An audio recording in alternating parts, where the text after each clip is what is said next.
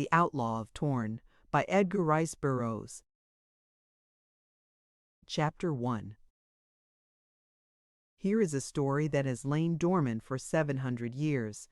At first it was suppressed by one of the Plantagenet kings of England. Later it was forgotten. I happened to dig it up by accident. The accident being the relationship of my wife's cousin to a certain father superior in a very ancient monastery in Europe. He let me pry about among a quantity of mildewed and musty manuscripts, and I came across this. It is very interesting partially since it is a bit of hitherto unrecorded history, but principally from the fact that it records the story of a most remarkable revenge and the adventurous life of its innocent victim Richard, the lost Prince of England. In the retelling of it I have left out most of the history. What interested me was the unique character about whom the tale revolves, the visored horseman who but let us wait until we get to him. It all happened in the 13th century, and while it was happening it shook England from north to south and from east to west, and reached across the Channel, and shook France. It started directly in the London palace of Henry III, and was the result of a quarrel between the king and his powerful brother-in-law, Simon de Montfort, Earl of Leicester. Never mind the quarrel, that's history, and you can read all about it at your leisure. But on this June day in the year of our Lord 1243, Henry so forgot himself as to very unjustly accuse de Montfort of treason in the presence of a number of the king's gentlemen. De Montfort paled. He was a tall, handsome man, and when he drew himself to his full height and turned those gray eyes on the victim of his wrath, as he did that day, he was very imposing. A power in England, second only to the king himself, and with the heart of a lion in him, he answered the king as no other man in all England would have dared answer him. "My lord king," he cried, "that you be my lord king alone prevents Simon de Montfort from demanding satisfaction for such a gross insult. That you take advantage of your kingship to say what you would never dare say were you not king, brands me not a traitor, though it does brand you a coward." Tense silence fell upon the little company of lords and courtiers as these awful words fell from the lips of a subject addressed to his king. They were horrified, for de Montfort's bold challenge was to them but little short of sacrilege.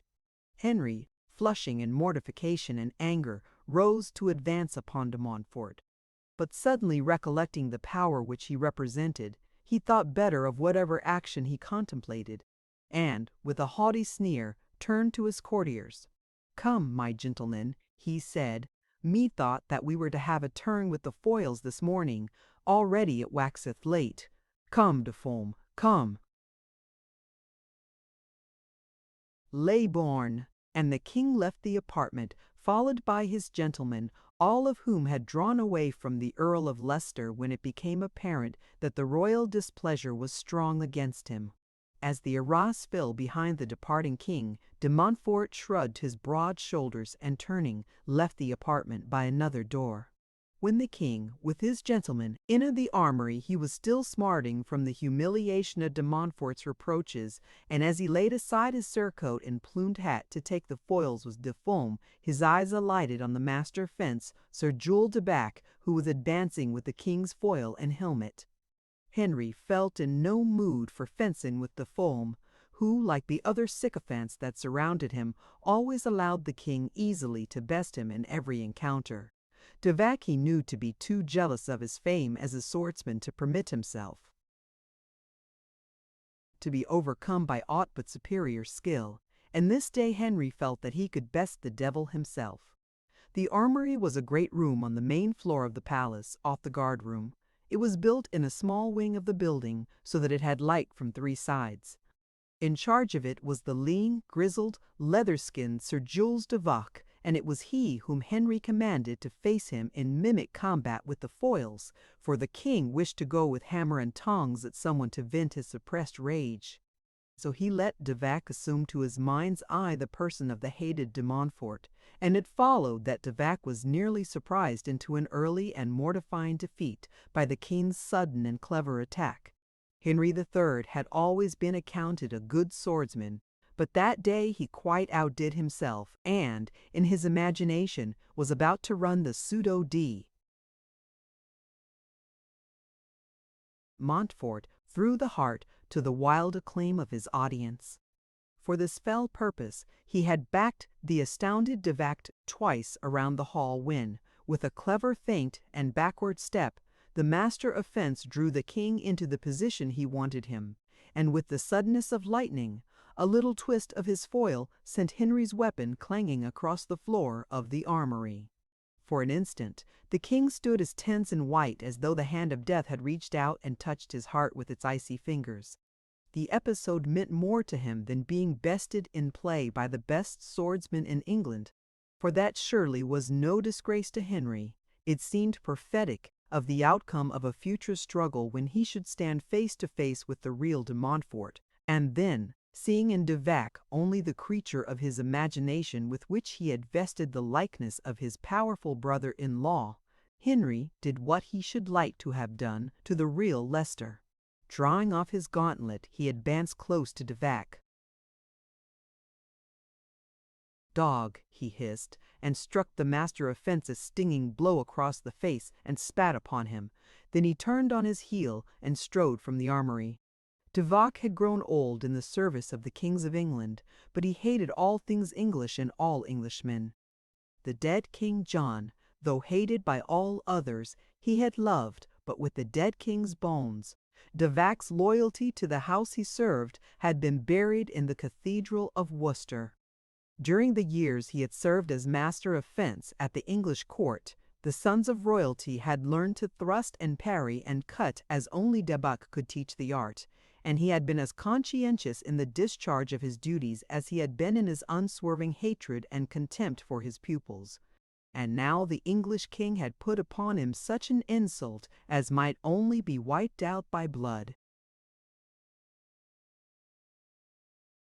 As the blow fell, the wiry Frenchman clicked his heels together, and throwing down his foil, he stood erect and rigid as a marble statue before his master. White and livid was his tense, drawn face, but he spoke no word. He might have struck the king, but then there would have been left to him no alternative save death by his own hand. For a king may not fight with a lesser mortal, and he who strikes a king may not live the king's honor, must be satisfied.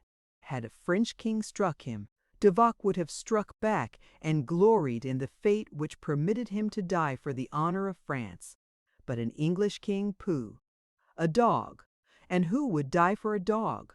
No, Devac would find other means of satisfying his wounded pride. He would revel in revenge against this man for whom he felt no loyalty. If possible, he would harm the whole of England if he could, but he would bide his time. He could afford to wait for his opportunity, if, by waiting, he could encompass a more terrible revenge. Devac had been born in Paris, the son of a French officer reputed the best swordsman in France. The son had followed closely in the footsteps of his father until, on the latter's death, he could easily claim the title of his sire. How he had left France and entered the service of John of England is not of this story. All the bearing that the life of Jules Devac has upon the history of England hinges upon but two of his many attributes: his wonderful swordsmanship and his fearful hatred for his adopted country. Chapter 2. South of the armory of Westminster Palace lay the gardens, and here, on the third day following the king's affront to Devac, might have been seen a black-haired woman gowned in a violet cyclas, richly embroidered with gold about the yoke and at the bottom of the loose pointed sleeves, which reached almost to the similar bordering on the lower hem of the garment. A richly wrought leathern girdle, studded with precious stones and held in place by a huge carved buckle of gold, clasped the garment about her waist, so that the upper portion fell outward over the girdle after the manner of a blouse. In the girdle was a long dagger of beautiful workmanship. Dainty sandals encased her feet, while a wimple of violet silk bordered in gold fringe lay becomingly over her head and shoulders. By her side walked a handsome boy of about 3, clad, like his companion, in gay colors. His tiny surcoat of scarlet velvet was rich with embroidery, while beneath was a close-fitting tunic of white silk. His doublet was of scarlet, while his long hose of white were cross-gartered with scarlet from his tiny sandals too. His knees. On the back of his brown curls sat a flat-brimmed, round-crowned hat, in which a single plume of white waved and nodded bravely at each move of the proud little head. The child's features were well molded, and his frank, bright eyes gave an expression of boyish generosity to a face which otherwise would have been too arrogant and haughty for such a mere baby. As he talked with his companion, little flashes of peremptory authority and dignity, which sat strangely upon one so tiny, caused the young woman at times to turn her head from him that he might not see the smiles which she could scarce repress. Presently the boy took a ball from his tunic and, pointing at a little bush near them, said, "Stand you there, Lady Maud, by yonder bush. I would play at toss." The young woman did as she was bid, and when she had taken her place and turned to face him, the boy threw the ball to her. Thus they played beneath the windows of the armory, the boy running blithely after the ball when he missed it, and laughing and shouting in happy glee when he made a particularly good catch. In one of the windows of the armory overlooking the garden stood a grim, gray old man, leaning upon his folded arms, his brows drawn together in a malignant scowl, the corners of his mouth set in a stern, cold line. He looked upon the garden and the playing child, and upon the lovely young woman beneath him, but with eyes which did not see, for Devac was working out a great problem, the greatest of all his life. For 3 days the old man had brooded over his grievance, seeking for some means to be revenged upon the king for the insult which Henry had put upon him. Many schemes had presented themselves to his shrewd and cunning mind, but so far all had been rejected as unworthy of the terrible satisfaction which his wounded pride demanded. His fancies had for the most part revolved about the unsettled political conditions of Henry's reign, for from these he felt he might wrest that opportunity which could be turned to his own personal uses and to the harm and possibly the undoing of the king. For years an inmate of the palace, and often a listener in the armory, when the king played at sword with his friends and favorites, Devac had heard much which passed between Henry III and his intimates that could well be turned to the king's harm by a shrewd and resourceful enemy. With all England, he knew the utter contempt in which Henry held the terms of the Magna Carta, which he so often violated along with his kingly oath to maintain it. But what all England did not know, Devac had gleaned from scraps of conversation dropped in the armory, that Henry was even now negotiating with the leaders of foreign mercenaries and with Louis IX of France for a sufficient force of knights and men-at-arms to wage a relentless war upon his own barons, that he might effectively put a stop to all future interference by them with the royal prerogative of the Plantagenets to misrule England. If he could but learn the details of this plan, thought Devac, the point of landing of the foreign troops, their numbers, the first point of attack. Ha! Would it not be sweet revenge indeed to balk the king in this venture so dear to his heart? A word to declare, or de Montfort, would bring the barons and their retainers, 40,000 strong, to overwhelm the king's forces, and he would let the king know to whom, and for what cause, he was beholden for his defeat and discomfiture.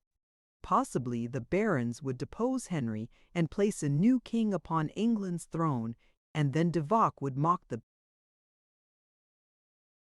Plantagen to his face. Sweet, kind, delectable vengeance indeed. And the old man licked his thin lips as though to taste the last sweet vestige of some dainty morsel. And then chance carried a little leather ball beneath the window where the old man stood, and as the child ran, laughing, to recover it, Devac's eyes fell upon him, and his former plan for revenge melted as the fog before the noonday sun, and in its stead there opened to him the whole hideous plot of fearsome vengeance, as clearly as it were writ upon the leaves of a great book that had been thrown wide before him. And, in so far as he could direct, he varied not one jot from the details of that vividly conceived masterpiece of hellishness during the 20 years which followed.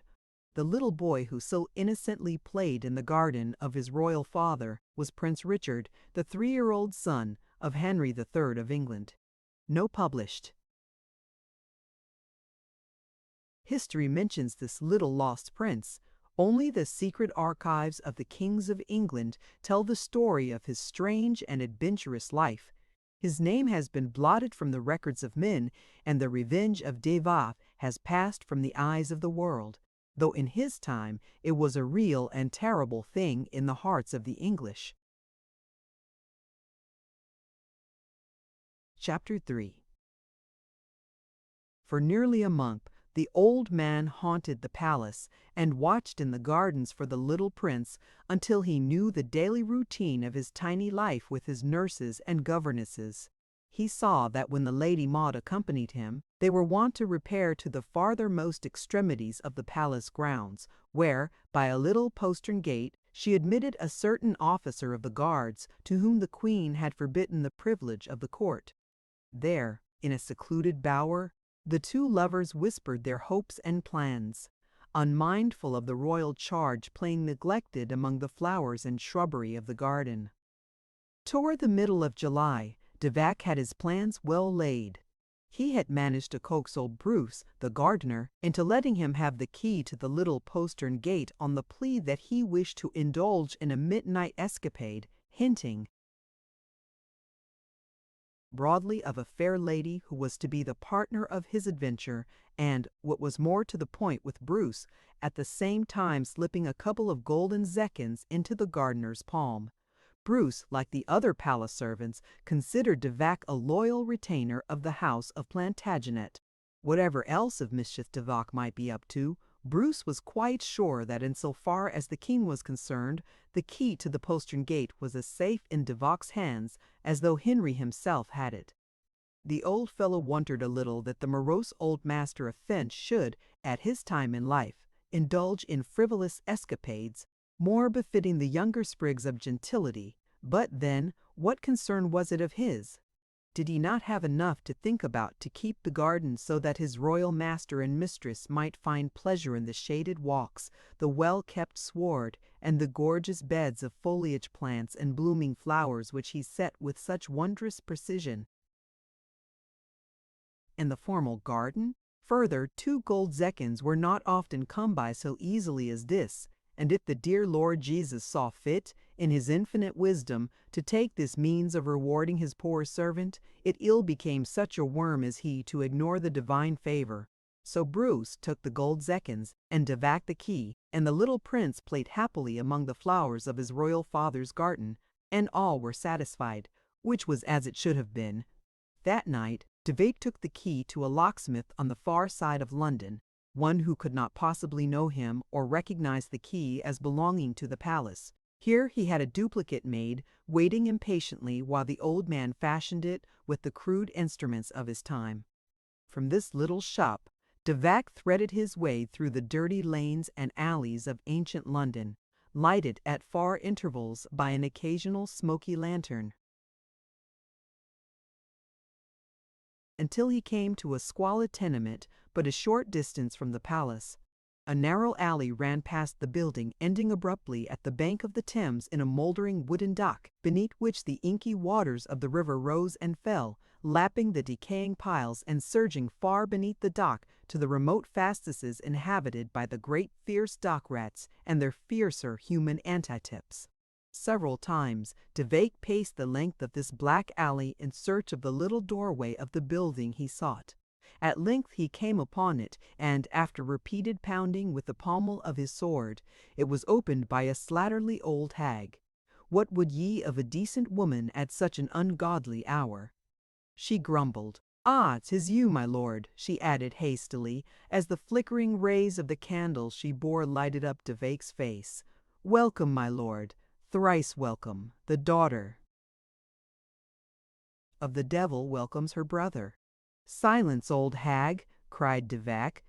"Is it not enough that you leech me of good marks of such a quantity that you may ever after wear mantles of Velosa and feast on simnel bread and malmsey, that you must needs burden me still further with the affliction of thy vile tongue? Hast thou the clothes ready bundled, and the key also to this gate to perdition?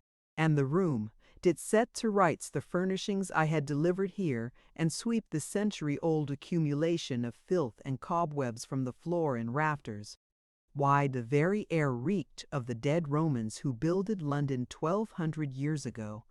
Methinks, too, from the stink, they must have been Roman swineherds who habited this sty with their herds, and I venture that thou, old so, hast never touched broom to the place for fear of disturbing the ancient relics of thy kin." "Cease thy babbling, Lord Satan," cried the woman. "I would rather hear thy money talk than thou, for though it come accursed and tainted from thy rogue hand, yet it speaks with the same sweet and commanding voice as it were fresh from the coffers of the Holy Church. The bundle is ready," she continued, closing the door after Devak, who had now entered, "and here be the key. But first let us have the payment. I know not what thy foul work may be, but foul it is. I know from the secrecy which you have demanded, and I dare say there will be some who would pay well to learn the whereabouts of the old woman and the child, thy sister and her son, you tell me they be, who you are so anxious to hide away in old Till's garret. So it be well for you, my lord, to pay old Till well, and add a few guilders for the peace of her tongue, if you would, that your prisoner find peace in old Till's house." "Fetch me the bundle, hag," replied Devak, "and you shall have gold against a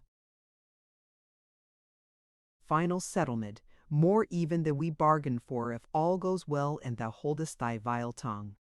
But the old woman's threats had already caused Devak a feeling of uneasiness, which would have been reflected to an exaggerated degree in the old woman had she known the determination her words had caused in the mind of the old master of fence.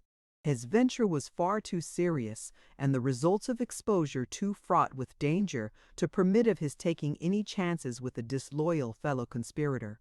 True, he had not even hinted at the enormity of the plot in which he was involving the old woman, but, as she had said, his stern commands for secrecy had told her enough to arouse her suspicions, and with them her curiosity and cupidity. So it was that old Till might well have quailed in her tattered sandals, had she but even vaguely guessed the thoughts which passed in Devak's mind. But the extra gold pieces he dropped into her withered palm as she delivered the bundle to him, together with the promise of more, quite effectually won her loyalty and her silence for the time being. Slipping the key into the pocket of his tunic and covering the bundle with his long surcoat, Devaka stepped out into the darkness of the alley and hastened toward the dock. Beneath the planks he found a skiff which he had moored there earlier in the evening, and underneath one of the thwarts he hid the bundle.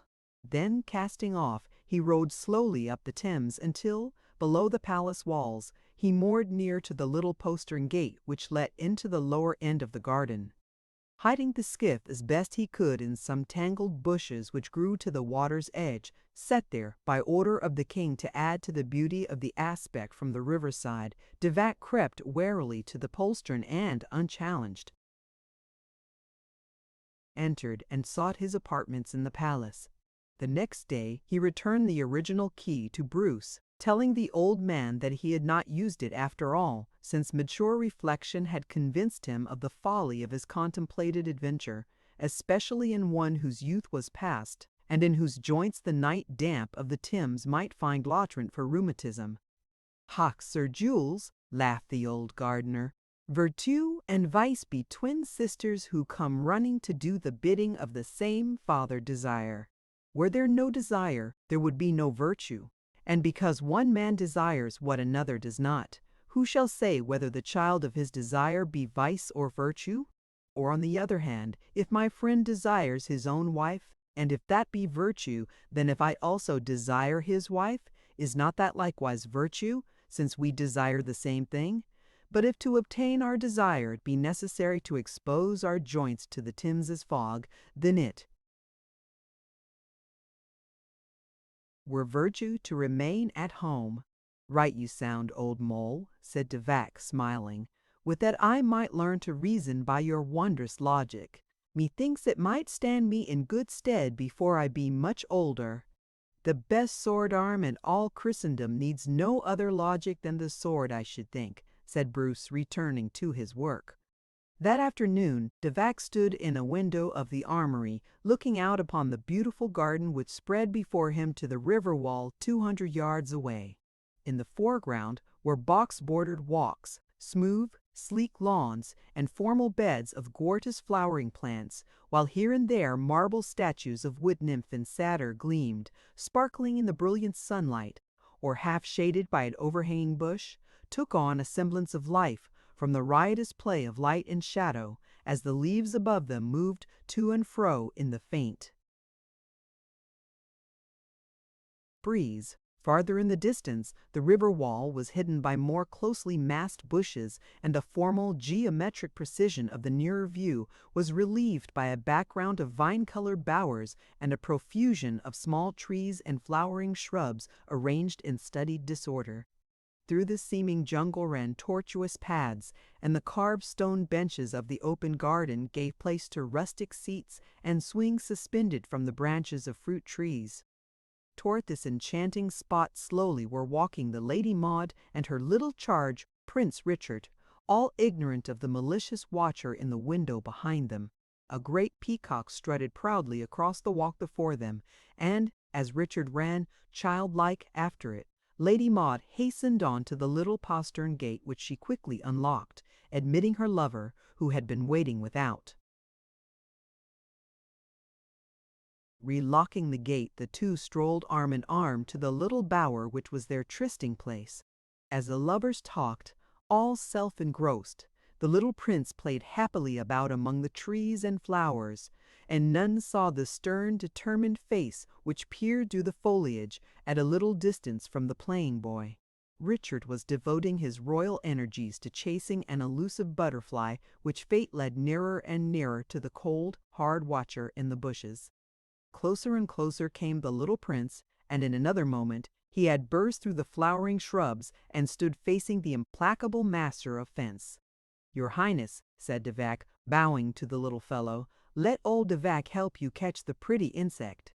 Richard, having often seen Devak, did not fear him, and so together they started in pursuit of the butterfly, which by now had passed out of sight. Devak turned their steps toward the little postern gate, but when he would have passed through with the tiny prince, the latter rebelled. "Come, my lord prince," urged Devak. "Methinks the butterfly did but alight without the wall. We can have it and return within the garden in an instant." "Go thyself and fetch it," replied the prince. "The king, my father, has forbidden me stepping without the palace grounds." "Come," commanded Devak, more sternly. "No harm can come to you." But the child hung back and would not go with him, so that Devak was forced to grasp him roughly by the arm. There was a cry of rage and alarm from the royal child. "Unhand me, sirrah!" screamed the boy. "How dare you lay hands on a prince of England?" Devak clapped his hand over the child's mouth to still his cries, but it was too late. The Lady Maud and her lover had heard, and in an instant they were rushing toward the postern gate, the officer drawing his sword as he ran. When they reached the wall, Devak and the prince were upon the outside, and the Frenchman had closed and was endeavoring to lock the gate.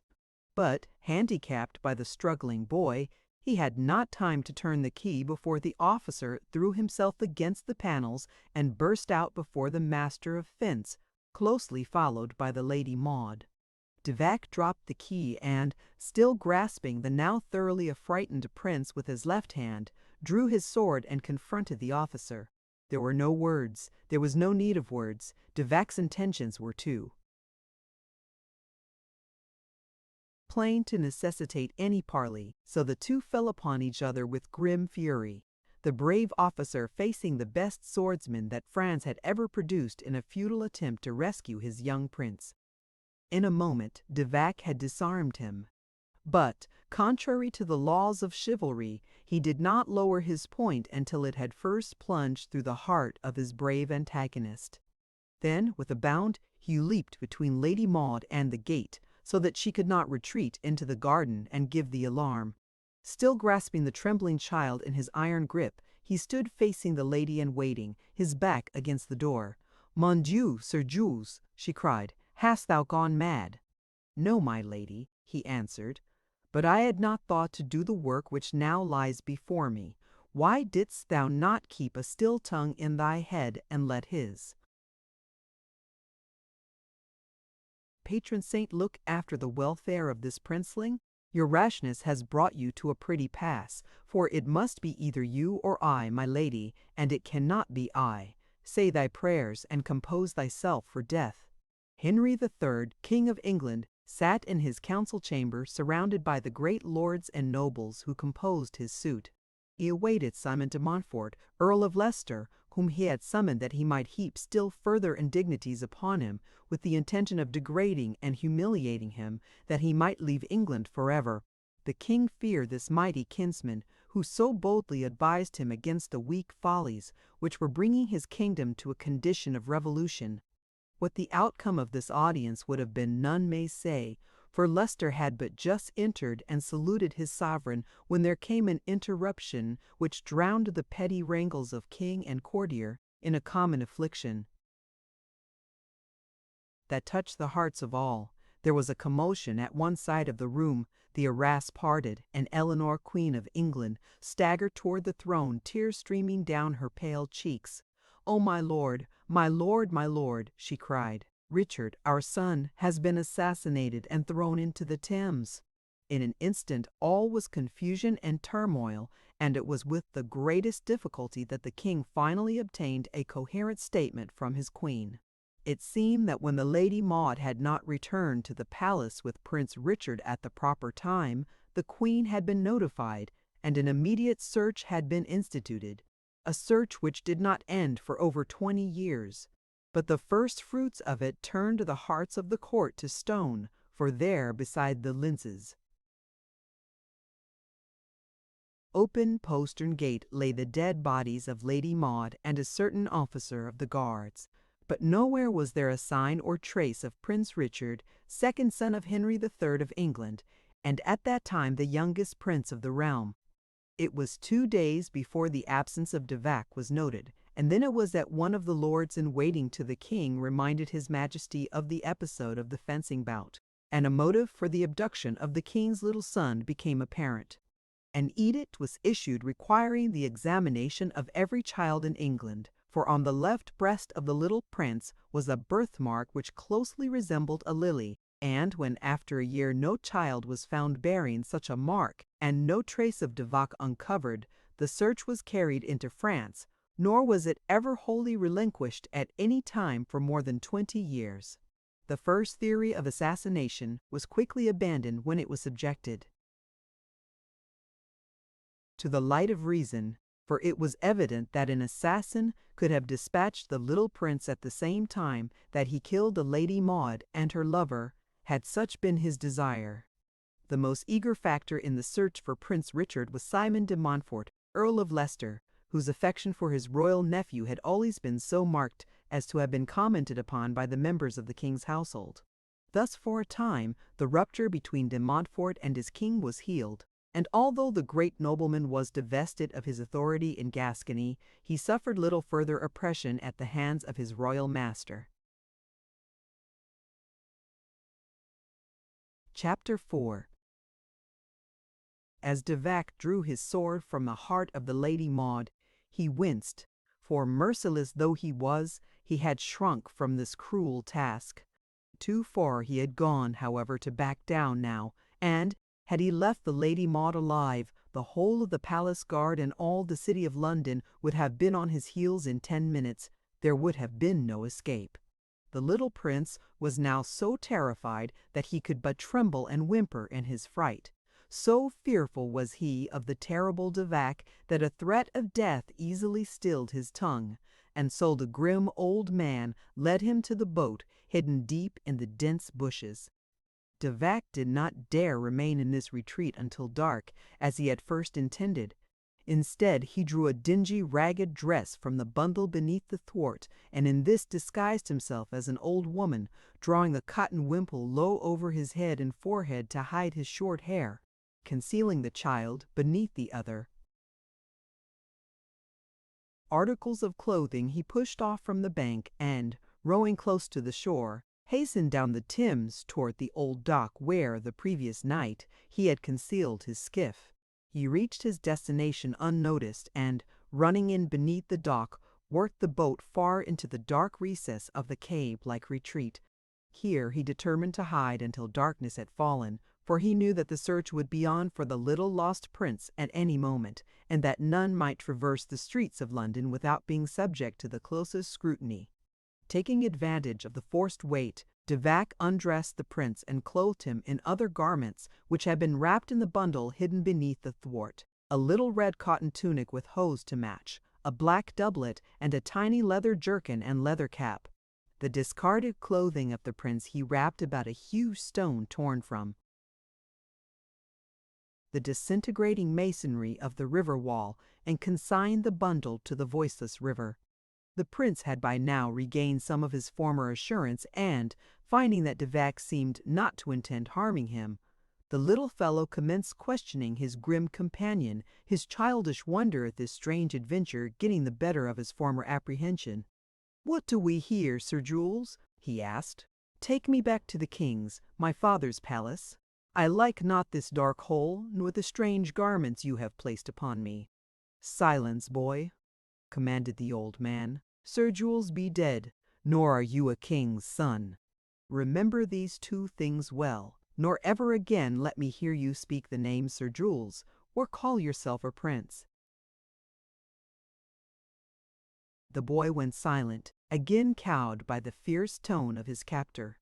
Presently he began to whimper, for he was tired and hungry, and frightened just a poor little baby, helpless and hopeless in the hands of this cruel enemy, all his royalty as nothing, all gone with the silken finery which lay in the thick mud at the bottom of the Thames, and presently he dropped into a fitful sleep in the bottom of the skiff.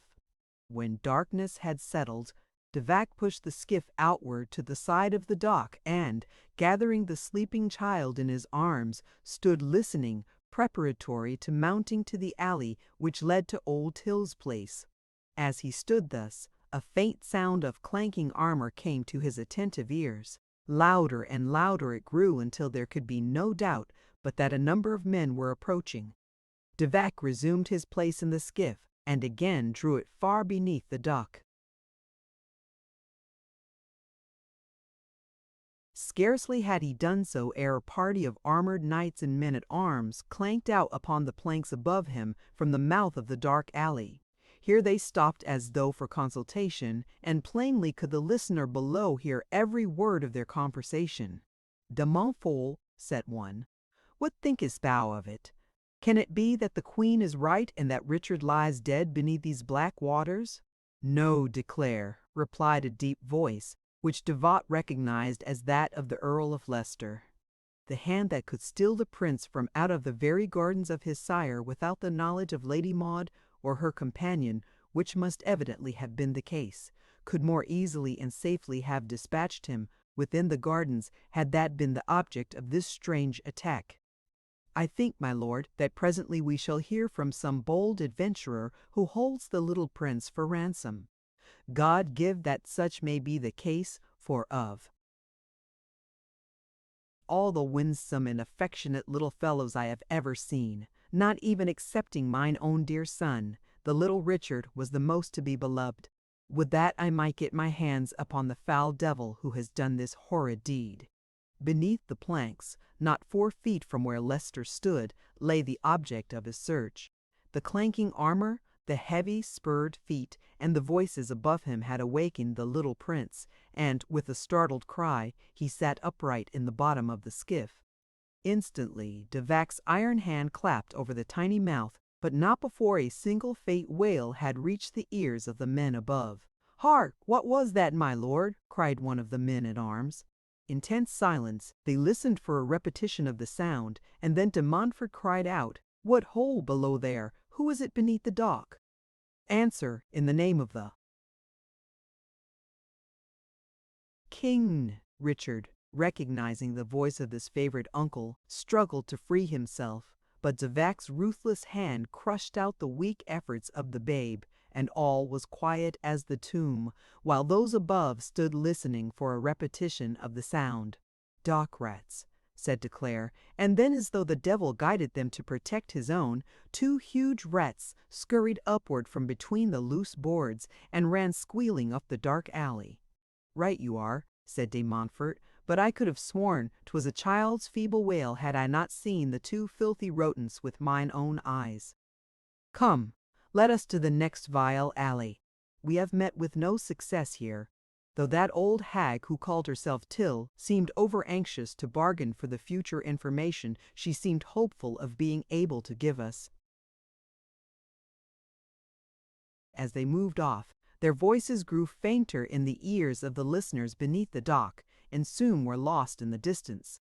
"A close shave," thought Devac, as he again took up the child and prepared to gain the dock. No further noises occurring to frighten him, he soon reached the door to Till's house and, inserting the key, crept noiselessly to the garret room which he had rented from his ill-favored hostess. There were no stairs from the upper floor to the garret above, this ascent being made by means of a wooden ladder which Devac pulled up after him, closing and securing the aperture, through which he climbed with his burden by means of a heavy trap-door equipped with thick bars.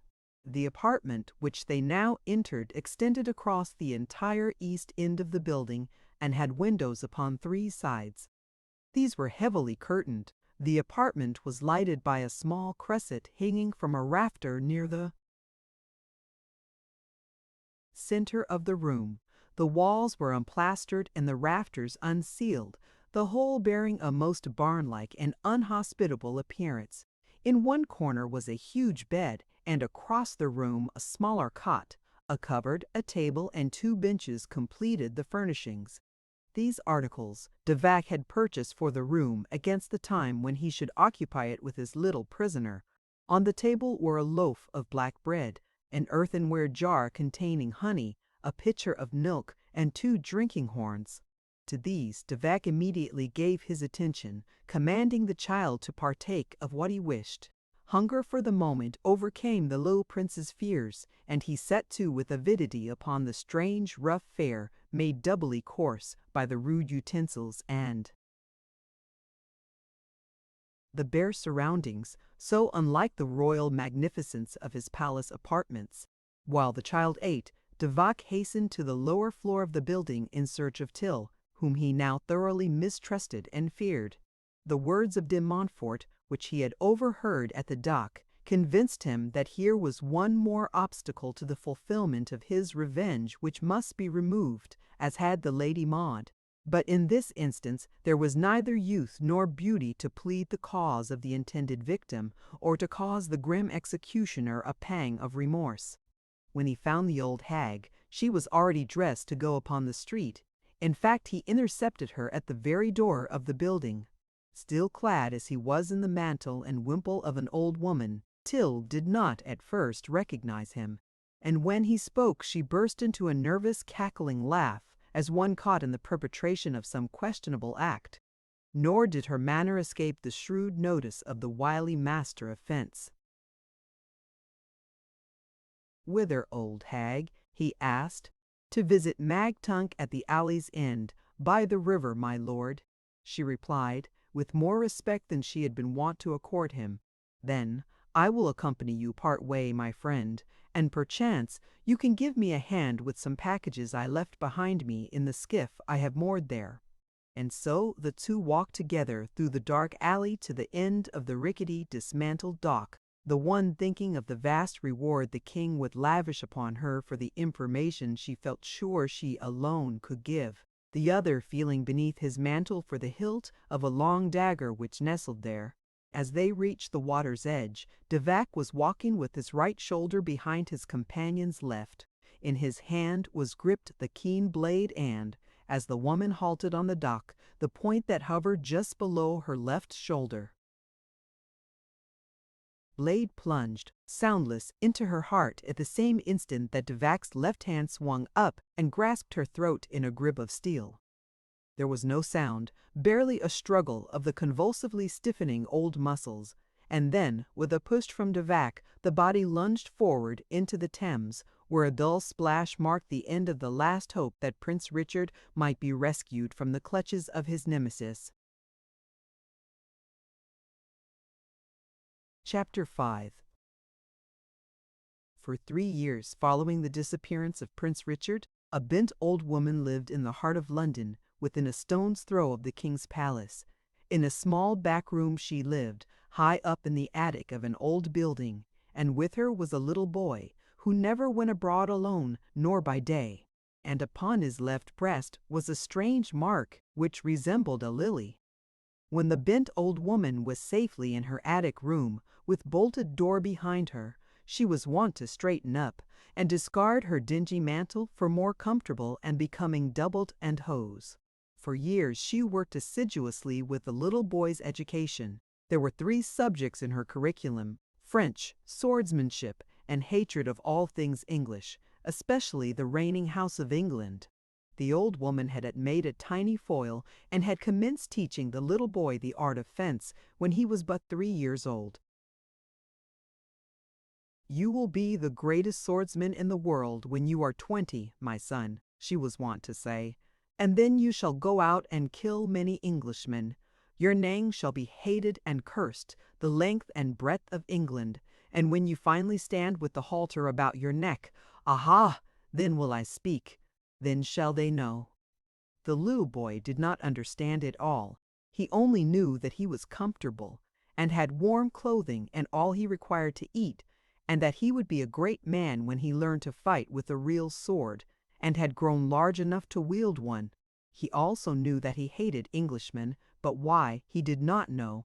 Way back in the uttermost recesses of his little childish head, he seemed to remember a time when his life and surroundings had been very different, when, instead of this old woman, there had been many people around him, and a sweet-faced woman had held him in her arms and kissed him, before he was taken off to bed at night. But he could not be sure. Maybe it was only a dream he remembered, for he dreamed many strange and wonderful dreams. When the little boy was about 6 years of age, a strange man came to their attic home to visit the little old woman. It was in the dusk of the evening, but the old woman did not light the cresset, and further, she whispered to the little boy to remain in the shadows of a far corner of the bare chamber. The stranger was old and bent, and had a great beard which hid almost his entire face, except for 2 piercing eyes, a great nose, and a bit of wrinkled forehead. When he spoke, he accompanied his words with many shrugs of his narrow shoulders, and with waving of his arms and other strange and amusing gesticulations. The child was fascinated. Here was the first amusement of his little starved life. He listened intently to the conversation, which was in French. "I have just the thing for Madame," the stranger was saying. "It be a noble and stately hall far from the beaten way. It was built in the old days by Harold the Saxon. But in later times, death and poverty and the disfavor of the king have wrested it from his descendants. A few years since, Henry granted it to that spendthrift favorite of his, Henri de Mazy, who pledged it to me for a sum he hath been unable to repay. Today it be my property, and as it be far from Paris, you may have it for the mere song I have named. It be a wondrous bargain, madam, and when I come upon it, I shall find that I have bought a crumbling pile of ruined masonry, unfit to house a family of foxes," replied the old woman peevishly. One tower hath fallen, and the roof for half the length of one wing hath sagged and tumbled in, explained the old Frenchman. But the 3 lower stories be intact and quite habitable. It be much grander even now than the castles of many of England's noble barons. And the price, madama, the price be so ridiculously low. Still the old woman hesitated. Come, said the Frenchman, I have it. Deposit the money with Isaac the Jew, thou knowest him, and he shall hold it together with the deed for 40 days, which will give thee ample time to travel to Derby and inspect thy purchase. If thou be not entirely satisfied, Isaac the Jew shall return thy money to thee and the deed to me. But if at the end of 40 days thou hast not made demand for thy money, then shall Isaac send the deed to thee and the money to me. Be not this an easy and fair way out of the difficulty?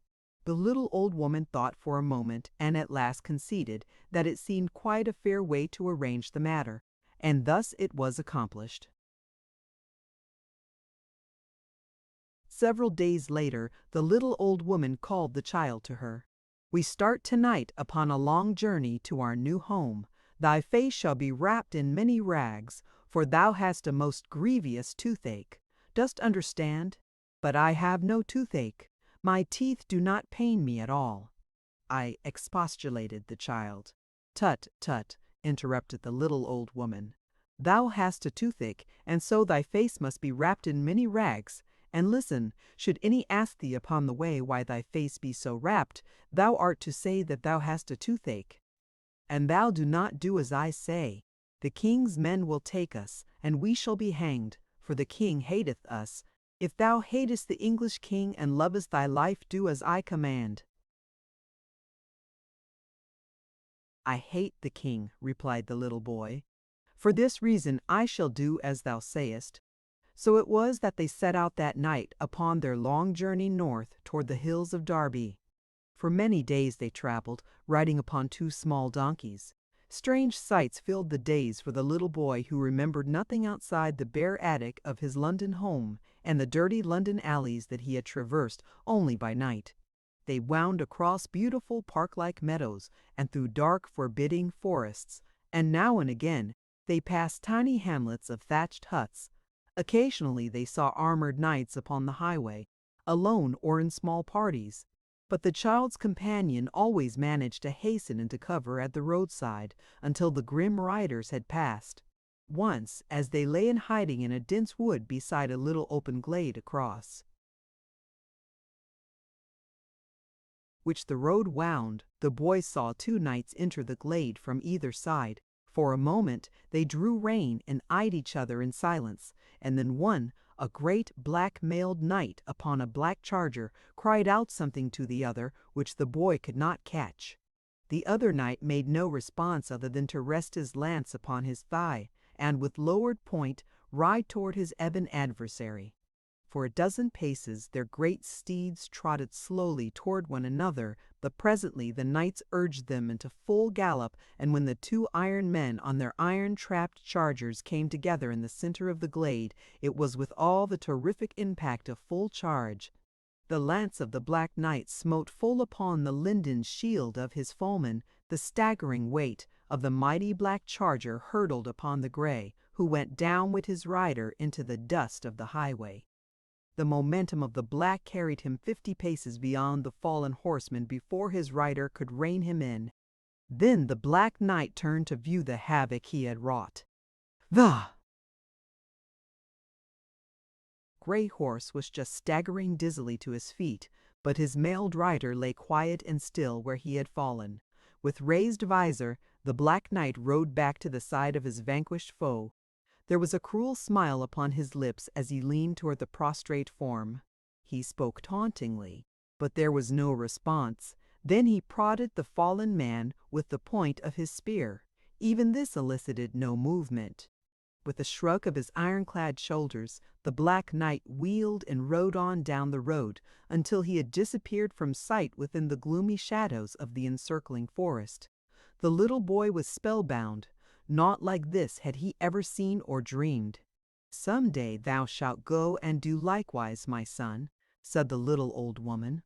"Shall I be clothed in armor and ride upon a great black steed?" he asked. "Yes, and thou shalt ride the highways of England with thy stout lance and mighty sword, and behind thee thou shalt leave a trail of blood and death, for every man shall be thy enemy. But come, we must be on our way." They rode on, leaving the dead knight where he had fallen, but always in his memory the child carried the thing that he had seen, longing for the day when he should be great and strong like the formidable Black Knight. On another day, as they were biding in a deserted hovel to escape the notice of a caravan of merchants journeying up country with their wares, they saw a band of ruffians rush out from the concealing shelter of some bushes at the far side of the highway and fall upon the surprised and defenseless tradesmen. Ragged, bearded, uncouth villains they were, armed mostly with bludgeons and daggers, with here and there a crossbow. Without mercy they attacked the old and the young, beating them down in cold blood even when they offered no resistance. Those of the caravan who could escaped, the balance the highwaymen. Left dead or dying in the road as they hurried away with their loot. At first the child was horror-struck, but when he turned to the little old woman for sympathy, he found a grim smile upon her thin lips. She noted his expression of dismay. "It is not, my son, but English curse setting upon English swine. Some day thou shalt set upon both, they be only fit for killing." The boy made no reply, but he thought a great deal about that which he had seen. Knights were cruel to knights. The poor were cruel to the rich, and every day of the journey had forced upon his childish mind that everyone must be very cruel and hard upon the poor. He had seen them in all their sorrow and misery and poverty, stretching a long scattering line all the way from London town, their bent backs, their poor thin bodies, and their hopeless sorrowful faces attesting the weary wretchedness of their existence. "Be no one happy in all the world," he once broke out to the old woman. "Only he who wields the mightiest sword," responded the old woman. "You have seen, my son, that all Englishmen are beasts. They set upon and kill one another for little provocation, or for no provocation at all. When thou shalt be older, thou shalt go forth and kill them all. For unless thou kill them, they will kill thee." At length, after tiresome days upon the road, they came to a little hamlet in the hills. Here the donkeys were disposed of, and a great horse purchased, upon which the two rode far up into a rough and uninviting country away from the beaten track, until late one evening they approached a ruined castle. The frowning walls towered high against the moonlit sky beyond, and where a portion of the roof had fallen in, the cold moon, shining through the narrow unglazed windows, gave to the mighty pile the likeness of a huge, many-eyed ogre. Crouching upon the flank of a deserted world, for nowhere was there other sign of habitation. Before this somber pile, the two dismounted. The little boy was filled with awe, and his childish imagination ran riot as they approached the crumbling barbican on foot, leading the horse after them. From the dark shadows of the ballium, they passed into the moonlit inner court.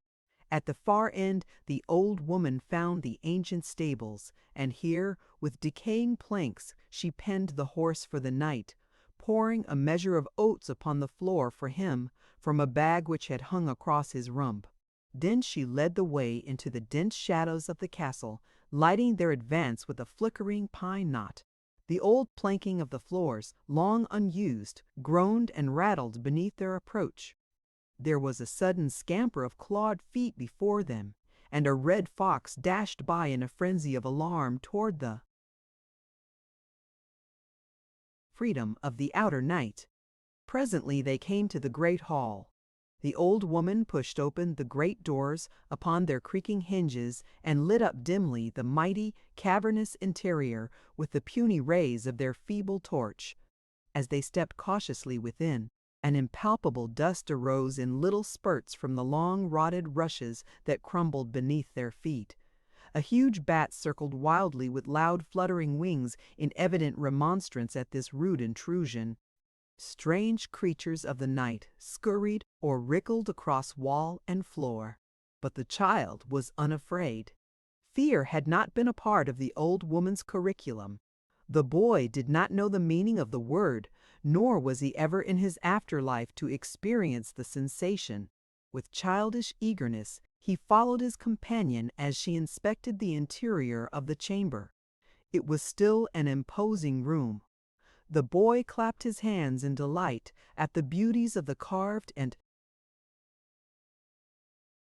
paneled walls and the oak-beamed ceiling, stained almost black from the smoke of torches and oil cressets that had lighted it in bygone days, aided no doubt by the wood fires which had burned in its two immense fireplaces to cheer the merry throng of noble revelers that had so often sat about the great table into the morning hours.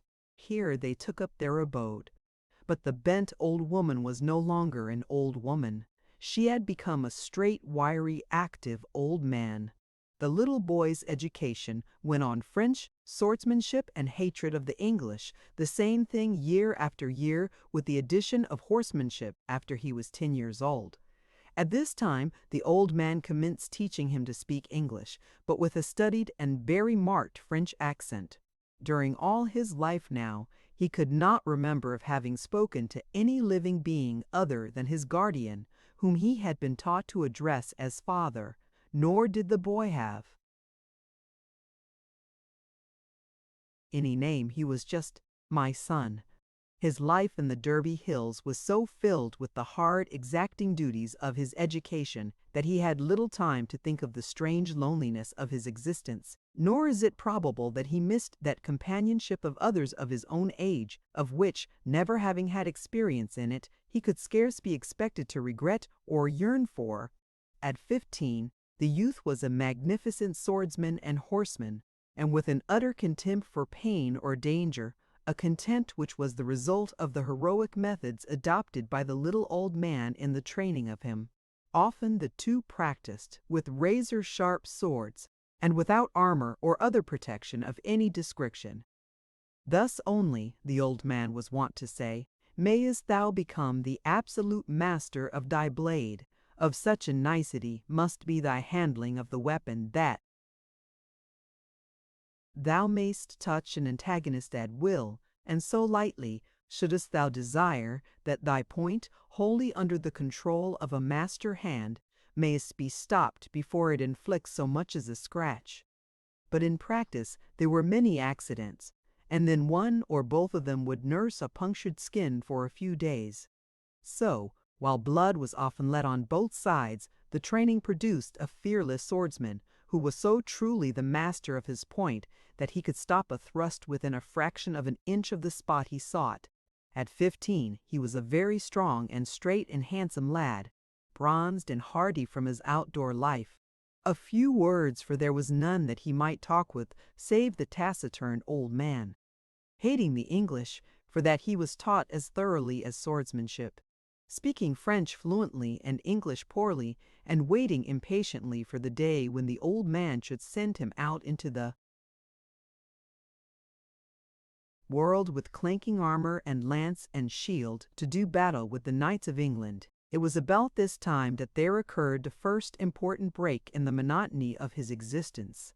Far down the rocky trail that led from the valley below through the Derby Hills to the ruined castle, 3 armored knights urged their tired horses late one afternoon of a chill autumn day. Off the main road, and far from any habitation, they had espied the castle's towers through a rift in the hills, and now they spurred toward it in search of food and shelter. As the road led them winding higher into the hills, they suddenly emerged upon the downs below the castle, where a sight met their eyes which caused them to draw rein and watch in admiration. There before them upon the downs, a boy battled with a lunging, rearing horse, a perfect demon of a black horse. Striking and biting in a frenzy of rage, it sought ever to escape or injure the lithe figure which clung leech-like to its shoulder. The boy was on the ground. His left hand grasped the heavy mane. His right arm lay across the beast's withers, and his right hand drew steadily in upon a halter rope, with which he had taken a half-hitch about the horse's muzzle. Now the black reared and wheeled, striking and biting, full upon the youth, but the active figure swung with him always just behind the giant's shoulder, and ever he drew the great arched neck farther and farther to the right.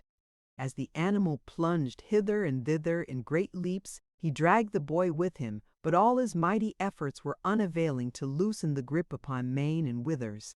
Suddenly he reared straight into the air, carrying the youth with him. Then with a vicious lunge he threw himself backward upon the ground. "It's death!" exclaimed one of the knights. "He will kill the youth yet." Beauchamp. "No," cried he addressed. "Look, he is up again, and the boy still clings as tightly to him as his own black hide." "'Tis true," exclaimed another, "but he hath lost what he had gained upon the halter. He must needs fight it all out again from the beginning." And so the battle went on again as before, the boy again drawing the iron neck slowly to the right, the beast fighting and squealing as though possessed of 1,000 devils. A dozen times, as the head bent farther and farther toward him, the boy loosed his hold upon the mane and reached quickly down to grasp the near fore pastern. A dozen times the horse shook off the new hold, but at length the boy was successful, and the knee was bent and the hoof drawn up to the elbow. Now the black fought at a disadvantage, for he was on but 3 feet, and his neck was drawn about in an awkward and unnatural position. His efforts became weaker and weaker. The boy talked incessantly to him in a quiet voice, and there was a shadow of a smile upon his lips. Now he bore heavily upon the black withers, pulling the horse toward him. Slowly the beast sank upon his bent knee, pulling backward until his off fore leg was stretched straight before him. Then, with a final surge, the youth pulled him over upon his side and, as he fell, slipped prone beside him. One sinewy hand shot to the rope just beneath the black chin, the other grasped a slim pointed ear. For a few minutes the horse fought and kicked to gain his liberty, but with his head held to the earth he was as powerless in the hands of the boy as a baby would have been. Then he sank panting and exhausted into mute surrender. "Well done!" cried one of the knights. "Simon de Montfort himself never mastered a horse in better order, my boy. Who be thou?" In an instant the lad was upon his feet, his eyes searching for the speaker. The horse, release, sprang up also, and the two stood, the handsome boy and the beautiful black, gazing with startled eyes, like two wild things, at the strange intruder who confronted them.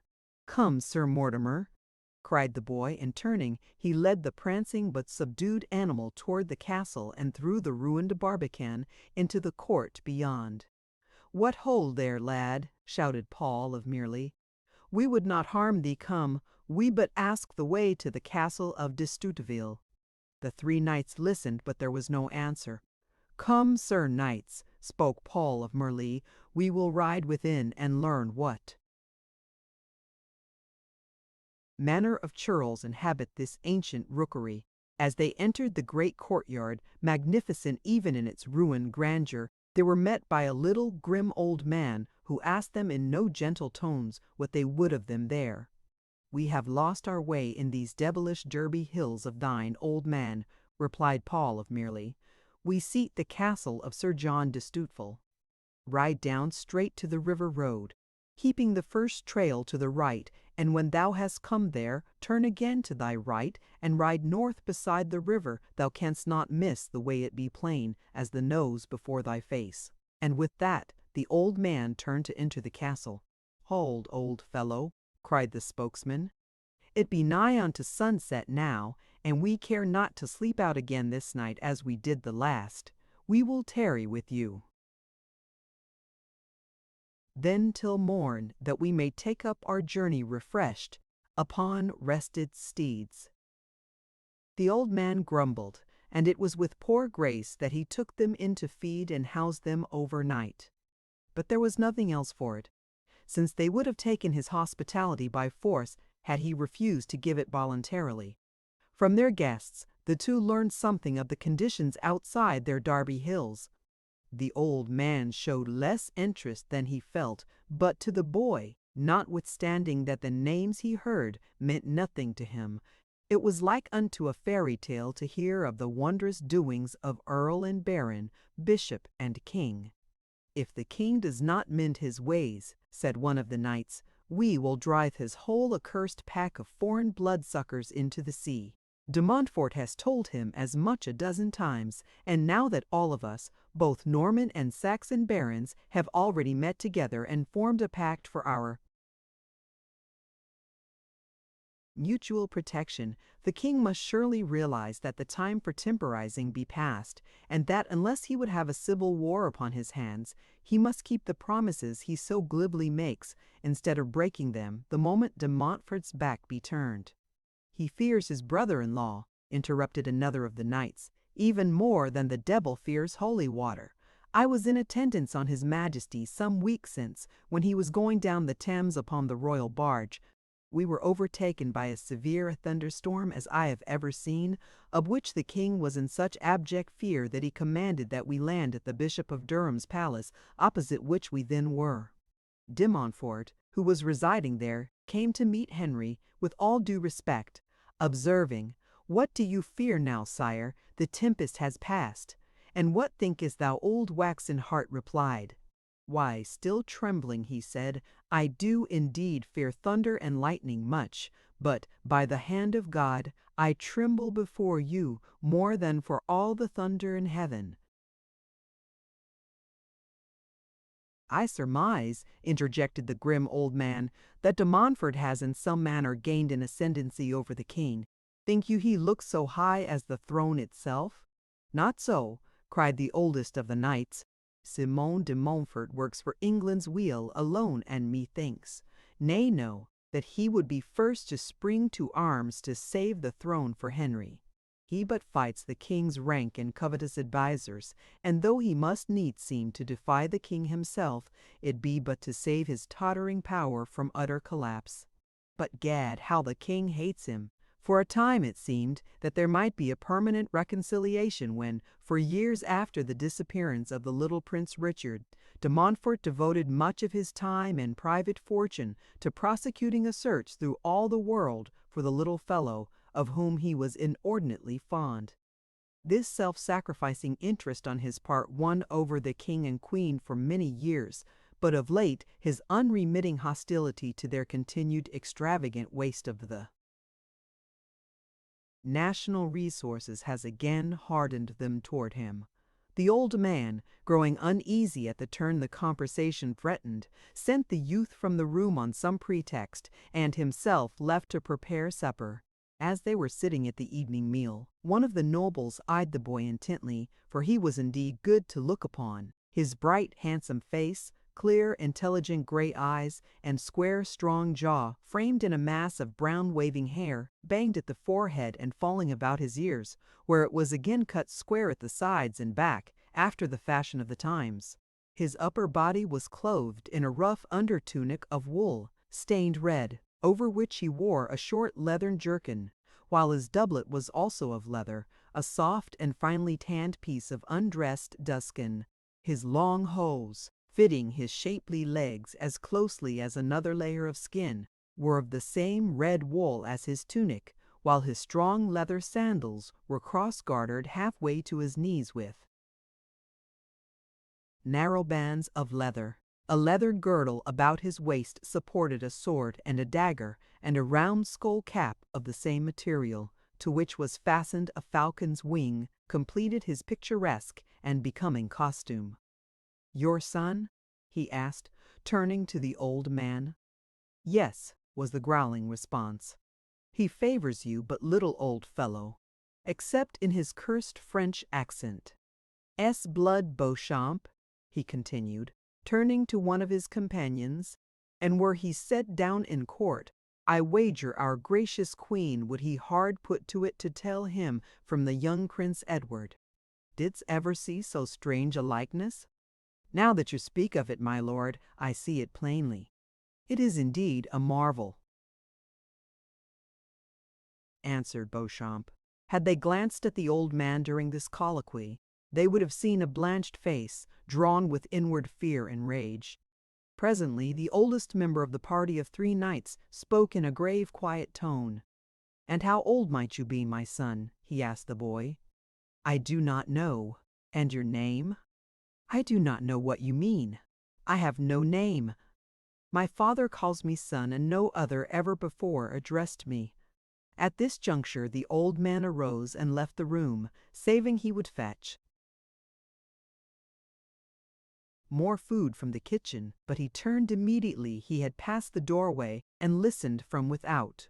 "The lad appears about 15, said Paul of Merely, lowering his voice, "and so would be the little lost Prince Richard, if he lives. This one does not know his name or his age, yet he looks enough like Prince Edward to be his twin. Come, my son," he continued aloud, "open your jerkin and let us have a look at your left breast. We shall read a true answer there." "Are you Englishmen?" asked the boy without making a move to comply with their demand. "That we be, my son," said Beauchamp. "Then it were better that I die than do your bidding, for all Englishmen are pigs, and I loathe them as becomes a gentleman of France. I do not uncover my body to the eyes of swine." The knights, at first taken back by this unexpected outbreak, finally burst into uproarious laughter. "Indeed," cried Paul of Merely, spoken as one of the king's foreign favorites might speak, "and they ever told the good God's truth. But come, lad, we would not harm you. Do as I bid." "No man lives who can harm me while a blade hangs at my side," answered the boy, "and as for doing as you bid, I take orders from no man other than my father." Beauchamp and Greystoke laughed aloud at the discomfiture of Paul of Merely, but the latter's face hardened in anger, and without further words he strode forward with outstretched hand to tear open the boy's leathern jerkin, but met with the gleaming point of a sword and a quick, sharp "en garde" from the boy. There was naught for Paul of Merely to do but draw his own weapon in self-defense, for the sharp point of the boy's sword was flashing in and out against his unprotected body, inflicting painful little jabs, and the boy's tongue was murmuring low-toned taunts and insults as it invited him to draw and defend himself or be stuck like the English pig you are. Paul of Merely was a brave man, and he liked not the idea of drawing against the stripling, but he argued that he could quickly disarm him without harming the lad, and he certainly did not care to be further humiliated before his comrades. But when he had drawn and engaged his youthful antagonist, he discovered that, far from disarming him, he would have the devil's own job of it to keep from being killed. Never in all his long years of fighting had he faced such an agile and dexterous enemy, and as they backed this way and that about the room, great beads of sweat stood upon the brow of Paul of Merely, for he realized that he was fighting for his life against a superior swordsman. The loud laughter of Beauchamp and Greystoke soon subsided to grim smiles, and presently they looked on with startled faces in which fear and apprehension were dominant. The boy was fighting as a cat might play with a mouse. No sign of exertion was apparent, and his haughty, confident smile told louder than words that he had in no sense let himself out to his full capacity. Around and around the room they circled, the boy always advancing, Paul of Merely always retreating. The din of their clashing swords and the heavy breathing of the older man were the only sounds, except as they brushed against a bench or a table. Paul of Merely was a brave man, but he shuddered at the thought of dying uselessly at the hands of a mere boy. He would not call upon his friends for aid, but presently, to his relief, Beauchamp sprang between them with drawn sword, crying, "Enough, gentlemen, enough. You have no quarrel. Sheathe your swords." But the boy's only response was, "En garde, coquin," and Beauchamp found himself taking the center of the stage in the place of his friend. Nor did the boy neglect Paul of Merely, but engaged them both in sword play that caused the eyes of Greystoke to bulge from their sockets. So swiftly moved his flying blade that half the time it was a sheet of gleaming light. And now he was driving home his thrusts, and the smile had frozen upon his lips grim and stern. Paul of Merly and Beauchamp were wounded in a dozen places when Greystoke rushed to their aid. And then it was that a little, wiry gray man leaped agilely from the kitchen doorway and with drawn sword took his place beside the boy. It was now 2 against 3, and the 3 may have guessed, though they never knew, that they were pitted against the 2 greatest swordsmen in the world. "To the death!" cried the little gray man. "Sa mort! Mon folles!" Scarcely had the words left his lips ere, as though it had but waited permission, the boy's sword flashed into the heart of Paul of Merly, and a Saxon gentleman was gathered to his fathers. The old man engaged Greystoke now, and the boy turned his undivided attention to Beauchamp. Both these men were considered excellent swordsmen, but when Beauchamp heard again the little gray man's "Armort mon fils," he shuddered, and the little hairs at the nape of his neck rose up, and his spine froze, for he knew that he had heard the sentence of death passed upon him, for no mortal had yet lived who could vanquish such a swordsman as he who now faced him. As Beauchamp pitched forward across a bench, dead, the little old man led Greystoke to where the boy awaited him. "They are thy enemies, my son, and to thee belongs the pleasure of revenge. À mort, mon fils." Greystoke was determined to sell his life dearly, and he rushed the lad as a great bull might rush a teasing dog, but the boy gave back not an inch, and when Greystoke stopped, there was a foot of cold steel protruding from his back. Together they buried the knights at the bottom of the dry moat at the back of the ruined castle. First they had stripped them, and, when they took account of the spoils of the combat, they found themselves richer by 3 horses with full trappings, many pieces of gold and silver money, ornaments and jewels, as well as the lances, swords, and chain-mail armor of their erstwhile guests. But the greatest gain, the old man thought to himself, was that the knowledge of the remarkable resemblance between his ward and Prince Edward of England had come to him in time to prevent the undoing of his life's work. The boy, while young, was tall and broad-shouldered, and so the old man had little difficulty in fitting one of the suits of armor to him, obliterating the devices so that none might guess to whom it had belonged. This he did, and from then on the boy never rode abroad except in armor, and when he met others upon the high road, his visor was always lowered that none might see his face. The day following the episode of the 3 knights, the old man called the boy to him, saying, "It is time, my son, that thou learned an answer to such questions as were put to thee yestereve by the pigs of Henry. Thou art 15 years of age, and thy name be Norman, and so, as this be the ancient castle of Torn, thou mayest answer those whom thou desire to know it, that thou art Norman of Torn, that thou be a French gentleman, whose father purchased Torn, and brought thee hither from France on the death of thy mother, when thou wert 6 years old. But remember, Norman of Torn, that the best answer for an Englishman is the sword, naught else may penetrate his thick wit." And so was born that Norman of Torn, whose name in a few short years was to strike terror to the hearts of Englishmen, and whose power in the vicinity of Torn was greater than that of the king or the barons.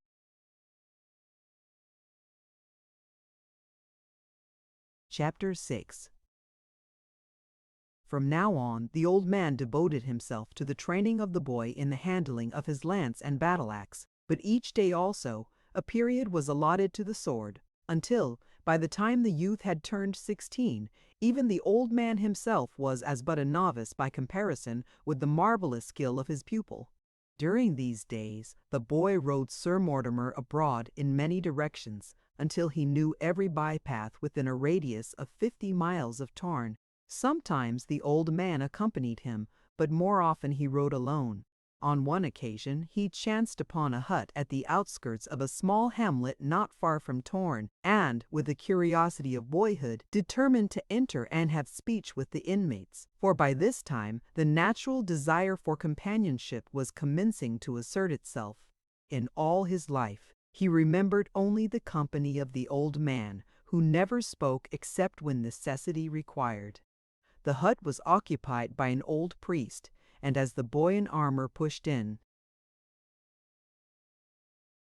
without the usual formality of knocking, the old man looked up with an expression of annoyance and disapproval. "What now?" he said. "Have the king's men respect neither for piety nor age, that they burst in upon the seclusion of a holy man without so much as a by your leave?" "I am no king's man," replied the boy quietly. "I am Norman of Torn, who has neither a king nor a god, and who says by your leave to no man. But I have come in peace because I wish to talk to another than my father. Therefore you may talk to me, priest," he concluded with haughty peremptoriness. "By the nose of John, but it must be a king has deigned to honor me with his commands," laughed the priest. "Raise your visor, my lord.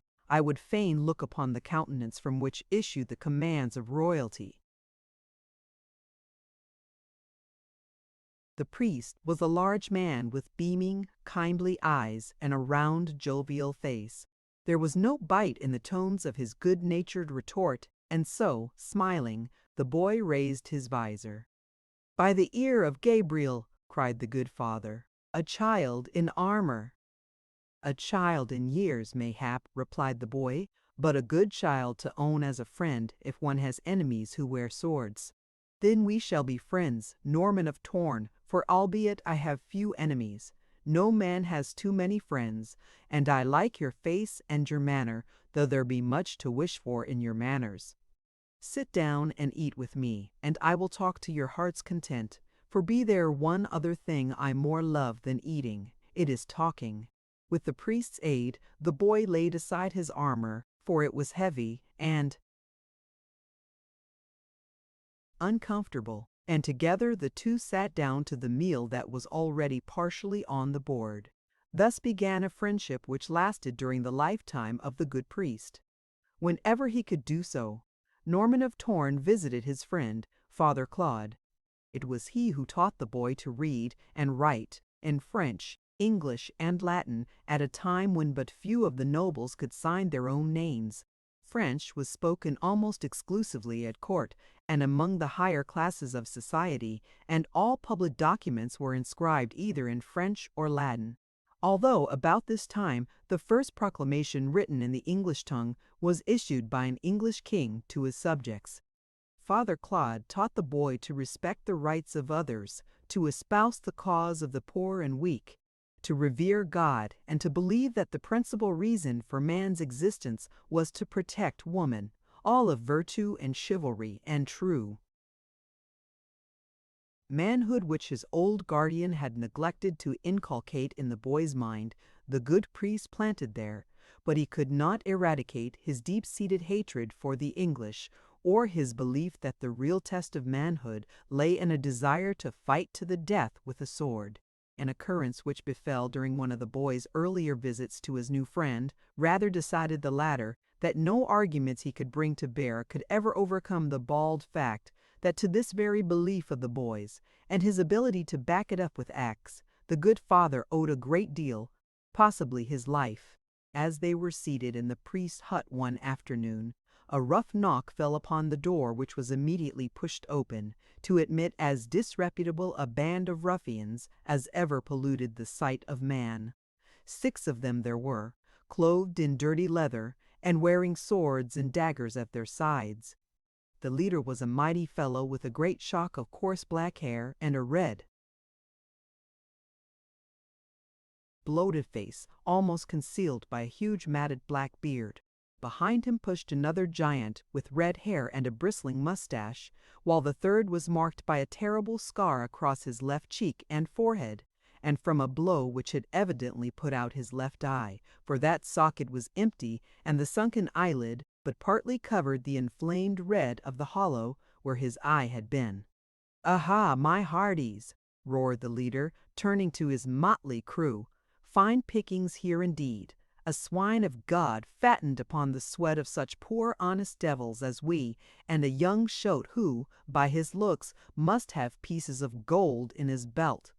Say your prayers, my pigeons," he continued with a vile oath, for the black wolf leaves no evidence behind him to tie his neck with a halter later, and dead men talk the least. If it be the black wolf, whispered Father Claude to the boy, no worse fate could befall us, for he preys ever upon the clergy, and when drunk, as he now is, he murders his victims. I will throw myself before them while you hasten through the rear doorway to your horse and make good your escape. He spoke in French and held his hands in the attitude of prayer, so that he quite entirely misled the ruffians, who had no idea that he was communicating with the boy. Norman of Torn could scarce repress a smile at this clever ruse of the old priest, and, assuming a similar attitude, he replied in French, "The good Father Claude does not know Norman of Torn if he thinks he runs out the back door like an old woman, because the sword looks in at the front door." Then rising, he addressed the ruffians. "I do not know what manner of grievance you hold against my good friend here, nor neither do I care. It is sufficient that he is the friend of Norman of Torn, and that Norman of Torn be here in person to acknowledge the debt of friendship. Have at you, sir, knights of the great filth and the mighty stink." And with drawn sword he vaulted over the table and fell upon the surprised leader. In the little room, but two could engage him at once, but so fiercely did his blade swing, and so surely did he thrust that, in a bare moment, the black wolf lay dead upon the floor, and the red giant, Shandy, was badly, though not fatally, wounded. The four remaining ruffians backed quickly from the hut, and a more cautious fighter would have let them go their way in peace. For in the open, 4 against 1 are odds no man may pit himself against with impunity. But Norman of Torn saw red when he fought, and the red lured him ever on into the thickest of the fray.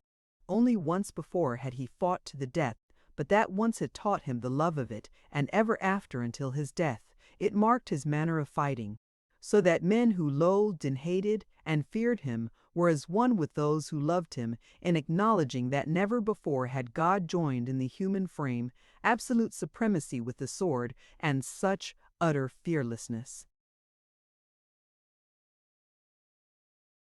So it was now, that instead of being satisfied with his victory, he rushed out after the 4 knaves. Once in the open, they turned upon him, but he sprang into their midst with his seething blade, and it was as though they faced 4 men rather than 1. So quickly did he parry a thrust here and return a cut there. In a moment one was disarmed, another down, and the remaining 2 fleeing for their lives toward the high road with Norman of Torn close at their heels. Young, agile, and perfect in health, he outclassed them in running as well as in swordsmanship, and ere they had made 50 paces, both had thrown away their swords and were on their knees, pleading for their lives. "Come back to the good priest's hut, and we shall see what he may say," replied Norman of Torn. On the way back, they found the man who had been disarmed bending over his wounded comrade. They were brothers, named Flory, and one would not desert the other. It was evident that the wounded man was in no danger, so Norman of Torn ordered the others to assist him into the hut, where they found Red Shandy sitting propped against the wall, while the good father poured the contents of a flagon down his eager throat. The villain's eyes fairly popped from his head when he saw his 4 comrades coming, unarmed and prisoners, back to the little room.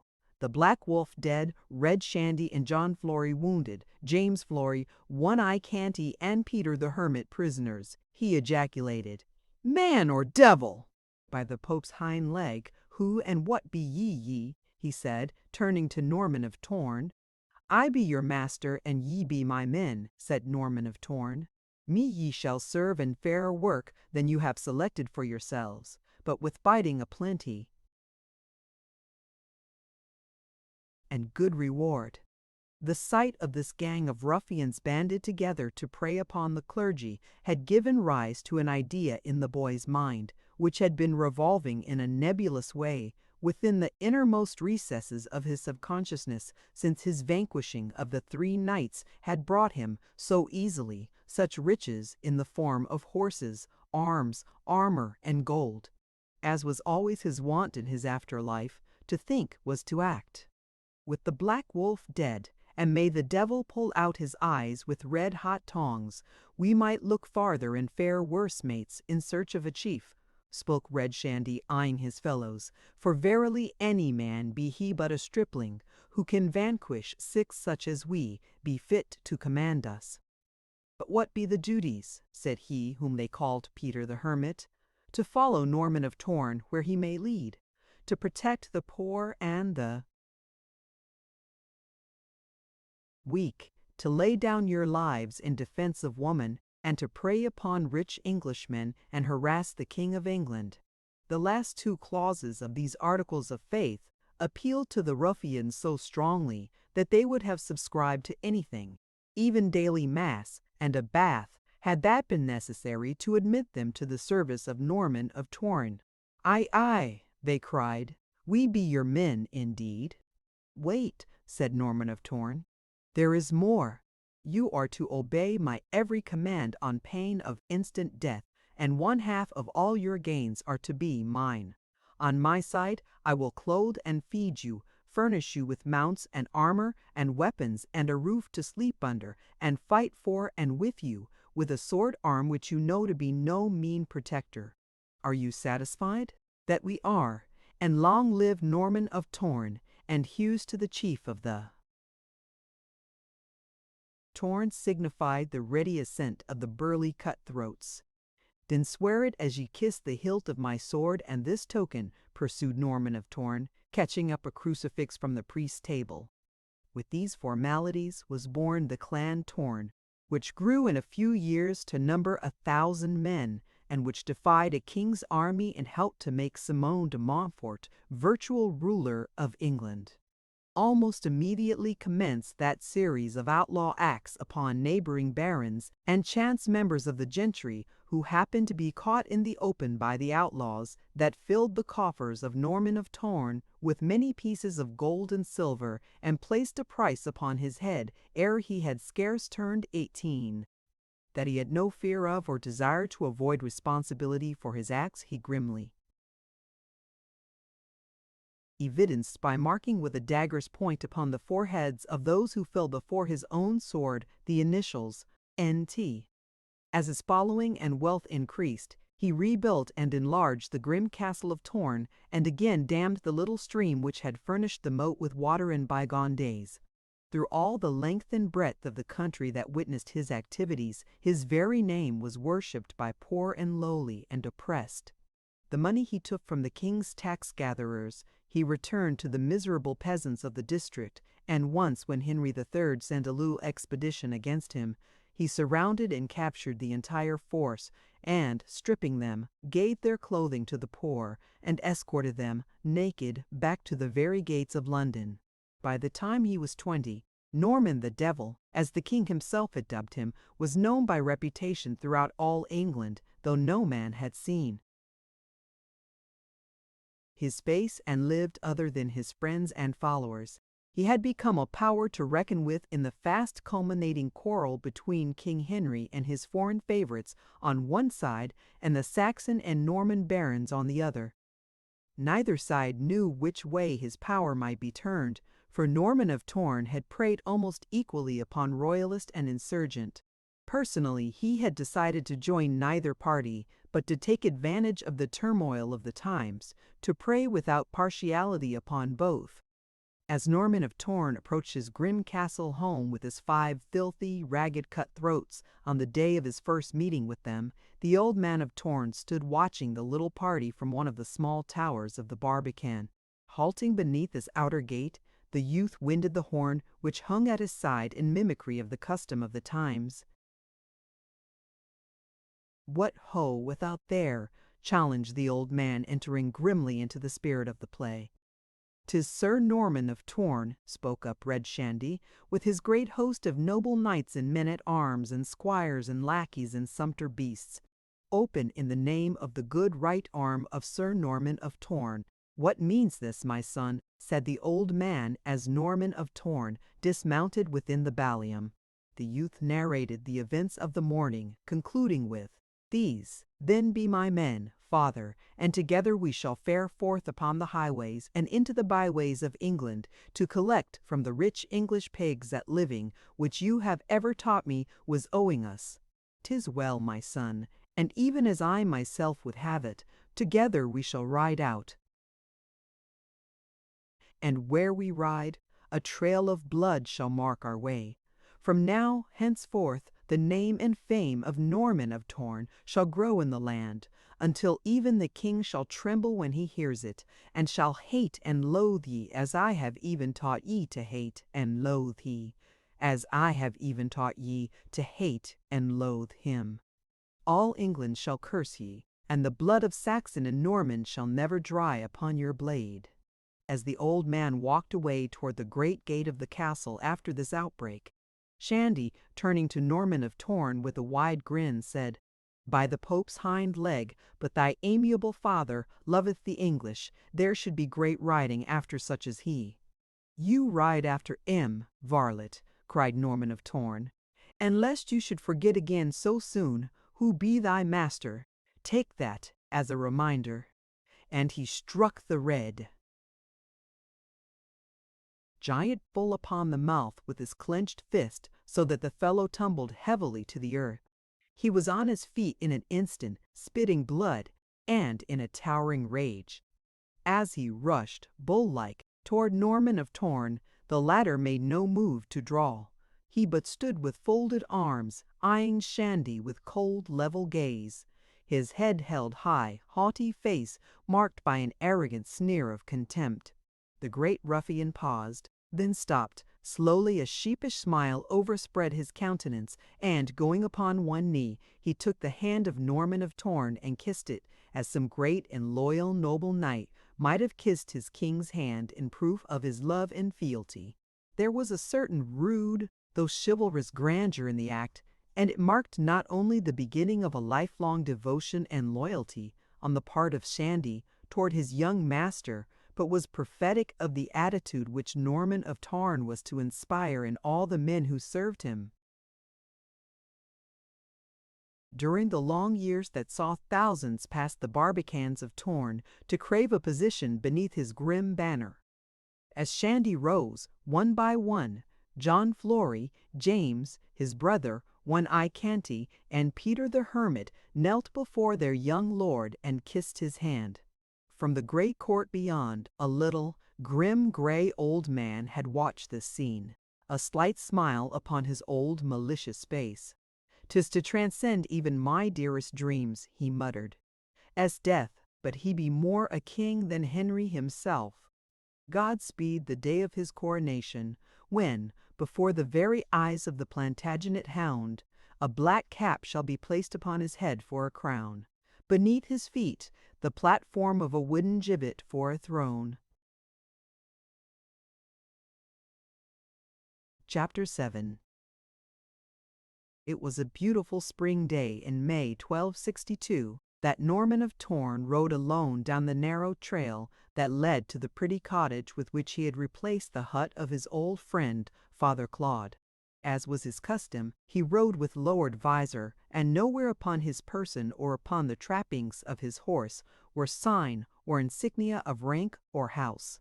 More powerful and richer than many nobles of the court, he was without rank or other title than that of outlaw, and he seemed to assume what in reality he held in little esteem. He wore armor because his old guardian had urged him to do so, and not because he craved the protection it afforded. And, for the same cause, he rode always with lowered visor, though he could never prevail upon the old man to explain the reason which necessitated this precaution. "It is enough that I tell you, my son," the old fellow was wont to say, "that for your own good as well as mine, you must not show your face to your enemies until I so direct. The time will come, and soon now, I hope, when you shall uncover your countenance to all England." The young man gave the matter but little thought, usually passing it off as the foolish whim of an old dotard, but he humored it nevertheless.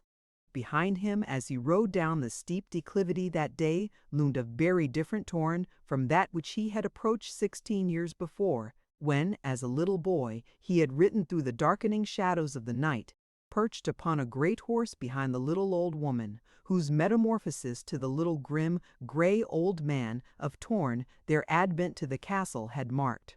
Today the great frowning pile loomed larger and more imposing than ever in the most resplendent days of its past grandeur.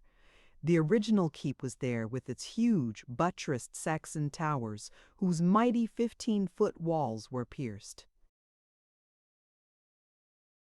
with stairways and vaulted chambers, lighted by embrasures which, mere slits in the outer periphery of the walls, spread to larger dimensions within, some even attaining the area of small triangular chambers. The moat widened and deepened, completely encircled 3 sides of the castle, running between the inner and outer walls, which were set at intervals with small projecting towers so pierced that a flanking fire from long bows, crossbows, and javelins might be directed against a scaling party. The 4th side of the walled enclosure overhung a high precipice, which natural protection rendered towers unnecessary upon this side. The main gateway of the castle looked toward the west, and from it ran the tortuous and rocky trail down through the mountains toward the valley below. The aspect from the great gate was one of quiet and rugged beauty. A short stretch of barren downs in the foreground, only sparsely studded with an occasional gnarled oak, gave an unobstructed view of broad and lovely meadowland, through which wound a sparkling tributary of the Trent.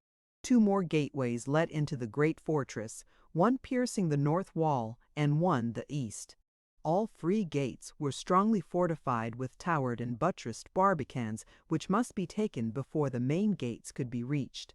Each barbican was portcullised, while the inner gates were similarly safeguarded in addition to the drawbridges which, spanning the moat when lowered, could be drawn up at the approach of an enemy, effectually stopping his advance.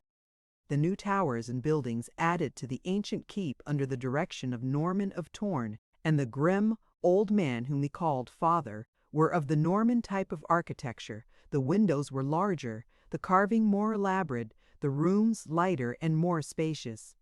Within the great enclosure thrived a fair-sized town, for, with his 1,000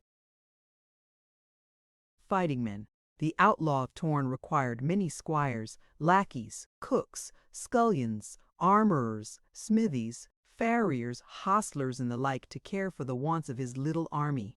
1,500 war horses, beside 500 sumpter beasts, were quartered in the great stables, while the east court was alive with cows, oxen, goats, sheep, pigs, rabbits, and chickens.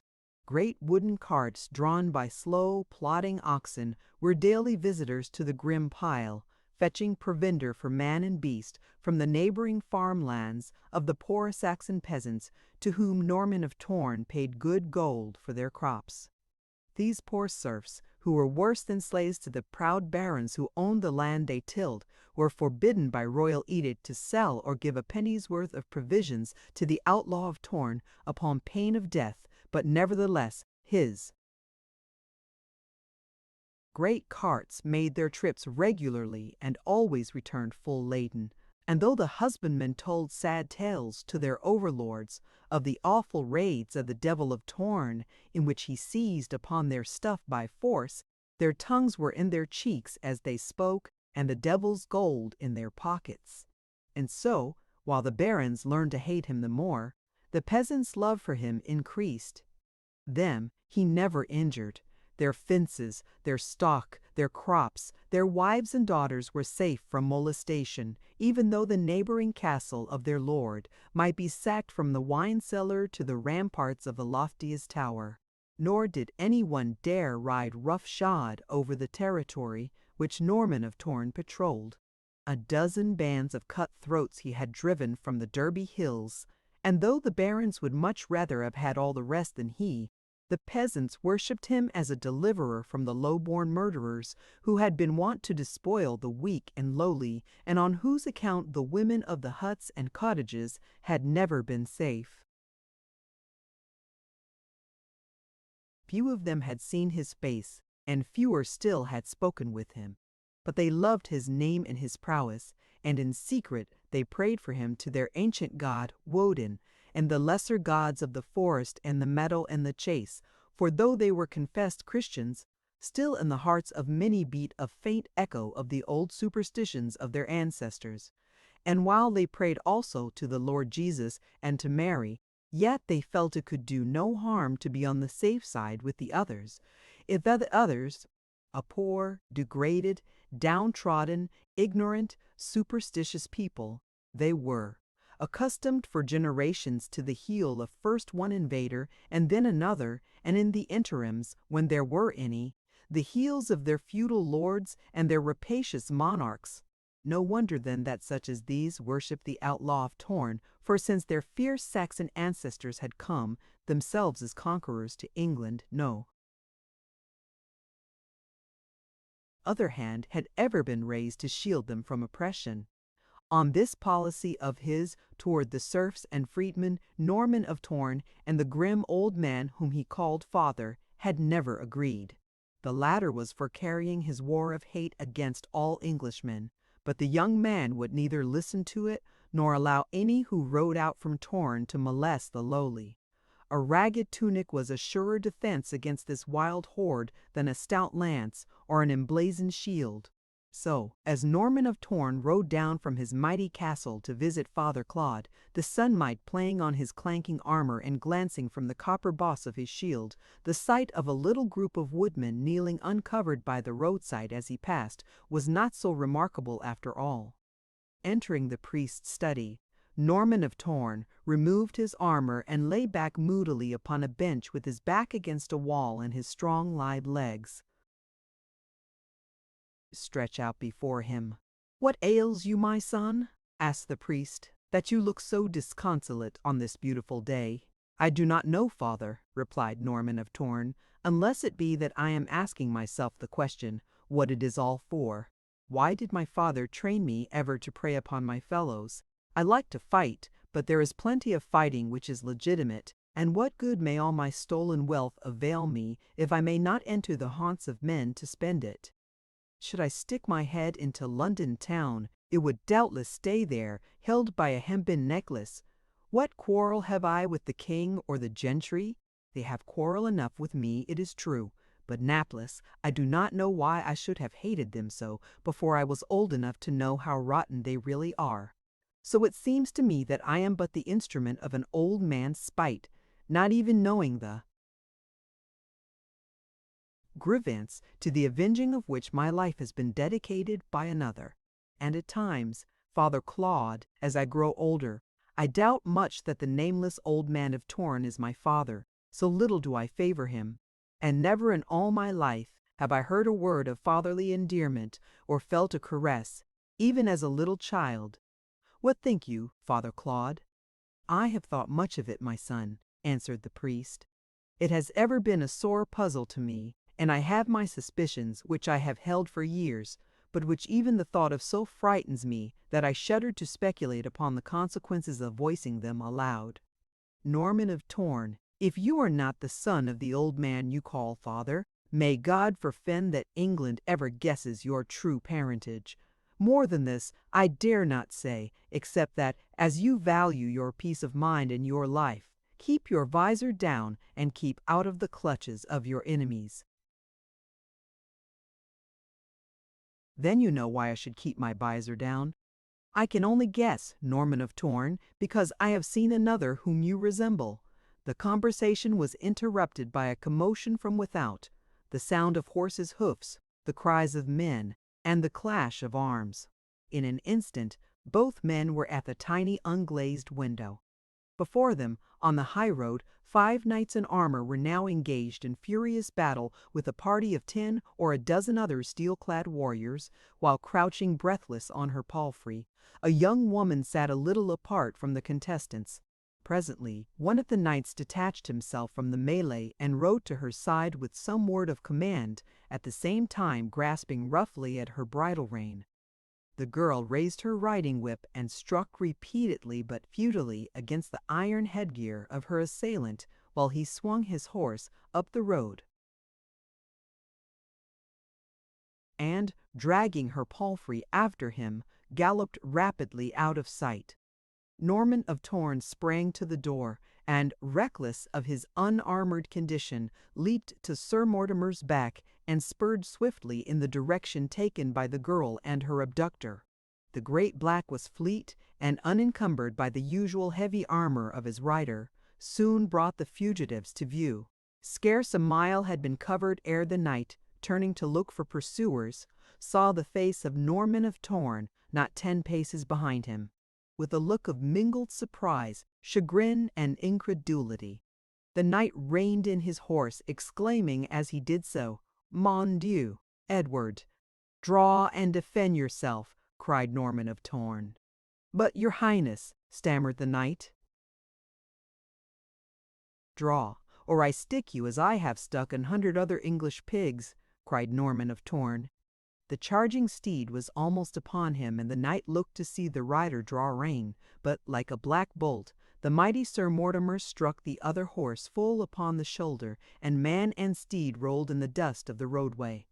The knight arose, unhurt, and Norman of Torn dismounted to give fair battle upon even terms.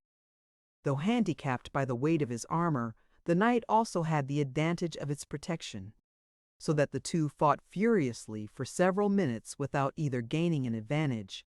The girl sat motionless and wide-eyed at the side of the road, watching every move of the two contestants. She made no effort to escape, but seemed riveted to the spot by the very fierceness of the battle she was beholding, as well, possibly, as by the fascination of the handsome giant who had espoused her cause. As she looked upon her champion, she saw a lithe, muscular, brown-haired youth whose clear eyes and perfect figure, unconcealed by either bassinet or hauberk, reflected the clean, athletic life of the trained fighting man. Upon his face hovered a faint, cold smile of haughty pride, as the sword arm, displaying its mighty strength and skill in every move, played with the sweating, puffing, steel-clad enemy who hacked and hewed so futilely before him. For all the din of clashing blades and rattling armor, neither of the contestants had inflicted much damage, for the knight could neither force nor insinuate his point beyond the perfect guard of his unarmored foe, who, for his part, found difficulty in penetrating the other's armor. Finally, by dint of his mighty strength, Norman of Torn drove his blade through the meshes of his adversary's mail, and the fellow, with a cry of anguish, sank limply to the ground. "Quick, Sir Knight," cried the girl. "Mount and flee, yonder come his fellows." And surely, as Norman of Torn turned in the direction from which he had just come, there, racing toward him at full tilt, rode 3 steel-armored men on their mighty horses. "Ride, madam," cried Norman of Torn, "for fly I shall not, nor may I, alone, unarmored and on foot, hope more than to momentarily delay these 3 fellows, but in that time you should easily make your escape. Their heavy-burdened animals could never o'ertake your fleet palfrey." As he spoke, he took note for the first time of the young woman. That she was a lady of quality was evidenced not alone by the richness of her riding apparel and the trappings of her palfrey, but as well in her noble and haughty demeanor and the proud expression of her beautiful face. Although at this time nearly 20 years had passed over the head of Norman of Torn, he was without knowledge or experience in the ways of women, nor had he ever spoken with a female of quality or position. No woman graced the castle of Torn, nor had the boy, within his memory, ever known a mother. His attitude, therefore, was much the same toward women as it was toward men, except that he had sworn always to protect them. Possibly, in a way, he looked up to womankind, if it could be said that Norman of Torn looked up to anything, God, man, or devil, it being more his way to look down upon all creatures whom he took the trouble to notice at all. As his glance rested upon this woman, whom fate had destined to alter the entire course of his life, Norman of Torn saw that she was beautiful, and that she was of that class against whom he had preyed for years with his band of outlaw cut-throats. Then he turned once more to face her enemies with the strange, inconsistency which had ever marked his methods. Tomorrow he might be assaulting the ramparts of her father's castle, but today he was joyously offering to sacrifice his life for her. Had she been the daughter of a charcoal burner, he would have done no less. It was enough that she was a woman and in need of protection. The three knights were now fairly upon him, and with fine disregard for fair play, charged with couched spears the unarmored man on foot. But as the leading knight came close enough to behold his face, he cried out in surprise and consternation, "Mon Dieu, le prince!" He wheeled his charging horse to one side. His fellows, hearing his cry, followed his example, and the three of them dashed on down the high road in as evident anxiety to escape as they had been keen to attack. "One would think they had met the devil," muttered Norman of Torn, looking after them in unfeigned astonishment.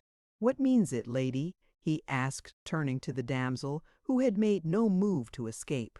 "It means that your face is well known in your father's realm, my lord prince," she replied, "and the king's men have no desire to antagonize you, even though they may understand as little as I why you should espouse the cause of a daughter of Simon de Montfort." "Am I then taken for Prince Edward of England?" he asked. "And who else should you be taken for, my lord?" "I am not the prince," said Norman of Torn. "It is said that Edward is in France." "Right you are, sir," exclaimed the girl. "I had not thought on that, but you be enough of his lightness that you might well deceive the queen herself, and you be of a bravery fit for a king's son. Who are you then, Sir Knight, who has bared your steel and faced death for Bertrade, daughter of Simon de Montfort, Earl of Leicester? Be you de Montfort's daughter, niece of King Henry?" queried Norman of Torn, his eyes narrowing to mere slits and face hardening. "That I be," replied the girl. "And from your face I take it you have little love for a de Montfort," she added, smiling. "And whither may you be bound, Lady Bertrade de Montfort? Be you niece or daughter of the devil, yet still you be a woman, and I do not war against women. Wheresoever you would go, will I accompany you to safety." "I was but now bound, under escort of 5 of my father's knights, to visit Mary, daughter of John de Studeville of Derby." "I know the castle well," answered Norman of Torn, and the shadow of a grim smile played about his lips, for scarce 60 days had elapsed since he had reduced the stronghold and levied tribute on the great baron. "Come, you have not far to travel now, and if we make haste, you shall sup with your friend before dark." So saying, he mounted his horse and was turning to retrace their steps down the road, when he noticed the body of the dead knight lying where it had fallen. "Ride on," he called to Bertrade de Montfort. "I will join you in an instant." Again dismounting, he returned to the side of his late adversary, and lifting the dead knight's visor, drew upon the forehead with the point of his dagger the letters N.T. The girl turned to see what detained him, but his back was toward her, and he knelt beside his fallen foeman, and she did not see his act. Brave daughter of a brave sire though she was, had she seen what he did, her heart would have quailed within her, and she would have fled in terror from the clutches of this scourge of England, whose mark she had seen on the dead foreheads of a dozen of her father's knights and kinsmen. Their way to Stuteville lay past the cottage of Father Claude, and here Norman of Torn stopped to don his armor. Now he rode once more with lowered visor, and in silence, a little to the rear of Bertrade de Montfort, that he might watch her face, which of a sudden had excited his interest. Never before, within the scope of his memory, had he been so close to a young and beautiful woman, for so long a period of time. Although he had often seen women in the castles that had fallen before his vicious and terrible attacks. Wow. Stories were abroad of his vile treatment of women captives. There was no truth in them. They were merely spread by his enemies to incite the people against him. Never had Norman of Torn laid violent hand upon a woman, and his cutthroat band were under oath to respect and protect the sex, on penalty of death. As he watched the semi-profile of the lovely face before him, something stirred in his heart which had been struggling for expression for years. It was not love, nor was it allied to love, but a deep longing for companionship of such as she, and such as she represented. Norman of Torn could not have translated this feeling into words, for he did not know, but it was the far faint cry of blood. For blood, and with it, mayhap, was mixed not alone the longing of the lion among jackals for other lions, but for his lioness. They rode for many miles in silence, when suddenly she turned, saying, "You take your time, Sir Knight, in answering my query. Who be ye?" "I am Nor." And then he stopped. Always before he had answered that question with haughty pride. Why should he hesitate, he thought? Was it because he feared the loathing that name would inspire in the breast of this daughter of the aristocracy he despised? Did Norman of Torn fear to face the look of shame and repugnance that was sure to be mirrored in that lovely face? "I am from Normandy," he went on quietly, "a gentleman of France." "But your name?" she said peremptorily. "Are you ashamed of your name? You may call me Roger," he answered. "Roger de Conde. Raise your visor. Roger de Conde," she commanded. "I do not take pleasure in riding with a suit of armor. I would see that there is a man within." Norman of Torn smiled as he did her bidding, and when he smiled thus, as he rarely did, he was good to look upon. "It is the first command I have obeyed since I turned 16, Bertrand de Montfort," he said. The girl was about 19, full of the vigor and gaiety of youth and health, and so the two rode on their journey, talking and laughing as they might have been friends of long standing. She told him of the reason for the attack upon her earlier in the day, attributing it to an attempt on the part of a certain baron, Peter of Colfax, to abduct her, his suit for her hand having been peremptorily and roughly denied by her father. Simon de Montfort was no man to mince words, and it is doubtless that the old reprobate, who sued for his daughter's hand, heard some unsavory truths from the man who had twice scandalized England's nobility by his rude and discourteous, though true and candid, speeches to the king. "This Peter of Colfax shall be looked to," growled Norman of Torn, "and as you have refused his heart and hand, his head shall be yours for the asking. You have but to command, Bertrand de Montfort." "Very well," she laughed, thinking it, but the idle boasting so much indulged in those days. "You may bring me his head upon a golden dish, Roger de Conde." "And what reward does the knight earn who brings to the feet of his princess the head of her enemy?" he asked lightly. "What boon would the knight ask?" "That whatsoever a bad report you hear of your knight, of whatsoever calumnies may be heaped upon him, you shall yet ever be his friend, and believe in his honor and his loyalty." The girl laughed gaily as she answered, though something seemed to tell her that this was more than play. "It shall be as you say, Sir Knight," she replied, "and the boon once granted shall be always kept." Quick to reach decisions and as quick to act, Norman of Torn decided that he liked this girl and that he wished her friendship more than any other thing he knew of. And wishing it, he determined to win it by any means that accorded with his standard of honor, an honor which in many respects was higher than that of the nobles of his time.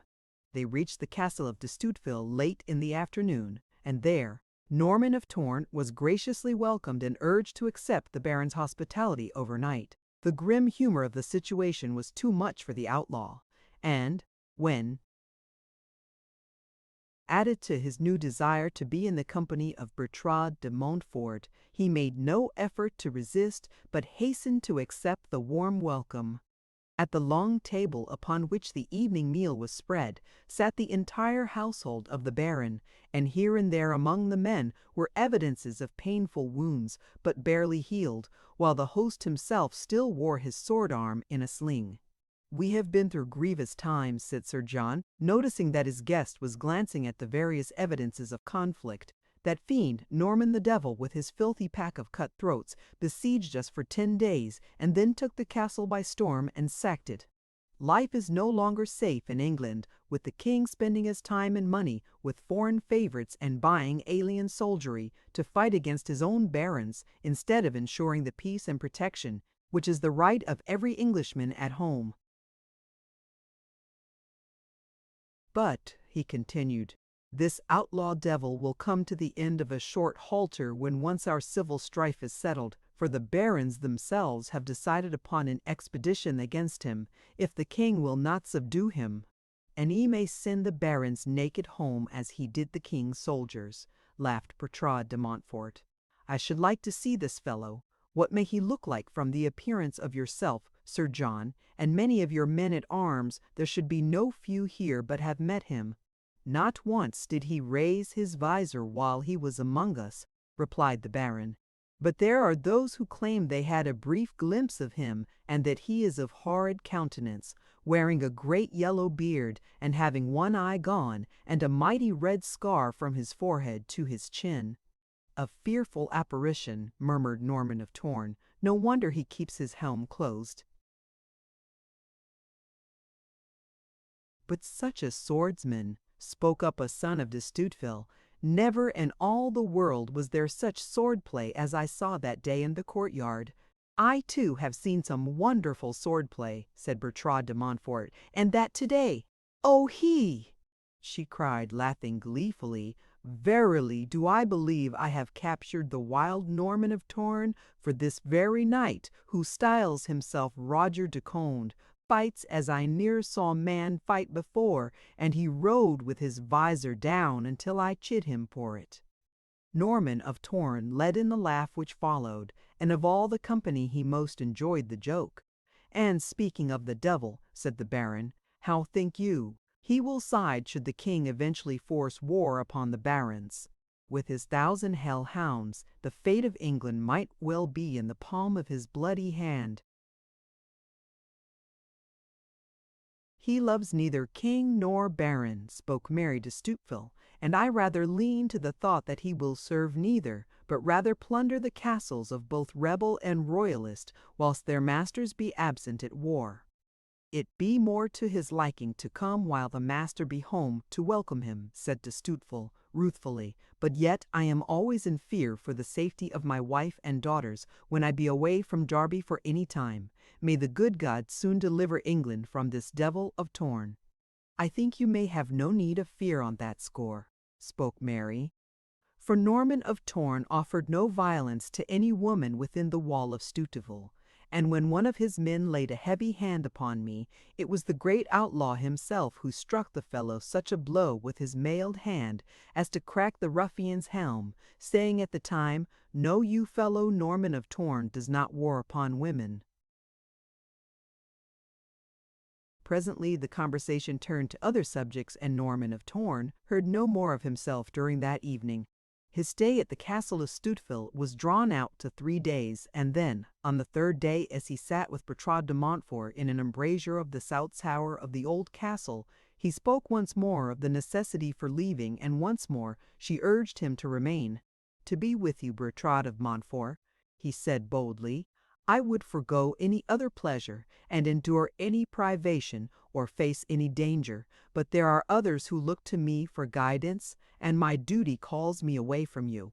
You shall see me again, and at the castle of your father, Simon de Montfort, in Leicester, provided," he added, "that you will welcome me there." "I shall always welcome you, wherever I may be, Roger de Conde," replied the girl. "Remember that promise," he said, smiling. "Some day you may be glad to repudiate it." "Never," she insisted, and a light that shone in her eyes as she said it would have meant much to a man better versed in the ways of women than was Norman of Torn. "I hope not," he said gravely. "I cannot tell you, being but poorly trained in courtly ways. What I should like to tell you, that you might know how much your friendship means to me. Goodbye, Bertrade de Montfort," and he bent to one knee as he raised her fingers to his lips. As he passed over the drawbridge and down toward the highroad a few minutes later on his way back to Torn, he turned for one last look at the castle, and there, in an embrasure in the south tower, stood a young woman who raised her hand to wave, and then, as though by sudden impulse, threw a kiss after the departing knight, only to disappear from the embrasure with the act. As Norman of Torn rode back to his grim castle in the hills of Derby, he had much food for thought upon the way. Never till now had he realized what might lie in another manner of life, and he felt a twinge of bitterness toward the hard old man whom he called father, and whose teachings from the boy's earliest childhood had guided him in the ways that had cut him off completely from the society of other men, except the wild horde of outlaws, ruffians, and adventurers that rode beneath the grisly banner of the young chief of Torn. Only in an ill-defined, nebulous way did he feel that it was the girl who had come into his life that caused him for the first time to feel shame for his past deeds. He did not know the meaning of love, and so he could not know that he loved Bertrade de Montfort. And another thought which now filled his mind was the fact of his strange likeness to the Crown Prince of England. This, together with the words of Father Claude, puzzled him sorely. What might it mean? Was it a heinous offense to own an accidental likeness to a king's son? But now that he felt he had solved the reason that he rode always with closed helm, he was for the first time anxious himself to hide his face from the sight of men. Not from fear, for he knew not fear, but from some inward impulse which he did not attempt to fathom. Chapter 8. As Norman of Torn rode out from the castle of de Stupeville, Father Claude dismounted from his sleek donkey within the ballium of Torn. The austere stronghold, notwithstanding its repellent exterior and unsavory reputation, always extended a warm welcome to the kindly, genial priest, not alone because of the deep friendship which the master of Torn felt for the good father, but through the personal charm and lovableness of the holy man's nature which shone alike on saint and sinner. It was doubtless due to his unremitting labors with the youthful Norman during the period that the boy's character was most amenable to strong impressions that the policy of the mighty outlaw was in many respects pure and lofty. It was the same influence, though, which won for Father Claude his only enemy in Torn, the little, grim, gray old man whose sole aim in life seemed to have been to smother every finer instinct of chivalry and manhood in the boy, to whose training he had devoted the past 19 years of his life. As Father Claude climbed down from his donkey, fat people do not dismount. A half-dozen young squires ran forward to assist him and to lead the animal to the stables. The good priest called each of his willing helpers by name, asking a question here, passing a merry joke there with the ease and familiarity that bespoke mutual affection and old acquaintance. As he passed in through the great gate, the men-at-arms threw him laughing, though respectful, welcomes, and within the great court, beautified with smooth lawn, beds of gorgeous plants, fountains, statues, and small shrubs and bushes, he came upon the giant, Red Shandy, now the principal lieutenant of Norman of Torn. "Good morrow, St. Claude," cried the burly ruffian. "Hast come to save our souls, or damn us? What manner of sacrilege have we committed now, or have we merited the blessings of Holy Church? Dost come to scold or praise?" "Neither, thou unregenerate villain," cried the priest, laughing, "though methinks ye merit chiding for the grievous poor courtesy with which thou didst treat the great Bishop of Norwich the past week." "Tut, tut, father," replied Red Shandy, "we did but aid him to adhere more closely to the injunctions and precepts of him whose servant and disciple he claims to be. Were it not better for an archbishop of his church to walk in humility and poverty among his people, than to be ever surrounded with the temptations of fine clothing, jewels, and much gold, to say nothing of 2 sumpter beasts, heavy laden with runlets of wine? I warrant his temptations were less by at least as many runlets of wine as may be borne by 2 sumpter beasts when thou, red robber, had finished with him," exclaimed Father Claude. "Yes, father," laughed the great fellow, For the sake of Holy Church, I did indeed confiscate that temptation completely, and if you must needs have proof in order to absolve me from my sins, come with me now, and you shall sample the excellent discrimination which the Bishop of Norwich displays in the selection of his temptations. They tell me you left the great man quite destitute of finery red shandy, continued Father Claude as he locked his arm in that of the outlaw and proceeded toward the castle. One garment was all that Norman of Torn would permit him, and as the sun was hot overhead, he selected for the bishop a bassinet for that single article of apparel, to protect his tonsured pate from the rays of old Saul. Then, fearing that it might be stolen from him by some vandals of the road, he had one eye canty riveted at each side of the georget, so that it could not be removed by other than a smithy, and thus, strapped face to tail upon a donkey, he sent the great Bishop of Norwich rattling down the dusty road with his head, at least, protected from the idle gaze of whomsoever he might chance to meet. 40 stripes he gave to each of the bishop's retinue for being abroad in bad company. But come, here we are where you shall have the wine as proof of my tale. As the two sat sipping the bishop's good canary, the little old man of Torn entered. He spoke to Father Claude in a surly tone, asking him if he knew aught of the whereabouts of Norman of Torn. We have seen nothing of him since. Some 3 days gone he rode out in the direction of your cottage, he concluded. Why, yes, said the priest, I saw him that day. He had an adventure with several knights from the castle of Peter of Colfax, from whom he rescued a damsel, whom I suspect from the trappings of her palfrey to be of the house of Montfort. Together they rode north, but thy son did not say whither or for what purpose. His only remark, as he donned his armor, while the girl waited without, was that I should now behold the falcon guarding the dove. Has he not returned? No, said the old man, and doubtless his adventure is of a nature in line with thy puerile and effeminate teachings. Had he followed my training without thy accuracy's priestly interference, he had made an iron-barred nest in Torn for many of the doves of thy damned English nobility. And thou leave him not alone, he will soon be seeking service in the household of the king, where, perchance, he might be more at home than here, said the priest quietly. Why say you that? Snapped the little old man, eyeing Father Claude narrowly. Oh, laughed the priest, because he whose power and mien be even more kingly than the king's would rightly grace the royal palace. But he had not failed to note the perturbation his remark had caused, nor did his offhand reply entirely deceive the old man. At this juncture, a squire entered to say that Shandy's presence was required at the gates, and that worthy, with a sorrowing and regretful glance at the unemptied flagon, left the room. For a few moments, the two men sat in meditative silence, which was presently broken by the old man of Torn.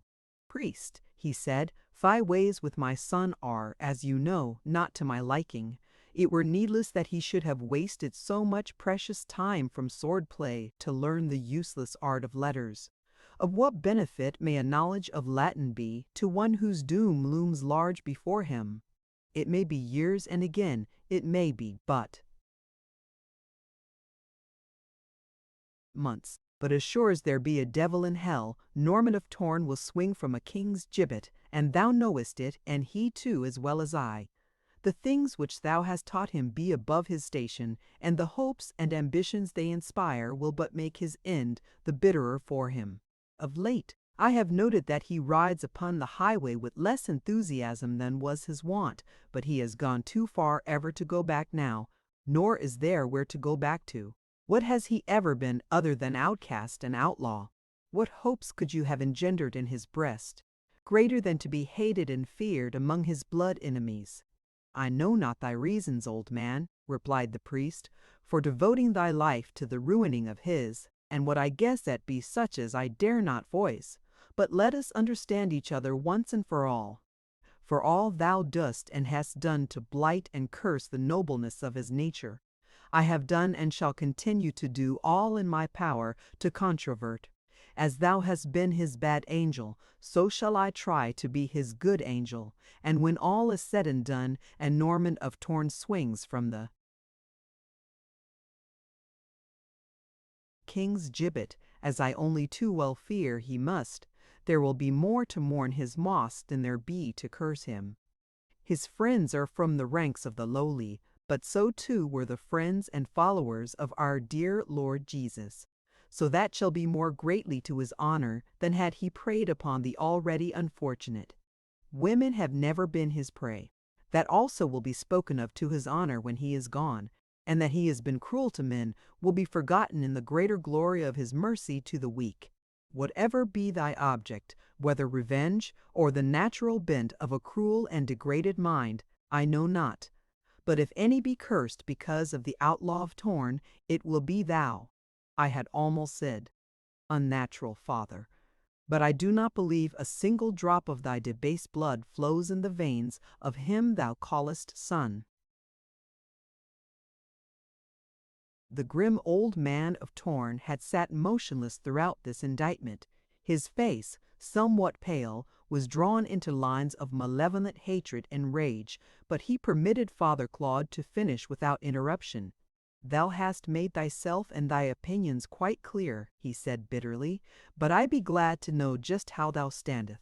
In the past there has been peace between us, though no love. Now let us both understand that it be war and hate. My life work is cut out for me. Others, like thyself, have stood in my path. Yet today I am here, but where are they? Dost understand me, priest?" And the old man leaned far across the table, so that his eyes, burning with an insane fire of venom, blazed but a few inches from those of the priest. Father Claude returned the look with calm, level gaze. "I understand," he said, and, rising, left the castle. Shortly after he had reached his cottage, a loud knock sounded at the door, which immediately swung open without waiting the formality of permission. Father Claude looked up to see the tall figure of Norman of Torn, and his face lighted with a pleased smile of welcome. "Greetings, my son," said the priest. "And to thee, father," replied the outlaw. "And what may be the news of Torn? I have been absent for several days. Is all well at the castle?" "All be well at the castle," replied Father Claude. "If by that you mean have none been captured or hanged for their murders. Ah, my boy, why wilt thou not give up this wicked life of thine?" "It has never been my way to scold or chide thee, yet always has my heart ached for each crime laid at the door of Norman of Torn." "Come, come, father," replied the outlaw, "what do I that I have not good? Example for from the barons, and the king and holy church, murder, theft, rapine, passeth the day over England which sees not one or all perpetrated in the name of some of these? Be it wicked for Norman of Torn to prey upon the wolf, yet righteous for the wolf to tear the sheep? Methinks not. Only do I collect from those who have more than they need from my natural enemies, while they prey upon those who have not. Yet," and his manner suddenly changed, "I do not love it, father, that thou know. I would that there might be some way out of it, but there is none. If I told you why I wished it, you would be surprised indeed, nor can I myself understand. But, of a verity, my greatest wish to be out of this life is due to the fact that I crave the association of those very enemies I have been taught to hate. But it is too late, father. There can be but one end, and that the lower end of a hempen rope. No, my son, there is another way, an honorable way," replied the good father. "In some foreign clime there be opportunities abundant for such as thee. France offers a magnificent future to such a soldier as Norman of Torn. In the court of Louis you would take your place among the highest of the land. You be rich and brave and handsome, nay, do not raise your hand. You be all these and more, for you have learning far beyond the majority of nobles, and you have a good heart and a true chivalry of character. With such wondrous gifts, naught could bar your way to the highest pinnacles of power and glory. while here you have no future beyond the halter. Canst thou hesitate, Norman of Torn? The young man stood silent for a moment. Then he drew his hand across his eyes, as though to brush away a vision. There be a reason, father, why I must remain in England for a time at least. Though the picture you put is indeed wondrous alluring, and the reason was Bertrade de Montfort. Chapter 9. The visit of Bertrade de Montfort with her friend Mary de Stuteville was drawing to a close. 3 weeks had passed since Roger de Conde had ridden out from the portals of Stuteville, and many times the handsome young knight's name had been on the lips of his fair hostess and her fairer friend. Today the two girls roamed slowly through the gardens of the great court, their arms about each other's waists, pouring the last confidences into each other's ears, for tomorrow Bertrade had elected to return to Leicester. "Methinks thou be very rash indeed, my Bertrade," said Mary. "Were my father here, he would, I am sure, not permit thee to leave with only the small escort which we be able to give." "Fear not, Mary," replied Bertrade. "5 of thy father's knights be ample protection for so short a journey. By evening it will have been accomplished, and as the only one I fear in these parts received such a sound setback from Roger de Conde recently, I do not think he will venture again to molest me. But what about the Devil of Torn, Bertrade?" urged Mary. "Only yestereve, you wot, one of Lord de Grey's men-at-arms came limping to us with the news of the awful carnage the foul fiend had wrought on his master's household. He be abroad, Bertrade, and I can think of naught more horrible than to fall into his hands. Why, Mary, thou didst but recently say thy very self that Norman of Torn was most courteous to thee when he sacked this, thy father's castle. Howbeit thou so soon hast changed thy mind." "Yes, Bertrade, he was indeed respectful then, but who knows what horrid freak his mind may take, and they do say that he be cruel beyond compare. Again, forget not that thou be Leicester's daughter and Henry's niece, against both of whom the Outlaw of Torn openly swears his hatred and his vengeance." "Oh, Bertrade, wait, but for a day or so. I be sure my father must return ere then, and 50 knights shall accompany thee instead of 5. What be 50 knights against Norman of Torn, Mary? Thy reasoning is on a parity with thy fears. Both have flown wide of the mark. If I am to meet with this wild ruffian, it were better that 5 knights were sacrificed than 50, for either number would be but a mouthful to that horrid horde of unhung murderers. No, Mary, I shall start tomorrow, and your good knight shall return the following day with the best of word from me." "If thou wilt, thou wilt," cried Mary petulantly. "Indeed, it were plain that thou be a de Montfort, that race whose historic bravery be second only to their historic stubbornness." Bertrade de Montfort laughed and kissed her friend upon the cheek. "Mayhap I shall find the brave Roger de Conde again upon the highroad to protect me. Then indeed shall I send back your 5 knights, for of a truth his blade is more powerful than that of any 10 men I e'er saw fight before." "Methinks," said Mary, still peeved at her friend's determination to leave on the morrow, "that should you meet the doughty Sir Roger all unarmed, that still would you send back my father's knights." Bertrade flushed, and then bit her lip as she felt the warm blood mount to her cheek. "Thou be a fool, Mary," she said. Mary broke into a joyful, teasing laugh, hugely enjoying the discomfiture of the admission the telltale flush proclaimed. "Ah, I did but guess how thy heart and thy mind tended, Bertrade, but now I see that I divined all too truly. He be indeed good to look upon, but what knowest thou of him?" "Hush, Mary," commanded Bertrade. "Thou know not what thou sayest. I would not wipe my feet upon him. I care not whatever for him. And then it has been 3 weeks since he rode out from Stuteville, and no word hath he sent." "Ho, ho!" cried the little plague. "So there lies the wind. My lady would not wipe her feet upon him, but she be sore vexed that he has sent her no word. Mon Dieu!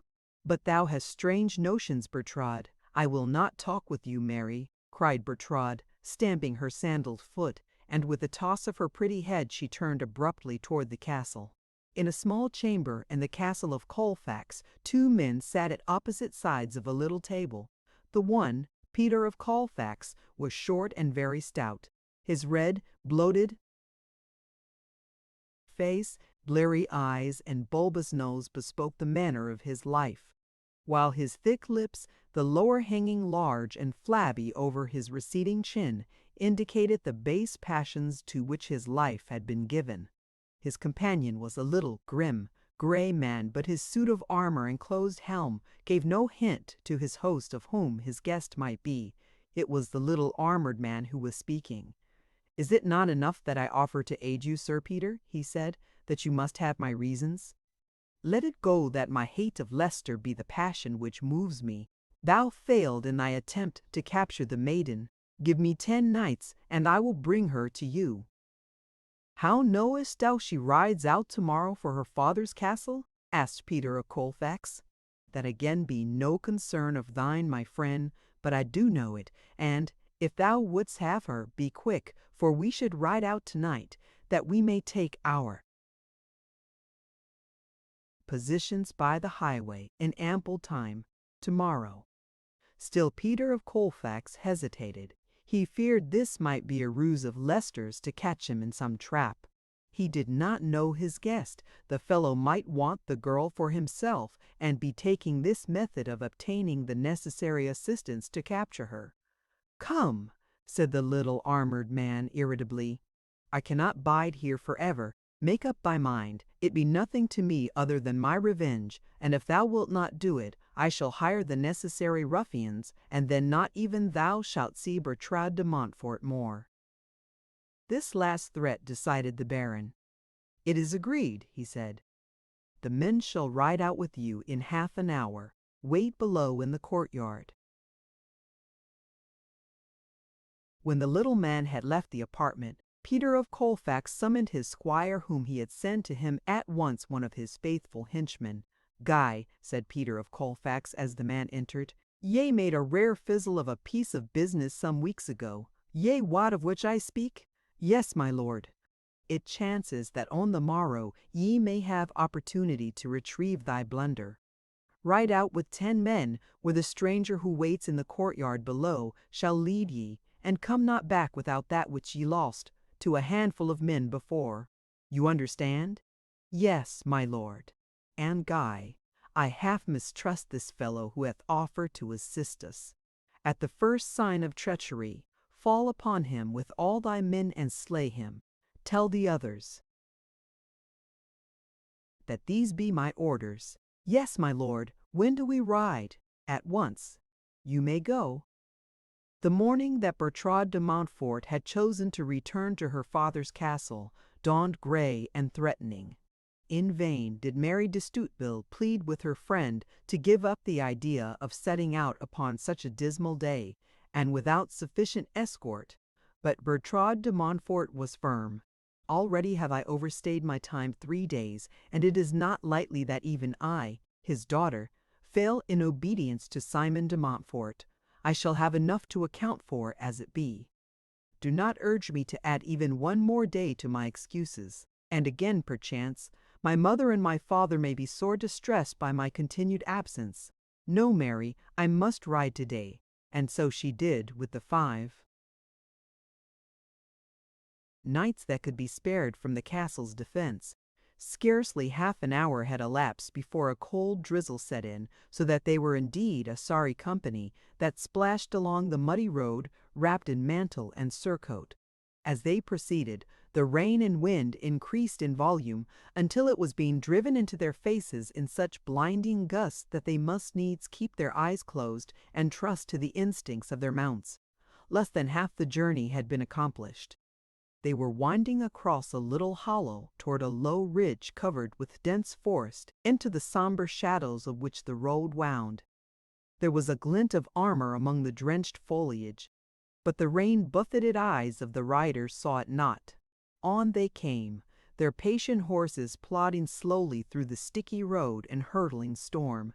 Now they were halfway up the ridge's side. There was a movement in the dark shadows of the grim wood, and then, without cry or warning, a band of steel-clad horsemen broke forth with couched spears. Charging at full run down upon them, they overthrew 3 of the girl's escort before a blow could be struck in her defense. Her 2 remaining guardians wheeled to meet the return attack, and nobly did they acquit themselves, for it took the entire 11 who were pitted against them to overcome and slay the 2.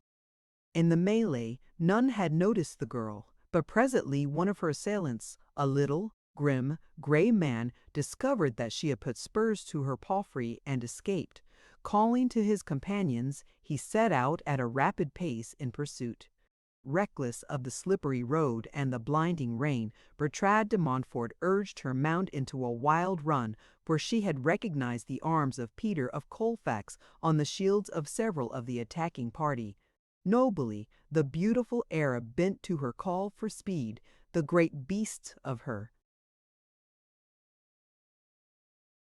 pursuers, bred in Normandy and Flanders, might have been tethered in their stalls for all the chance they had of overtaking the flying white steed that fairly split the gray rain as lightning flies through the clouds. But for the fiendish cunning of the little grim, gray man's foresight, Bertrade de Montfort would have made good her escape that day.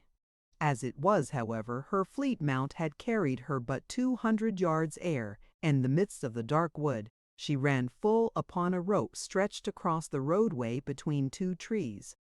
As the horse fell with a terrible lunge, tripped by the stout rope, Bertrade de Montfort was thrown far before him, where she lay, a little, limp, bedraggled figure, in the mud of the road. There they found her. The little, grim, gray man did not even dismount, so indifferent was he to her fate. Dead or in the hands of Peter of Colfax, it was all the same to him. In either event, his purpose would be accomplished, and Bertrade de Montfort would no longer lure Norman of Torn from the path he had laid out for him. That such an eventuality threatened, he knew from one Spizo the Spaniard, the single traitor in the service of Norman of Torn, whose mean aid the little grim gray man had purchased since many months to spy upon the comings and goings of the great outlaw. The men of Peter of Colfax gathered up the lifeless form of Bertrade de Montfort and placed it across the saddle before one of their number. "Come," said the man called Guy, "if there be life left in her, we must hasten to Sir Peter before it be extinct." "I leave ye here," said the little old man. "My part of the business is done," and so he sat watching them until they had disappeared in the forest toward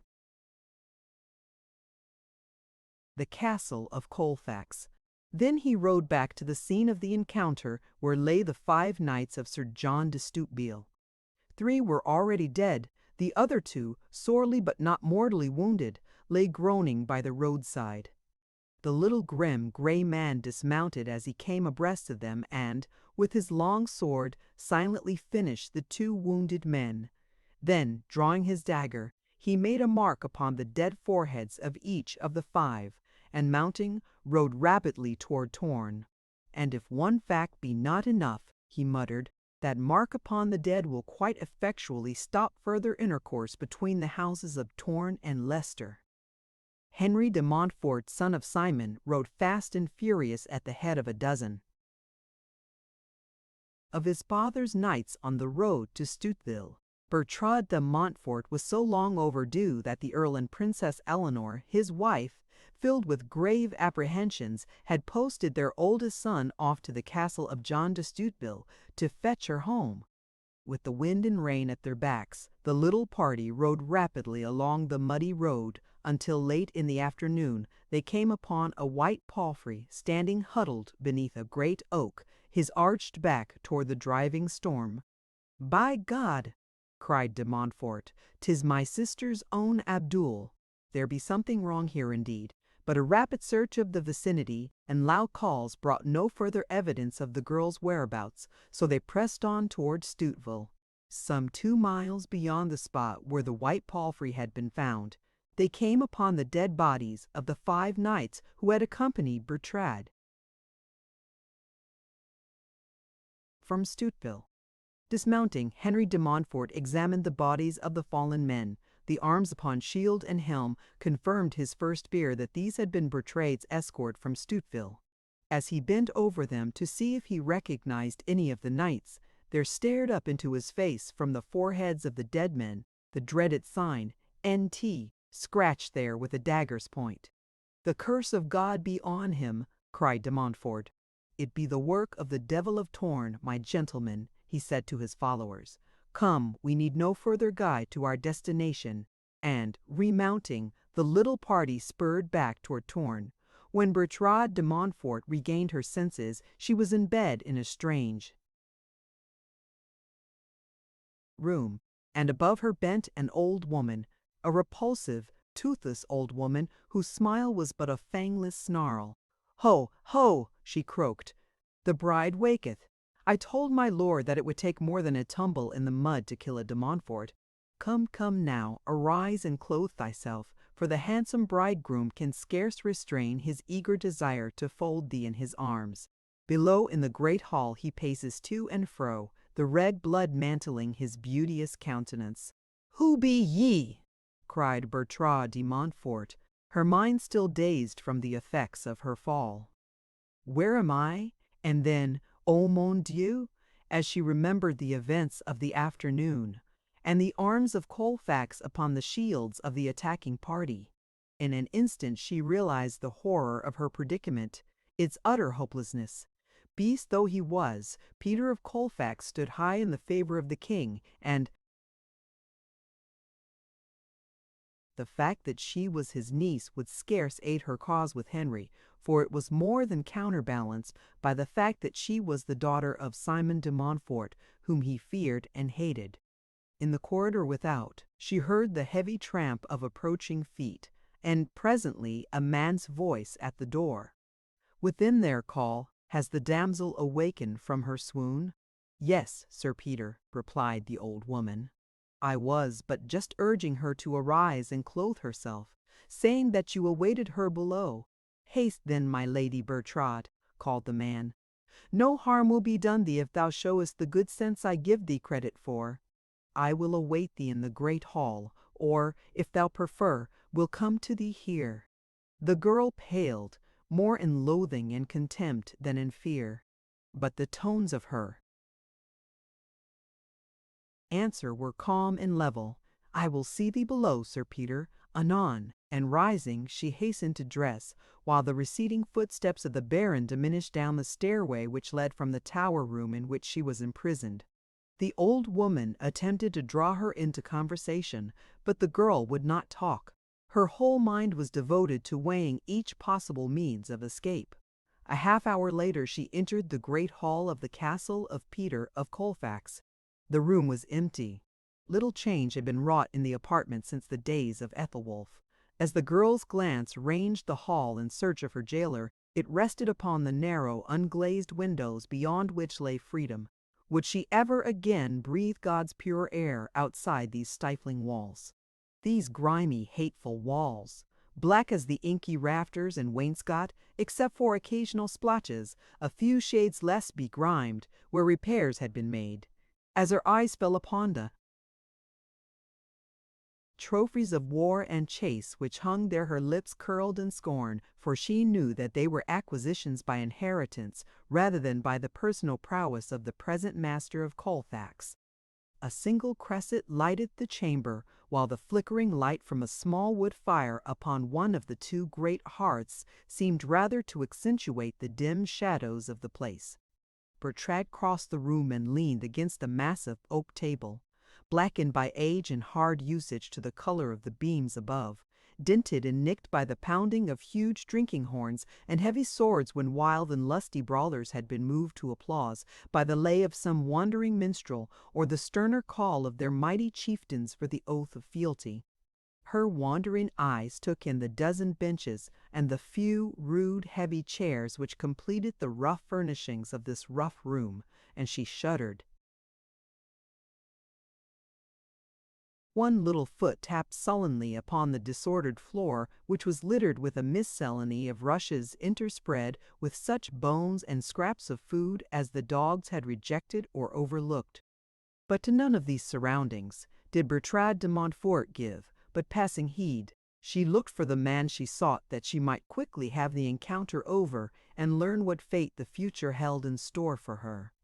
Her quick glance had shown her that the room was quite empty, and that in addition to the main doorway at the lower end of the apartment where she had entered, there was but one other door leading from the hall. This was at one side, and as it stood ajar, she could see that it led into a small room, apparently a bedchamber. As she stood facing the main doorway, a panel opened quietly behind her and directly back of where the thrones had stood in past times. From the black mouth of the aperture stepped Peter of Colfax. Silently he closed the panel after him, and with soundless steps advanced toward the girl. At the edge of the raised dais he halted, rattling his sword to attract her attention. If his aim had been to unnerve her by the suddenness and mystery of his appearance, he failed signally, for she did not even turn her head as she said, "What explanation hast thou to make, Sir Peter, for this base treachery against thy neighbor's daughter and thy sovereign's niece?" "When fond hearts be thwarted by a cruel parent," replied the pot-bellied old beast in a soft and fawning tone, "love must still find its way, and so thy gallant swain hath dared the wrath of thy great father and majestic uncle, and lays his heart at thy feet, O beauteous Bertrade, knowing full well that thine hath been hungering after it since we did first avow our love to thy hard-hearted sire. See, I kneel to thee, my dove." And with cracking joints the fat baron plumped down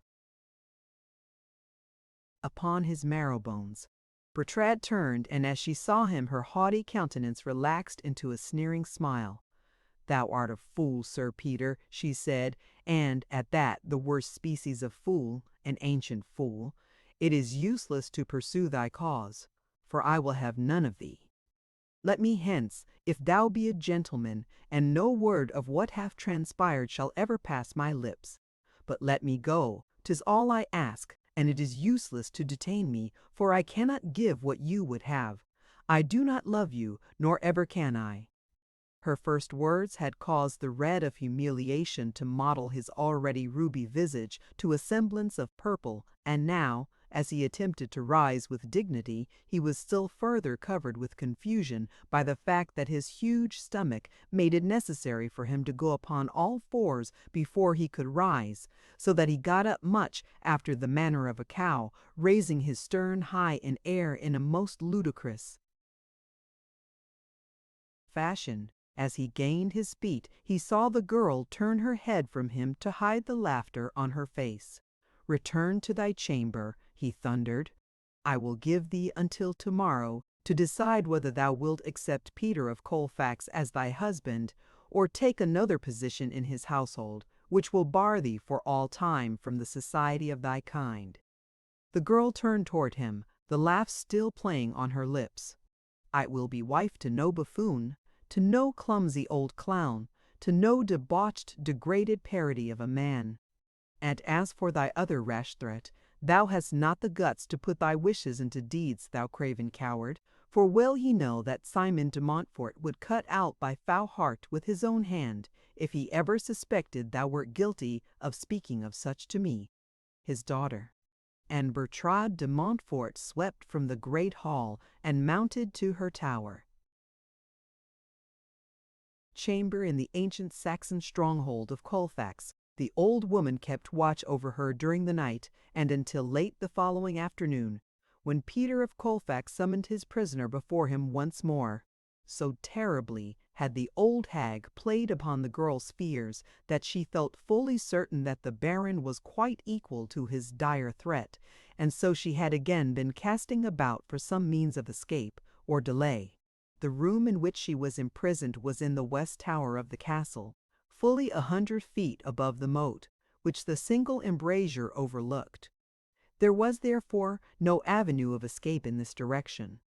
The solitary door was furnished with huge oaken bars, and itself composed of mighty planks of the same wood, crossbarred with iron. If she could but get the old woman out, thought Bertrade, she could barricade herself within, and thus delay, at least, her impending fate in the hope that succor might come from some source. But her most subtle wiles proved ineffectual in ridding her, even for a moment, of her harpy jailer, and now that the final summons had come, she was beside herself for a lack of means to thwart her captor. Her dagger had been taken from her, but one hung from the girdle of the old woman, and this Bertrade determined to have. Feigning trouble with the buckle of her own girdle, she called upon the old woman to aid her, and as the hag bent her head close to the girl's body to see what was wrong with the girdle clasp, Bertrade reached quickly to her side and snatched the weapon from its sheath. Quickly she sprang back from the old woman who, with a cry of anger and alarm, rushed upon her.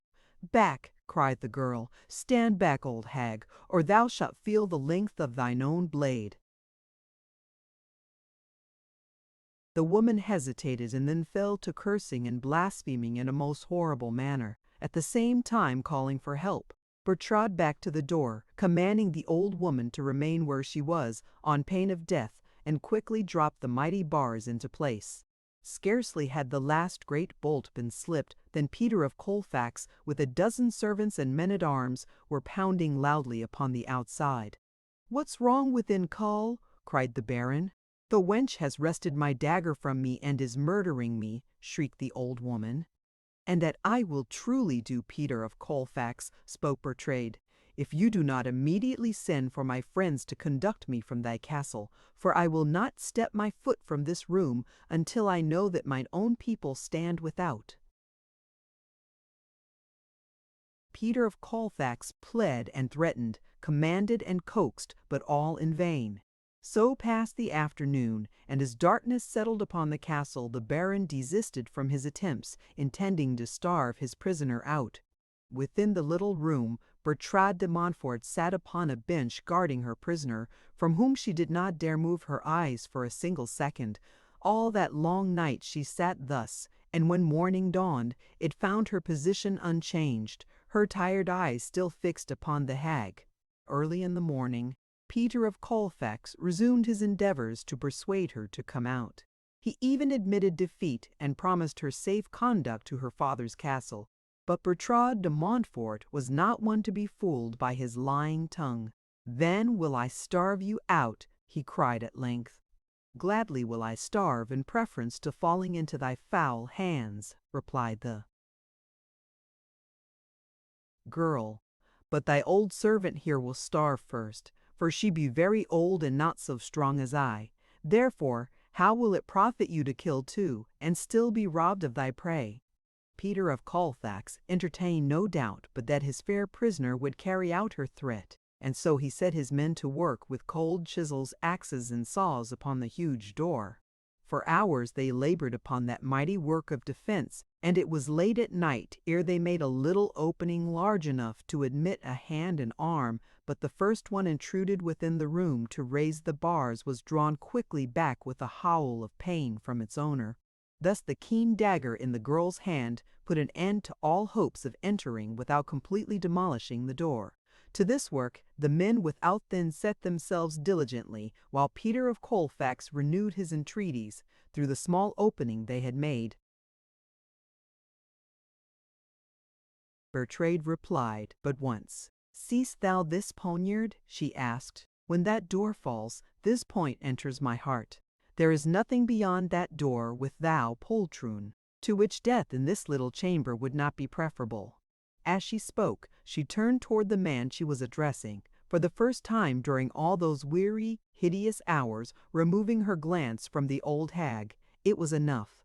Silently, but with the quickness of a tigress, the old woman was upon her back, one claw-like paw grasping the wrist which held the dagger. "Quick, my lord!" she shrieked. "The bolts! Quick!" Instantly Peter of Colfax ran his arm through the tiny opening in the door, and a second later 4 of his men rushed to the aid of the old woman. Easily they wrested the dagger from Bertrade's fingers, and at the Baron's bidding They dragged her to the great hall below. As his retainers left the room at his command, Peter of Colfax strode back and forth upon the rushes which strewed the floor. Finally he stopped before the girl standing rigid in the center of the room. "Hast come to thy senses yet, Bertrade de Montfort?" he asked angrily. "I have offered you your choice, to be the honored wife of Peter of Colfax, or by force his mistress. The good priest waits without. What be your answer now?"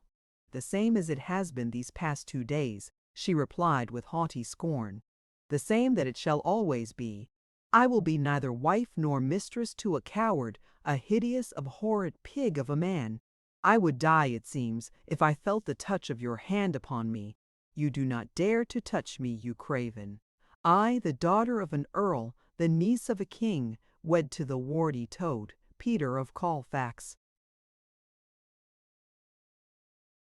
"Hold, chit!" cried the Baron, livid with rage. "You have gone too far.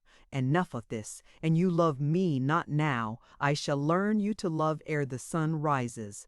And with a vile oath he grasped the girl roughly by the arm and dragged her toward the little doorway at the side of the room. Chapter 10. For 3 weeks after his meeting with Bertrade de Montfort and his sojourn at the castle of John de Stoutenville, Norman of Torn was busy with his wild horde in reducing and sacking the castle of John de Grey, a royalist baron who had captured and hanged 2 of the outlaw's fighting men. And never again after his meeting with the daughter of the chief of the barons did Norman of Torn raise a hand against the rebels or their friends.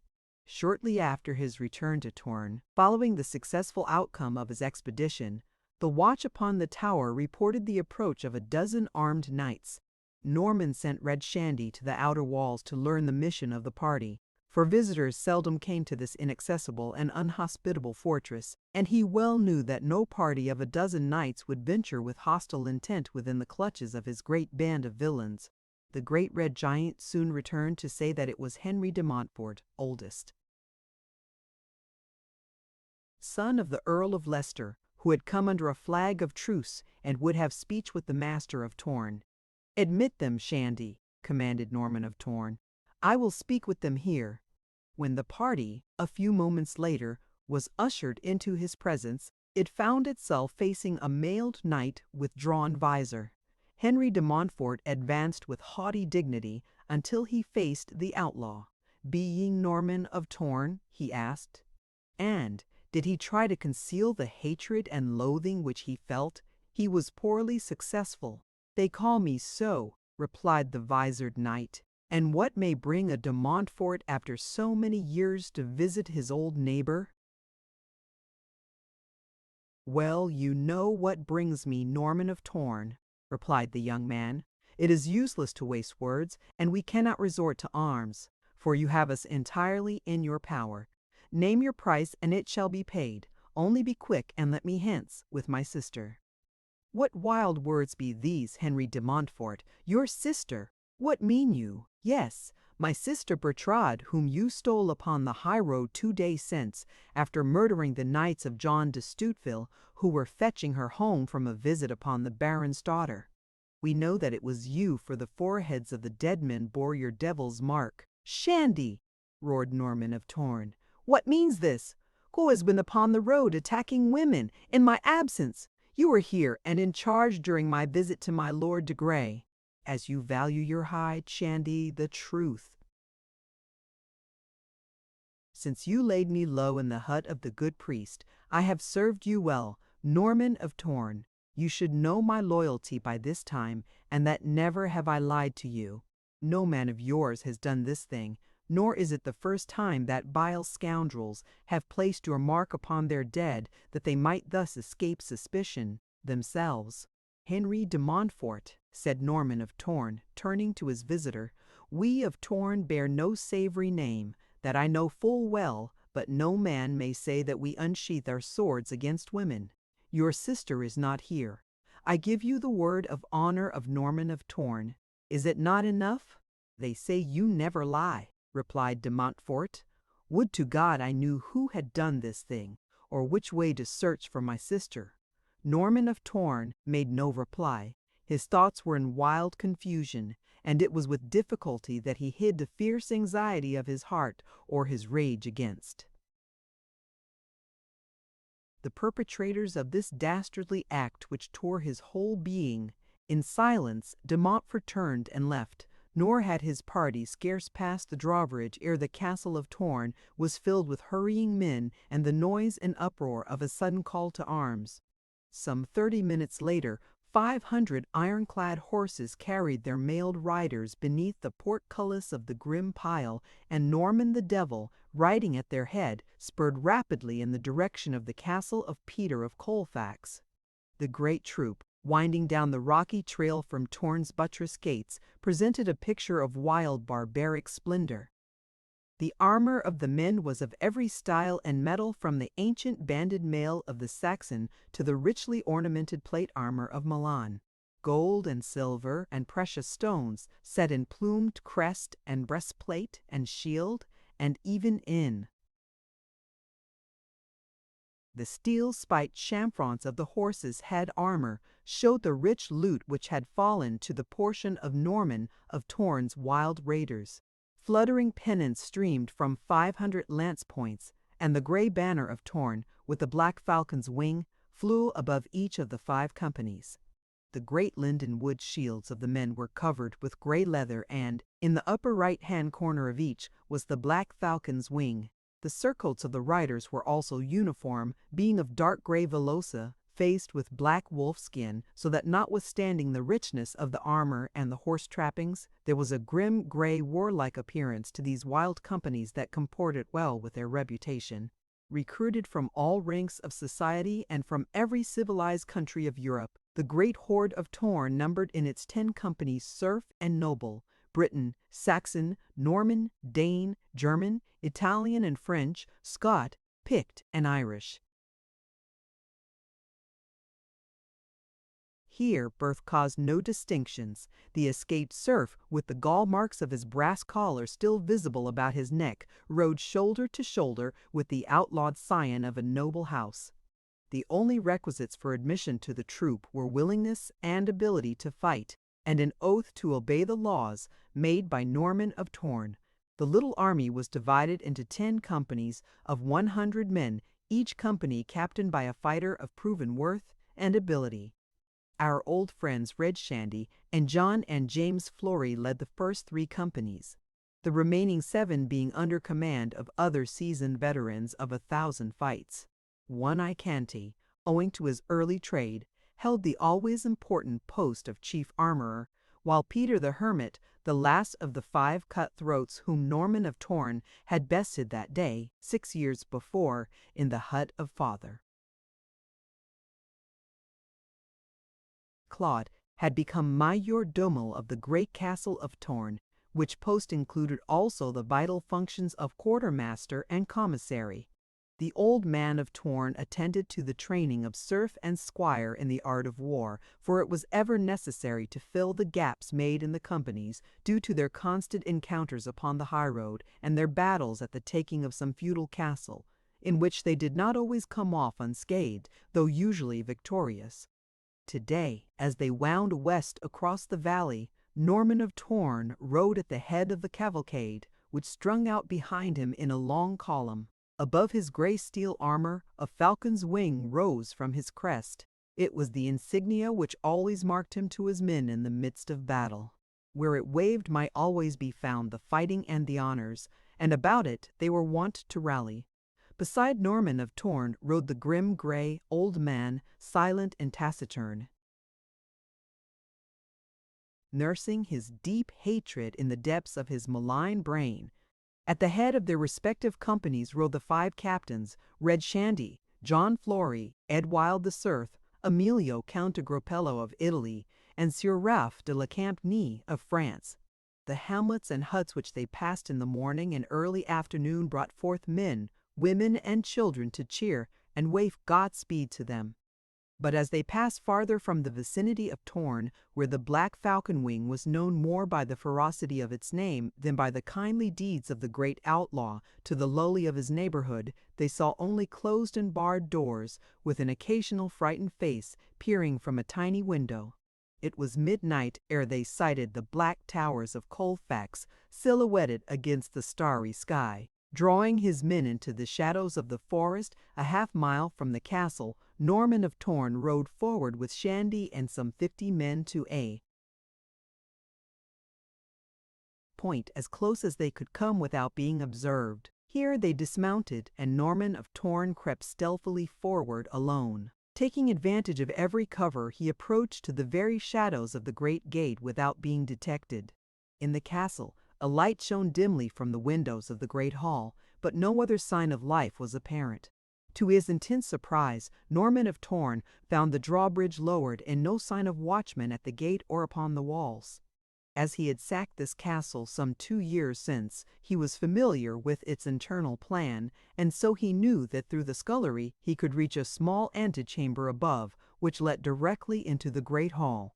And so it happened that, as Peter of Colfax wheeled toward the door of the little room, he stopped short in terror, for there before him stood a strange knight in armor, with lowered visor and drawn sword.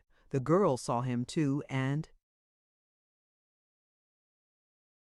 a look of hope and renewed courage overspread her face.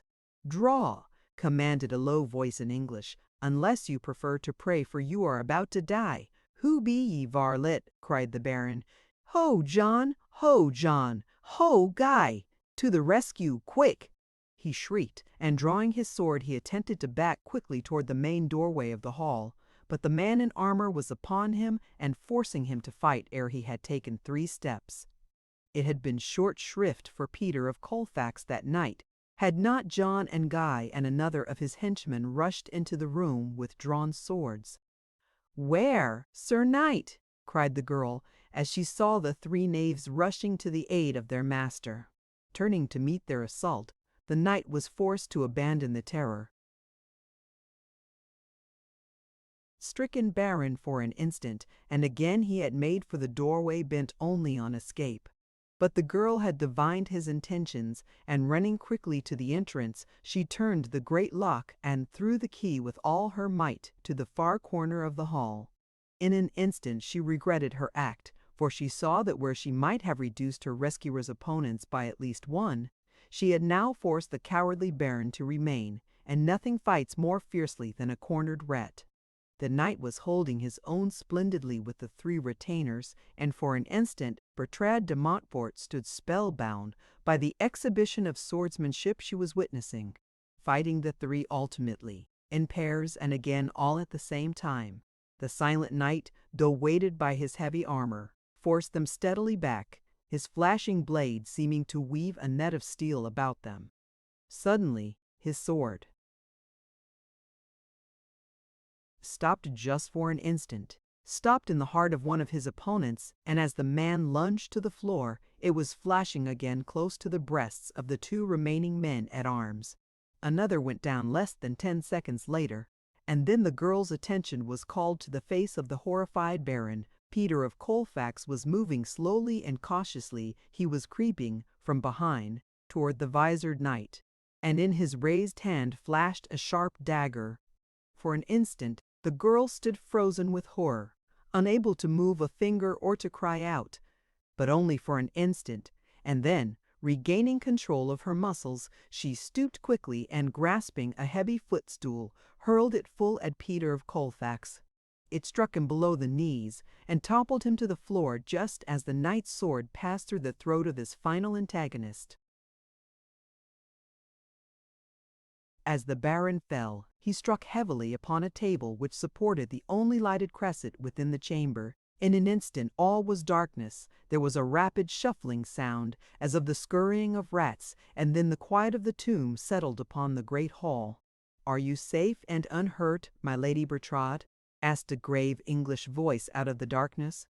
"Quite, Sir Knight," she replied. "And you?" "Not a scratch. But where is our good friend the Baron?" "He lay here upon the floor but a moment since, and carried a thin long dagger in his hand. Have a care, Sir Knight, he may even now be upon you." The knight did not answer, but she heard him moving boldly about the room. Soon he had found another lamp, and made a light, as its feeble rays slowly penetrated the black gloom, the girl saw the bodies of the 3 men-at-arms, the overturned table and lamp, and the visored knight, but Peter of Colfax was gone. The knight perceived his absence at the same time, but he only laughed a low, grim laugh. "He will not go far, my lady Bertrade," he said. "How know you my name?" she asked. "Who may you be? I do not recognize your armor, and your breastplate bears no arms." He did not answer at once, and her heart rose in her breast as it filled with the hope that her brave rescuer might be the same Roger de Condé who had saved her from the hirelings of Peter of Colfax but a few short weeks since. Surely it was the same straight and mighty figure, and there was the marvelous swordplay as well. It must be he, and yet Roger de Condé had spoken no English while this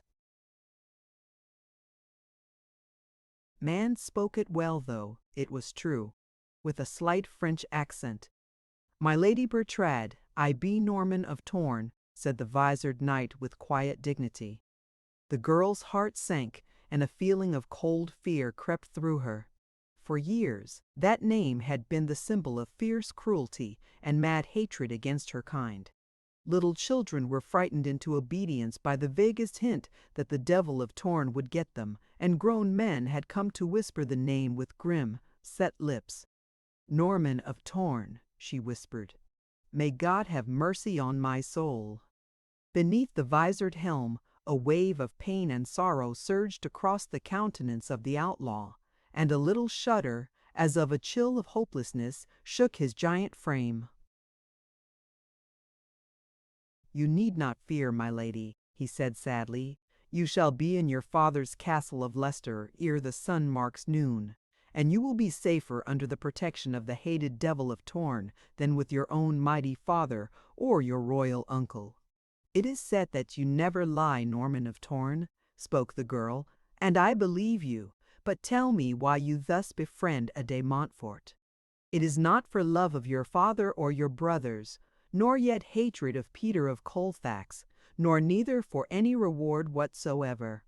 It pleases me to do as I do, that is all. Come." He led her in silence to the courtyard and across the lower drawbridge to where they soon discovered a group of horsemen, and in answer to a low challenge from Shandy, Norman of Torn replied that it was he. "Take a dozen men, Shandy, and search yon hellhole. Bring out to me, alive, Peter of Colfax, and my lady's cloak and a palfrey, and Shandy, when all is done as I say, you may apply the torch. But no looting, Shandy." Shandy looked in surprise upon his leader, for the torch had never been a weapon of Norman of Torn, while loot, if not always the prime object of his many raids, was at least a very important consideration. The outlaw noticed the surprised hesitation of his faithful subaltern, and signing him to listen, said, "Red Shandy, Norman of Torn has fought and sacked and pillaged for the love of it, and for a principle which was at best but a vague generality. Tonight we ride to redress a wrong done to my lady Bertrade de Montfort, and that, Shandy, is a different matter. The torch, Shandy, from tower to scullery, but in the service of my lady no looting."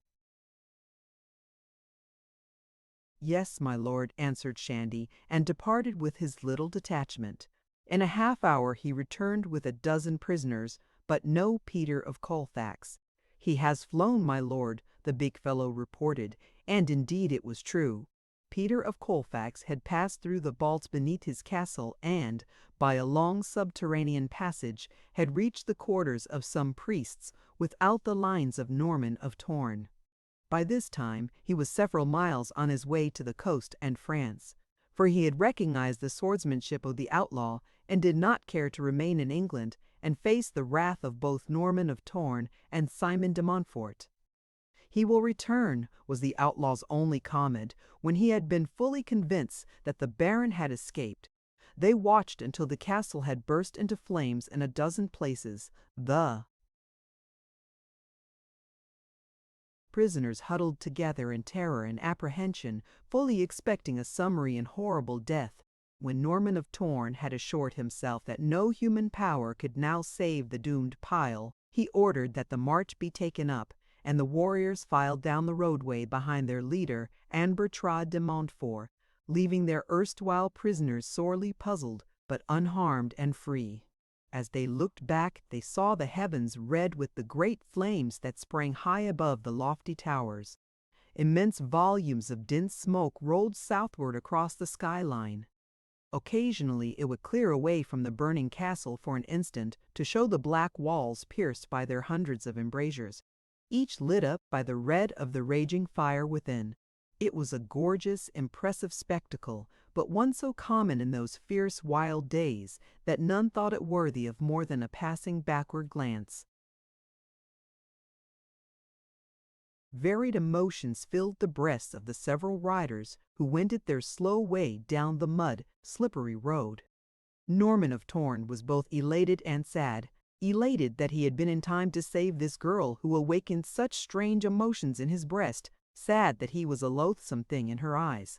But that it was pure happiness just to be near her sufficed him for the time. Of the morrow, what use to think? The little, grim, gray old man of Torn nursed the spleen he did not dare vent openly, and cursed the chance that had sent Henry de Montfort to Torn to search for his sister, while the followers of the outlaw swore quietly over the vagary which had brought them on this long ride without either fighting or loot.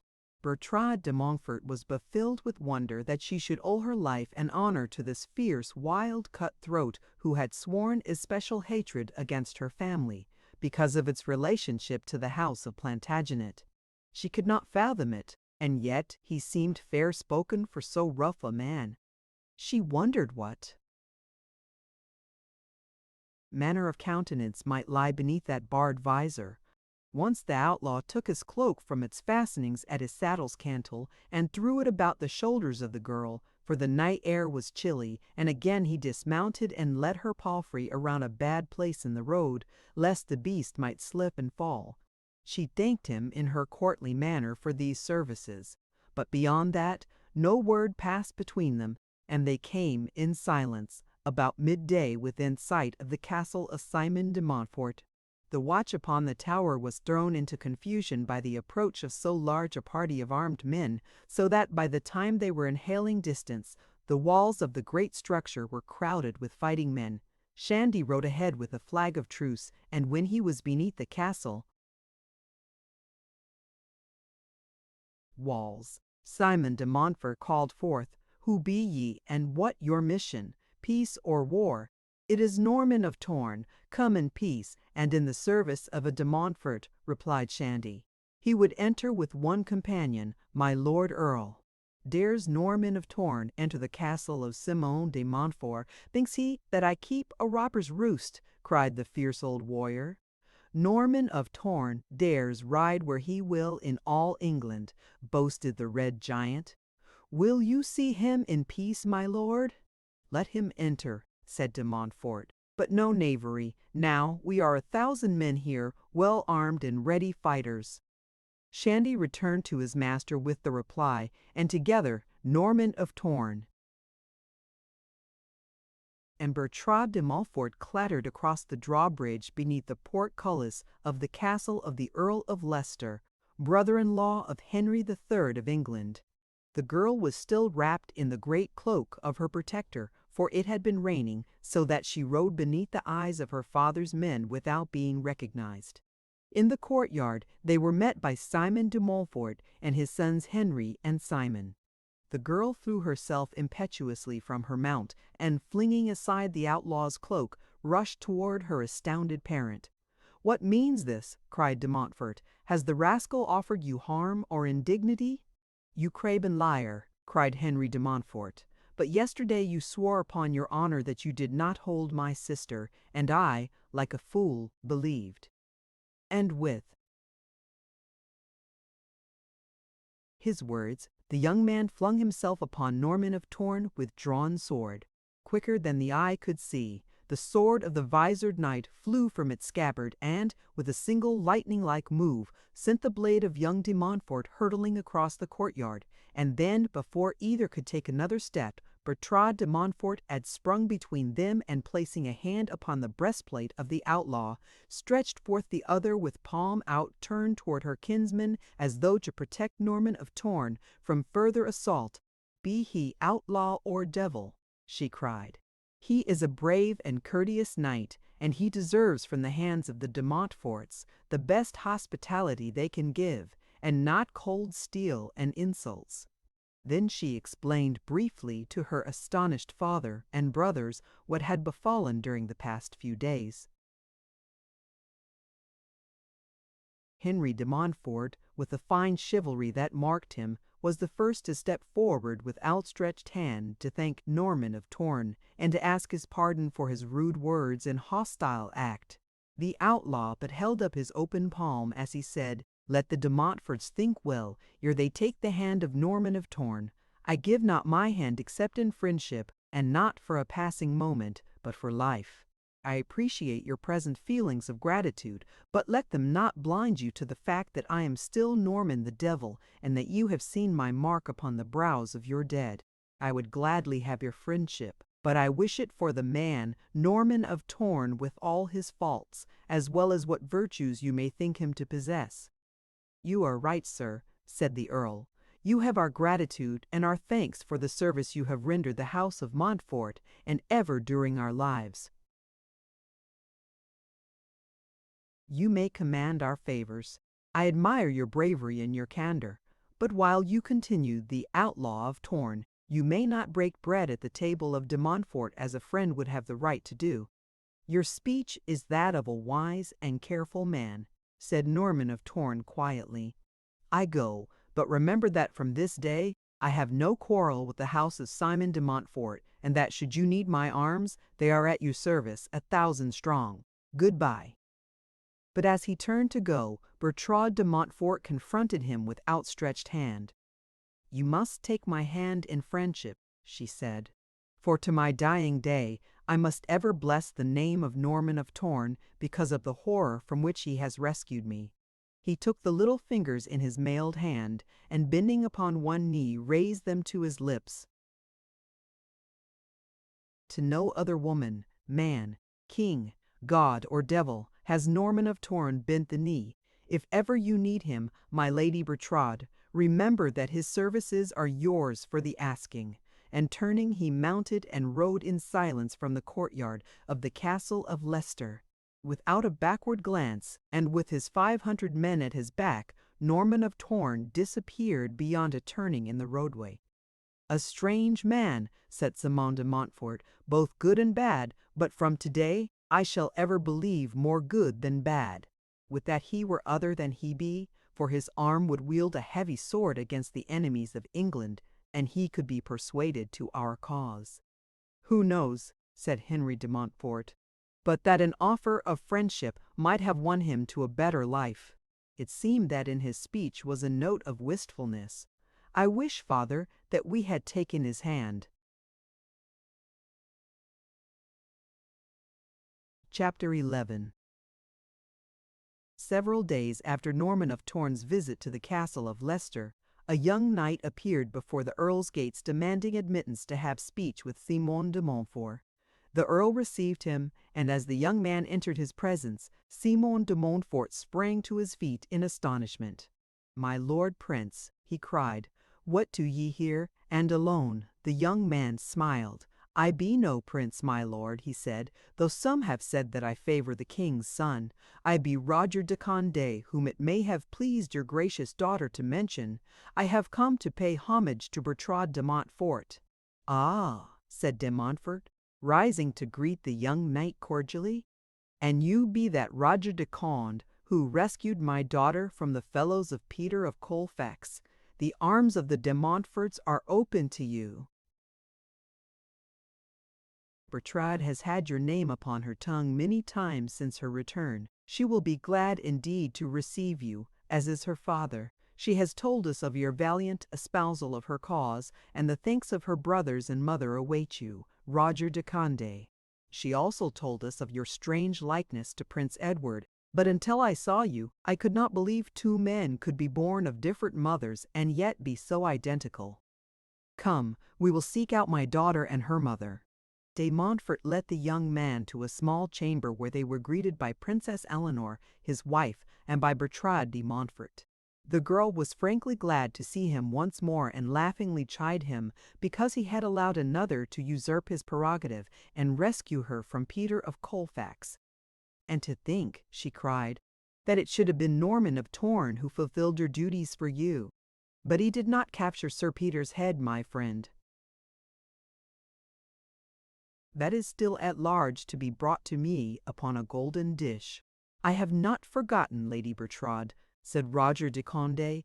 "Peter of Colfax will return." The girl glanced at him quickly. "The very words of the Outlaw of Torn," she said. "How many men be, Roger de Condé? With raised visor, you could pass in the king's court for the king's son, and in manner and form and swordsmanship, and your visor lowered, you might easily be hanged for Norman of Torn. And which would it please you most that I be?" he laughed. "Neither," she answered. "I be satisfied with my friend Roger de Conde." "So ye like not the Devil of Torn?" he asked. "He has done me a great service, and I be under monstrous obligations to him, but he be, nathless, the Outlaw of Torn, and I the daughter of an earl and a king's sister." "A most unbridgeable gulf indeed," commented Roger de Condé dryly. "Not even gratitude could lead a king's niece to receive Norman of Torn on a footing of equality." "He has my friendship always," said the girl, "but I doubt me if Norman of Torn be the man to impose upon it." "One can never tell," said Roger de Conde, "what manner of fool a man may be. When a man's head be filled with a pretty face, what room be there for reason? Soon thou wilt be a courtier, if thou keep long at this turning of pretty compliments," said the girl coldly, "and I like not courtiers, nor their empty, hypocritical chatter." The man laughed. "If I turned a compliment, I did not know it," he said. "What I think, I say. It may not be a courtly speech, or it may. I know nothing of courts and care less, but be it man or maid to whom I speak, I say what is in my mind, or I say nothing. I did not, in so many words, say that you are beautiful, but I think it nevertheless, and ye cannot be angry with my poor eyes if they deceive me into believing that no fairer woman breathes the air of England. Nor can you chide my sinful brain that it gladly believes what mine eyes tell it. No, you may not be angry so long as I do not tell you all this." Bertrade de Montfort did not know how to answer so ridiculous a sophistry, and, truth to tell, she was more than pleased to hear from the lips of Roger de Condé what bored her on the tongues of other men. De Condé was the guest of the Earl of Leicester for several days, and before his visit was terminated, the young man had so won his way into the good graces of the family that they were loath to see him leave. Although denied the society of such as these throughout his entire life, yet it seemed that he fell as naturally into the ways of their kind as though he had always been among them. His starved soul, groping through the darkness of the empty past, yearned toward the feasting and the light of friendship, and urged him to turn his back upon the old life and remain ever with these people, for Simon de Montfort had offered the young man a position of trust and honor in his retinue. "Why refused you the offer of my father?" said Bertrade to him, as he was come to bid her farewell. "Simon de Montfort is as great a man in England as the king himself, and your future were assured did you attach yourself to his person. But what am I saying? Did Roger de Condé not wish to be elsewhere, he had accepted, and, as he did not accept, it is proof positive that he does not wish to bide among the de Montforts. I would give my soul to the devil," said Norman of Torn. "Would it buy me the right to remain ever at the feet of Bertrade Montfort?" He raised her hand to his lips in farewell as he started to speak, but something was, in an almost imperceptible pressure of her little fingers, a quickening of her breath, or a swaying of her body toward him, caused him to pause and raise his eyes to hers. For an instant they stood thus, the eyes of the man sinking deep into the eyes of the maid, and then hers closed, and with a little sigh that was half gasp, she swayed toward him, and the devil of Torn folded the king's niece in his mighty arms, and his lips placed the seal of a great love upon those that were upturned to him. The touch of those pure lips brought the man to himself. "Ah, Bertrade, my Bertrade," he cried, "what is this thing that I have done? Forgive me, and let the greatness and the purity of my love for you plead in extenuation of my act." She looked up into his face in surprise, and then placing her strong white hands upon his shoulders, she whispered, "See, Roger, I am not angry. It is not wrong that we love. Tell me it is not, Roger? You must not say that you love me, Bertrade. I am a coward, a craven poltroon, but God, how I love you." "But," said the girl, "I do love—" "Stop," he cried. "Not yet, not yet. Do not say it till I come again. You know nothing of me. You do not know even who I be. But when next I come, I promise that you shall know as much of me as I myself know. And then, Bertrade, my Bertrade, if you can then say, 'I love you,' no power on earth, or in heaven above, or hell below, shall keep you from being mine. I will wait, Roger, for I believe in you and trust you. I do not understand, but I know that you must have some good reason, though it all seems very strange to me. If I, a de Montfort, am willing to acknowledge my love for any man, there can be no reason why I should not do so, unless," and she started at the sudden thought, wide-eyed and paling, "unless there be another woman. A wife." "There is no other woman, Bertrade," said Norman of Torn. "I have no wife, nor within the limits of my memory have my lips ever before touched the lips of another, for I do not remember my mother." She sighed a happy little sigh of relief, and laughing lightly said, "It is some old woman's bugaboo that you are hailing out of a dark corner of your imagination to frighten yourself with. I do not fear, since I know that you must be all good. There be no line of vice or deception upon your face, and you are very brave. So brave and noble a man, Roger, has a heart of pure gold." "Don't," he said bitterly. "I cannot endure it. Wait until I come again, and then, oh, my flower of all England, if you have it in your heart to speak as you are speaking now, the sun of my happiness will be at zenith. Then, but not before, shall I speak to the Earl, thy father. Farewell, Bertrade. In a few days I return."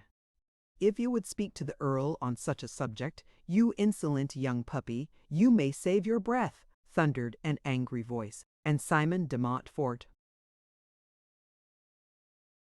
strode, scowling, into the room. The girl paled, but not from fear of her father, for the fighting blood of the de Montforts was as strong in her as in her sire. She faced him with as brave and resolute a face as did the young man, who turned slowly, fixing de Montfort with level gaze. "I heard enough of your words as I was passing through the corridor," continued the latter, "to readily guess what had gone before. So it is for this that you have wormed your sneaking way into my home? And thought you that Simon de Montfort would throw his daughter at the head of the first passing rogue? Who be ye but a nameless rascal? For aught we know, some low-born lackey. Get ye hence, and be only thankful that I do not aid you with the toe of my boot where it would do the most good." "Stop," cried the girl. "Stop, father, hast forgot that, but for Roger de Conti, might have seen your daughter a corpse ere now, or worse, herself befooled and dishonored?" "I do not forget," replied the Earl, "and it is because I remember that my sword remains in its scabbard.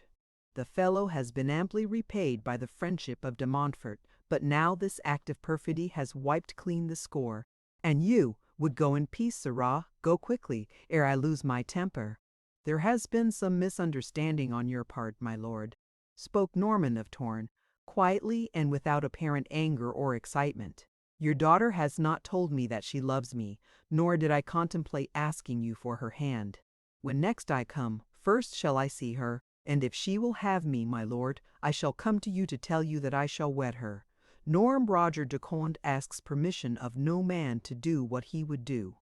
Simon de Montfort was fairly bursting with rage, but he managed to control himself to say, "My daughter weds whom I select, and even now I have practically closed negotiations for her betrothal to Prince Philip, nephew of King Louis of France. And as for you, sir, I would as lief see her, the wife of the Outlaw of Torn. He, at least, has wealth and power, and a name that be known outside his own armor. But enough of this. Get you gone, nor let me see your face again within the walls of Leicester's castle." "You are right, my lord. It were foolish and idle for us to be quarreling with words," said the outlaw. "Farewell, my lady. I shall return as I promised, and your word shall be law." And with a profound bow to de Montfort, Norman of Torn left the apartment, and in a few minutes was riding through the courtyard of the castle toward the main portals. As he passed beneath a window in the castle wall, a voice called to him from above, and drawing in his horse, he looked up into the eyes of Bertrade de Montfort. "Take this, Roger de Conde," she whispered, dropping a tiny parcel to him, "and wear it ever for my sake. We may never meet again, for the Earl, my father, is a mighty man, not easily turned from his decisions. Therefore I shall say to you, Roger de Conde, what you forbid my saying. I love you, and be ye prince or scullion, you may have me, if you can find the means to take me.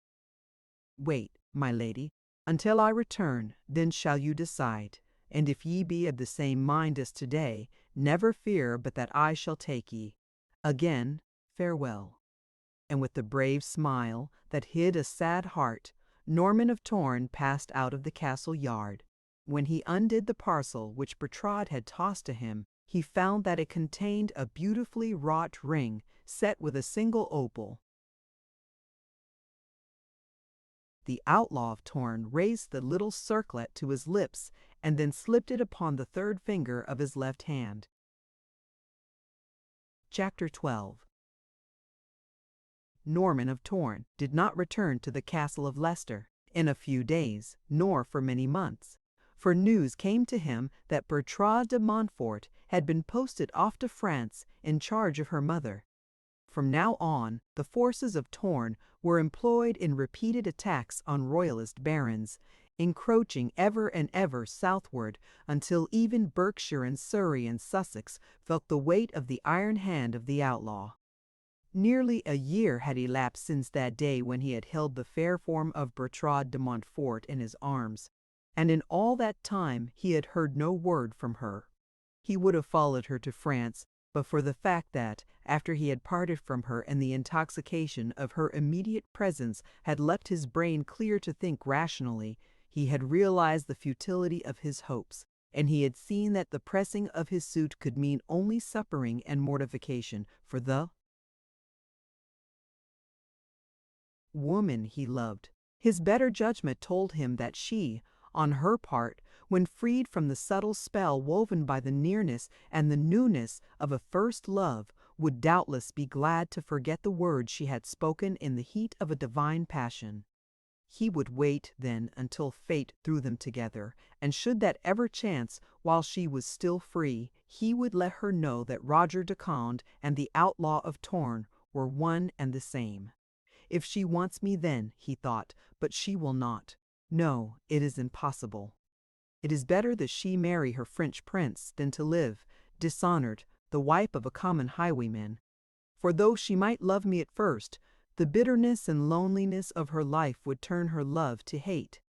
As the outlaw was sitting one day in the little cottage of Father Claude, the priest reverted to the subject of many past conversations, the unsettled state of civil conditions in the realm, and the stand which Norman of Torn would take when open hostilities between king and baron were declared.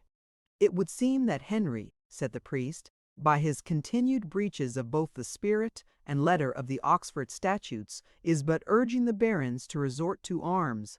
and the fact that he virtually forced Prince Edward to take up arms against Humphrey de Bohun last fall and to carry the ravages of war throughout the Welsh border provinces, convinces me that he be, by this time, well equipped to resist de Montfort and his associates. If that be the case, said Norman of Torn, we shall have war and fighting in real earnest ere many months. And under which standard does my Lord Norman expect to fight? Asked Father Claude. Under the black falcon's wing, laughed he of Torn. Thou be indeed a close-mouthed man, my son, said the priest smiling. Such an attribute helpeth make a great statesman.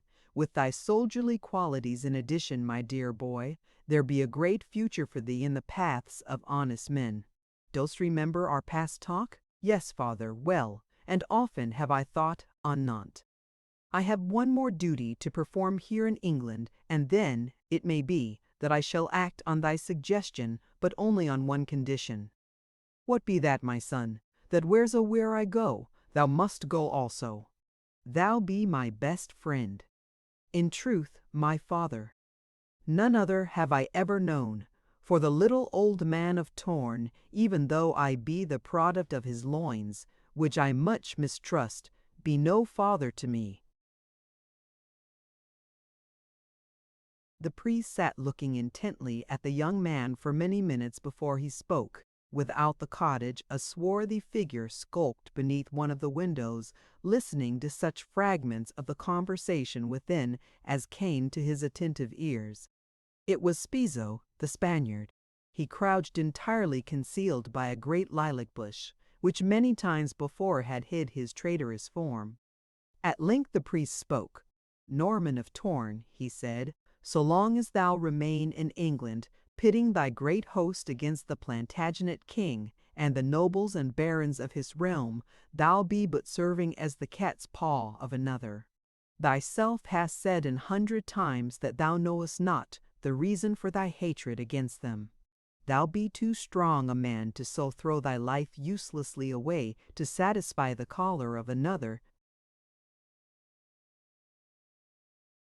There be that of which I dare not speak to thee yet, and only may I guess and dream of what I think, nor do I know whether I must hope that it be false or true.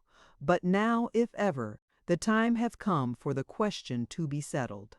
Thou hast not told me in so many words, but I be an old man and versed in reading true between the lines, and so I know that thou lovest Bertrade de Montfort, nay, do not deny it. And now what I would say be this: in all England there lives no more honorable man than Simon de Montfort, nor none who could more truly decide upon thy future and thy past. Thou may not understand of what I hint, but thou know that thou may trust me, Norman of Torn. Yeah, even with my life and honor, my father, replied the outlaw.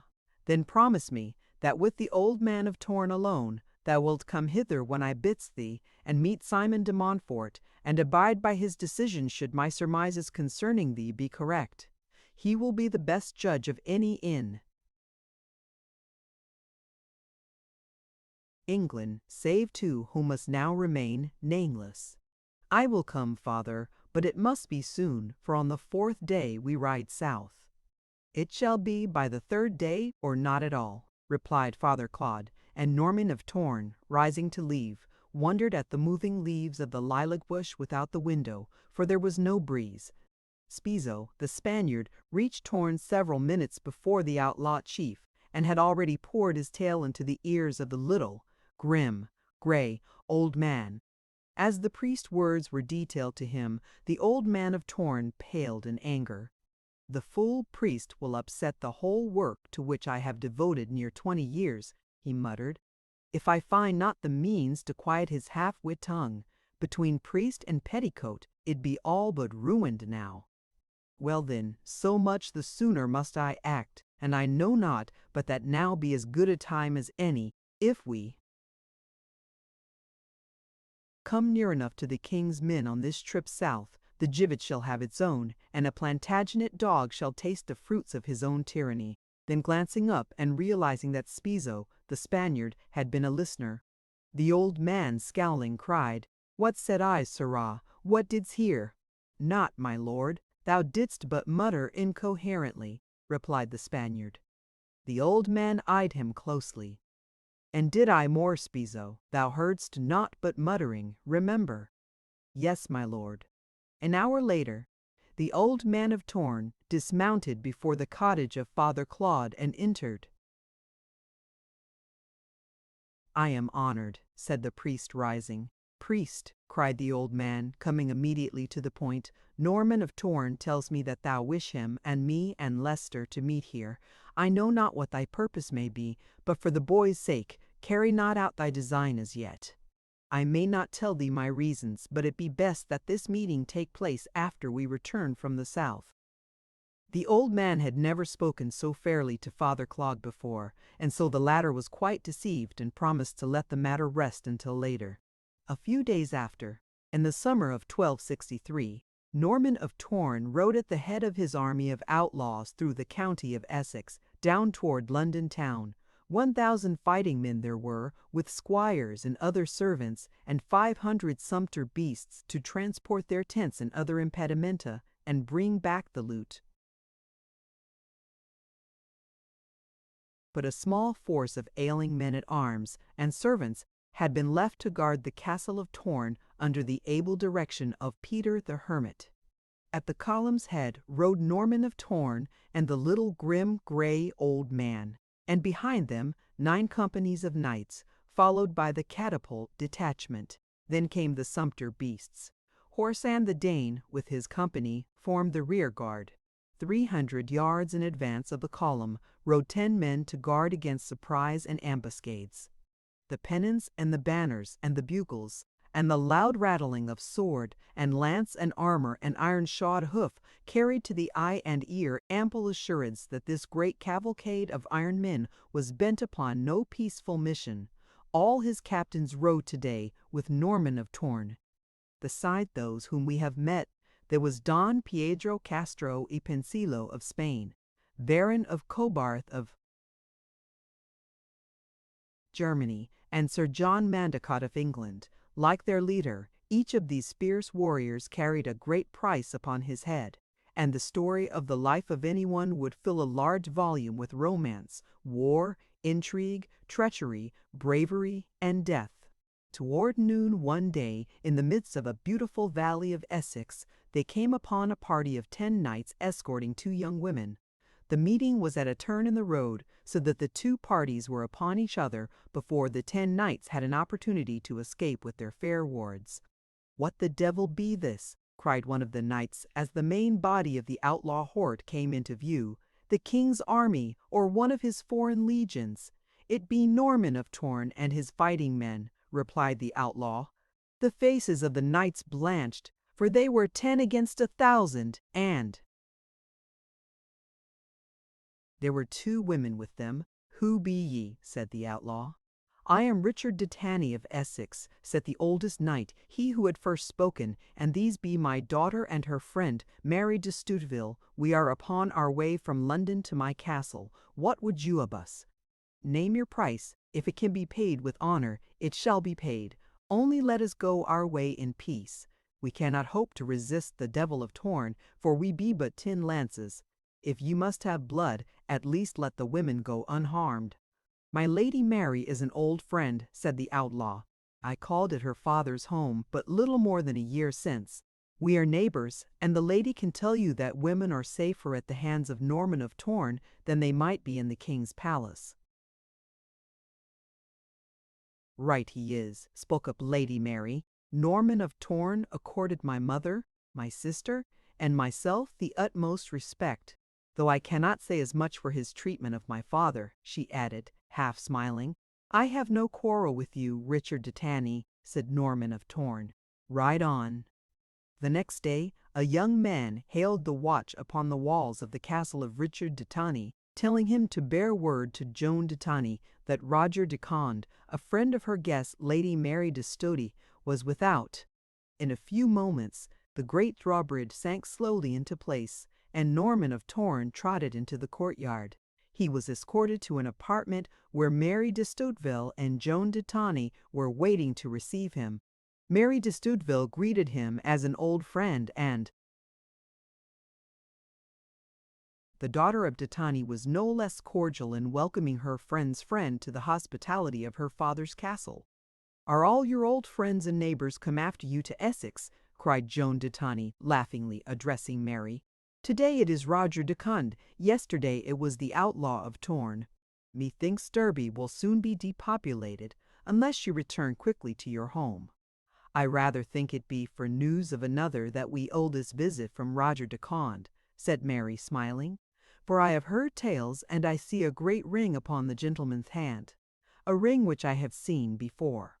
Norman of Torn made no attempt to deny the reason for his visit, but asked bluntly if she heard aught of Bertrade de Montfort. "Thrice within the year have I received missives from her," replied Mary. "In the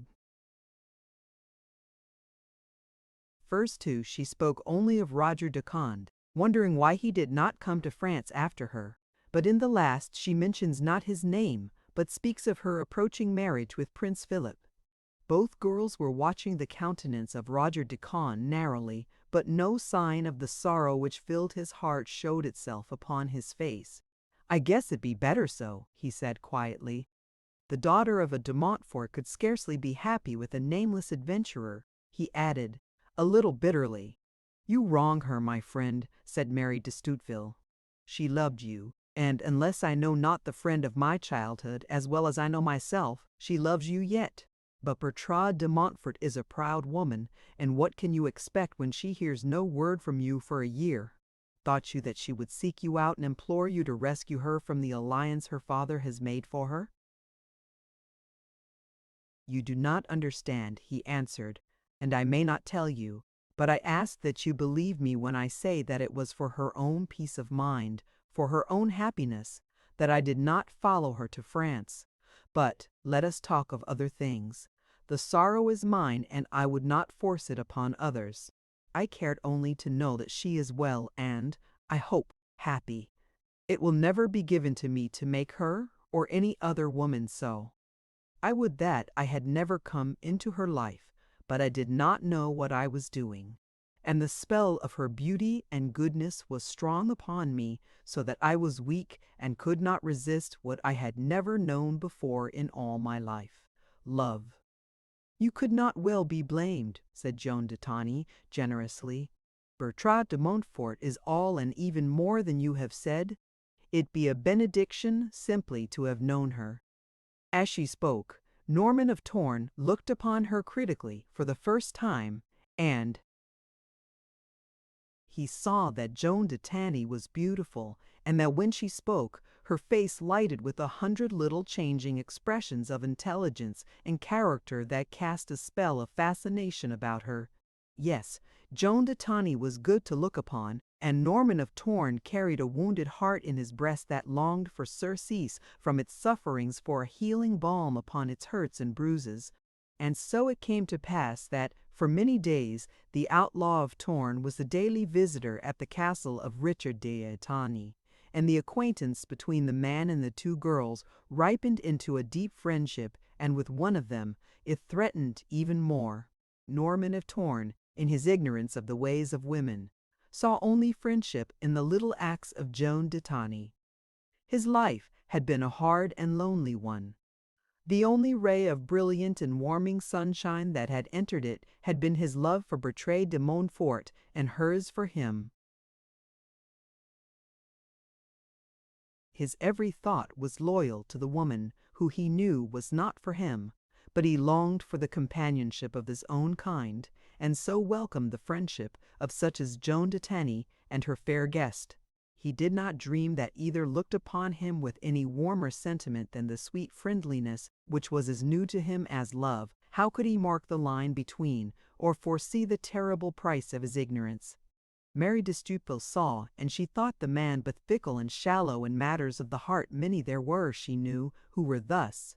She might have warned him, had she known the truth, but instead she let things drift except for a single word of warning to Joan de Tany.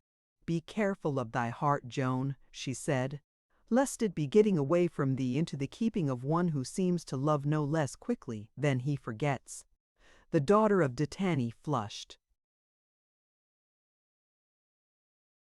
I am quite capable of safeguarding my own heart, married to Stuteful, she replied warmly. If thou covet this man thyself, why, but say so. Do not think, though, that, because thy heart glows in his presence, mine is equally susceptible. It was Mary's turn now to show offense, and a sharp retort was on her tongue when suddenly she realized the folly of such a useless quarrel. Instead, she put her arms about Joan and kissed her. I do not love him, she said, and I be glad that you do not, for I know that Bertrand does, and that but a short year since he swore undying love for her. Let us forget that we have spoken on the subject. It was at this time that the king's soldiers were harassing the lands of the rebel barons and taking a heavy toll in revenge for their stinging defeat at Rochester earlier in the year, so that it was scarcely safe for small parties to venture upon the roadways lest they fall into the hands of the mercenaries of Henry III. Not even were the wives and daughters of the barons exempt from the attacks of the royalists, and it was no uncommon occurrence to find them suffering imprisonment, and sometimes worse, at the hands of the king's supporters. And in the midst of these alarms it entered the wilful head of Joan de Tanny that she wished to ride to London town and visit the shops of the merchants. While London itself was solidly for the barons and against the king's party, the road between the castle of Richard de Tanny and the city of London was beset with many dangers. "Why," cried the girl's mother in exasperation, "between robbers and royalists and the Outlaw of Torn, you would not be safe if you had an army to escort you." "But then, as I have no army," retorted the laughing girl, "if you reason by your own logic, I shall be indeed quite safe." And when Roger de Conde attempted to dissuade her, she taunted him with being afraid of meeting with the Devil of Torn, and told him that he might remain at home and lock himself safely in her mother's pantry. And so, as Joan de Tanny was a spoiled child, they set out upon the road to London, the two girls with a dozen servants and knights, and Roger de Conde was of the party. At the same time, a grim, gray old man dispatched a messenger from the outlaws' camp, a swarthy fellow, disguised as a priest, whose orders were to proceed to London, and when he saw the party of Joan de Tanny with Roger de Conde enter the city, he was to deliver the letter he bore to the captain of the gate. The letter contained this brief message: "The tall knight in grey with closed helm is Norman of Torn," and was unsigned. All went well, and Joan was laughing merrily at the fears of those who had attempted to dissuade her, when, at a crossroad, they discovered two parties of armed men approaching from opposite directions.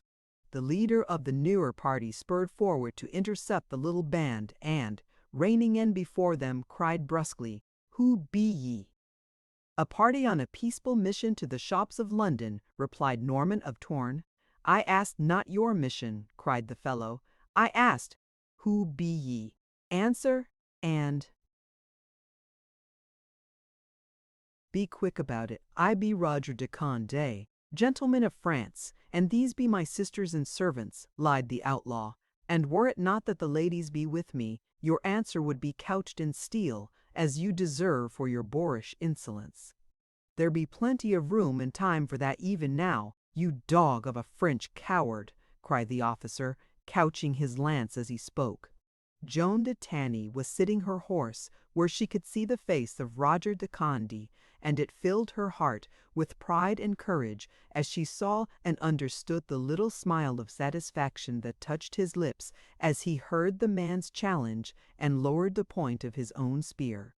Wheeling their horses toward one another, the two combatants, who were some 90 feet apart, charged at full tilt.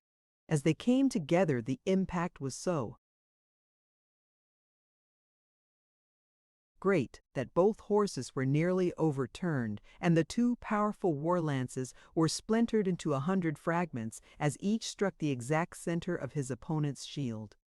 Then, wheeling their horses and throwing away the butts of their now useless lances, de Conde and the officer advanced with drawn swords. The fellow made a most vicious return assault upon de Conde, attempting to ride him down in one mad rush, but his thrust passed harmlessly from the tip of the outlaw's sword, and as the officer wheeled back to renew the battle, they settled down to fierce combat, their horses wheeling and turning shoulder to shoulder. The two girls sat rigid in their saddles, watching the encounter, the eyes of Joan de Tunney alight with the fire of battle, as she followed every move of the wondrous swordplay of Roger de Condé. He had not even taken the precaution to lower his visor, and the grim and haughty smile that played upon his lips spoke louder than many words the utter contempt in which he held the sword of his adversary. And as Joan de Tunney watched, she saw the smile suddenly freeze to a cold, hard line, and the eyes of the man narrow to mere slits, and her woman's intuition read the death warrant of the king's officer ere the sword of the outlaw buried itself in his heart. The other members of the two bodies of royalist soldiers had sat spellbound as they watched the battle. But now, as their leader's corpse rolled from the saddle, they spurred furiously in upon de Condé and his little party. The Baron's men put up a noble fight, but the odds were heavy, and even with the mighty arm of Norman of Torn upon their side, the outcome was apparent from the first. 5 swords were flashing about the outlaw, but his blade was equal to the thrust, and one after another of his assailants crumpled up in their saddles as his leaping point found their vitals. Nearly all of the Baron's men were down, when one, an old servitor, spurred to the side of Joan de Tunney and Mary de Stutevill. "Come, my ladies," he cried, "quick, and you may escape. They be so busy with the battle that they will never notice." "Take the Lady Mary, John," cried Joan. "I brought Roger de Condé to this pass against the advice of all, and I remain with him to the end." "But, my lady," cried John. "But nothing, sirrah," she interrupted sharply. "Do as you are bid. Follow my Lady Mary, and see that she comes to my father's castle in safety." And raising her riding whip, she struck Mary's palfrey across the rump, so that the animal nearly unseated his fair rider as he leaped frantically to one side and started madly up the road down which they had come.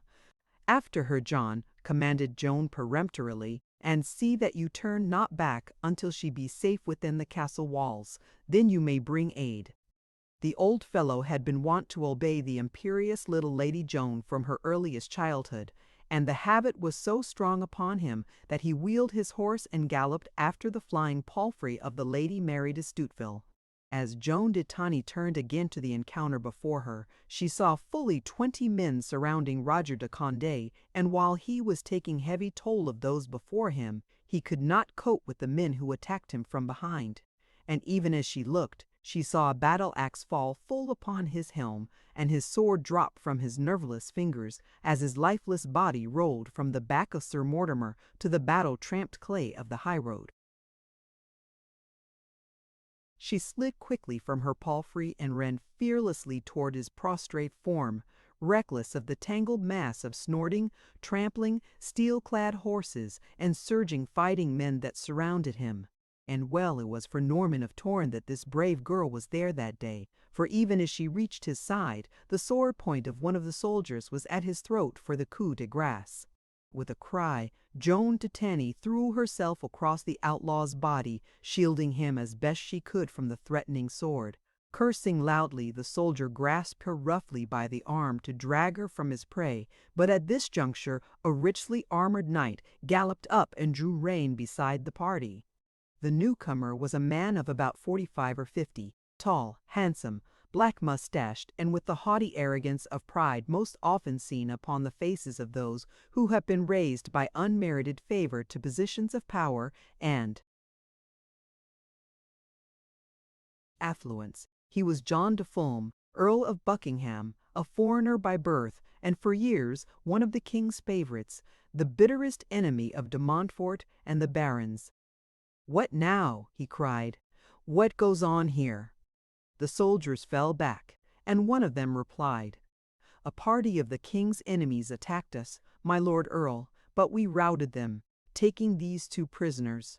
Who be ye?" he said, turning toward Joan, who was kneeling beside de Condé, and as she raised her head, "My God, the daughter of Datani!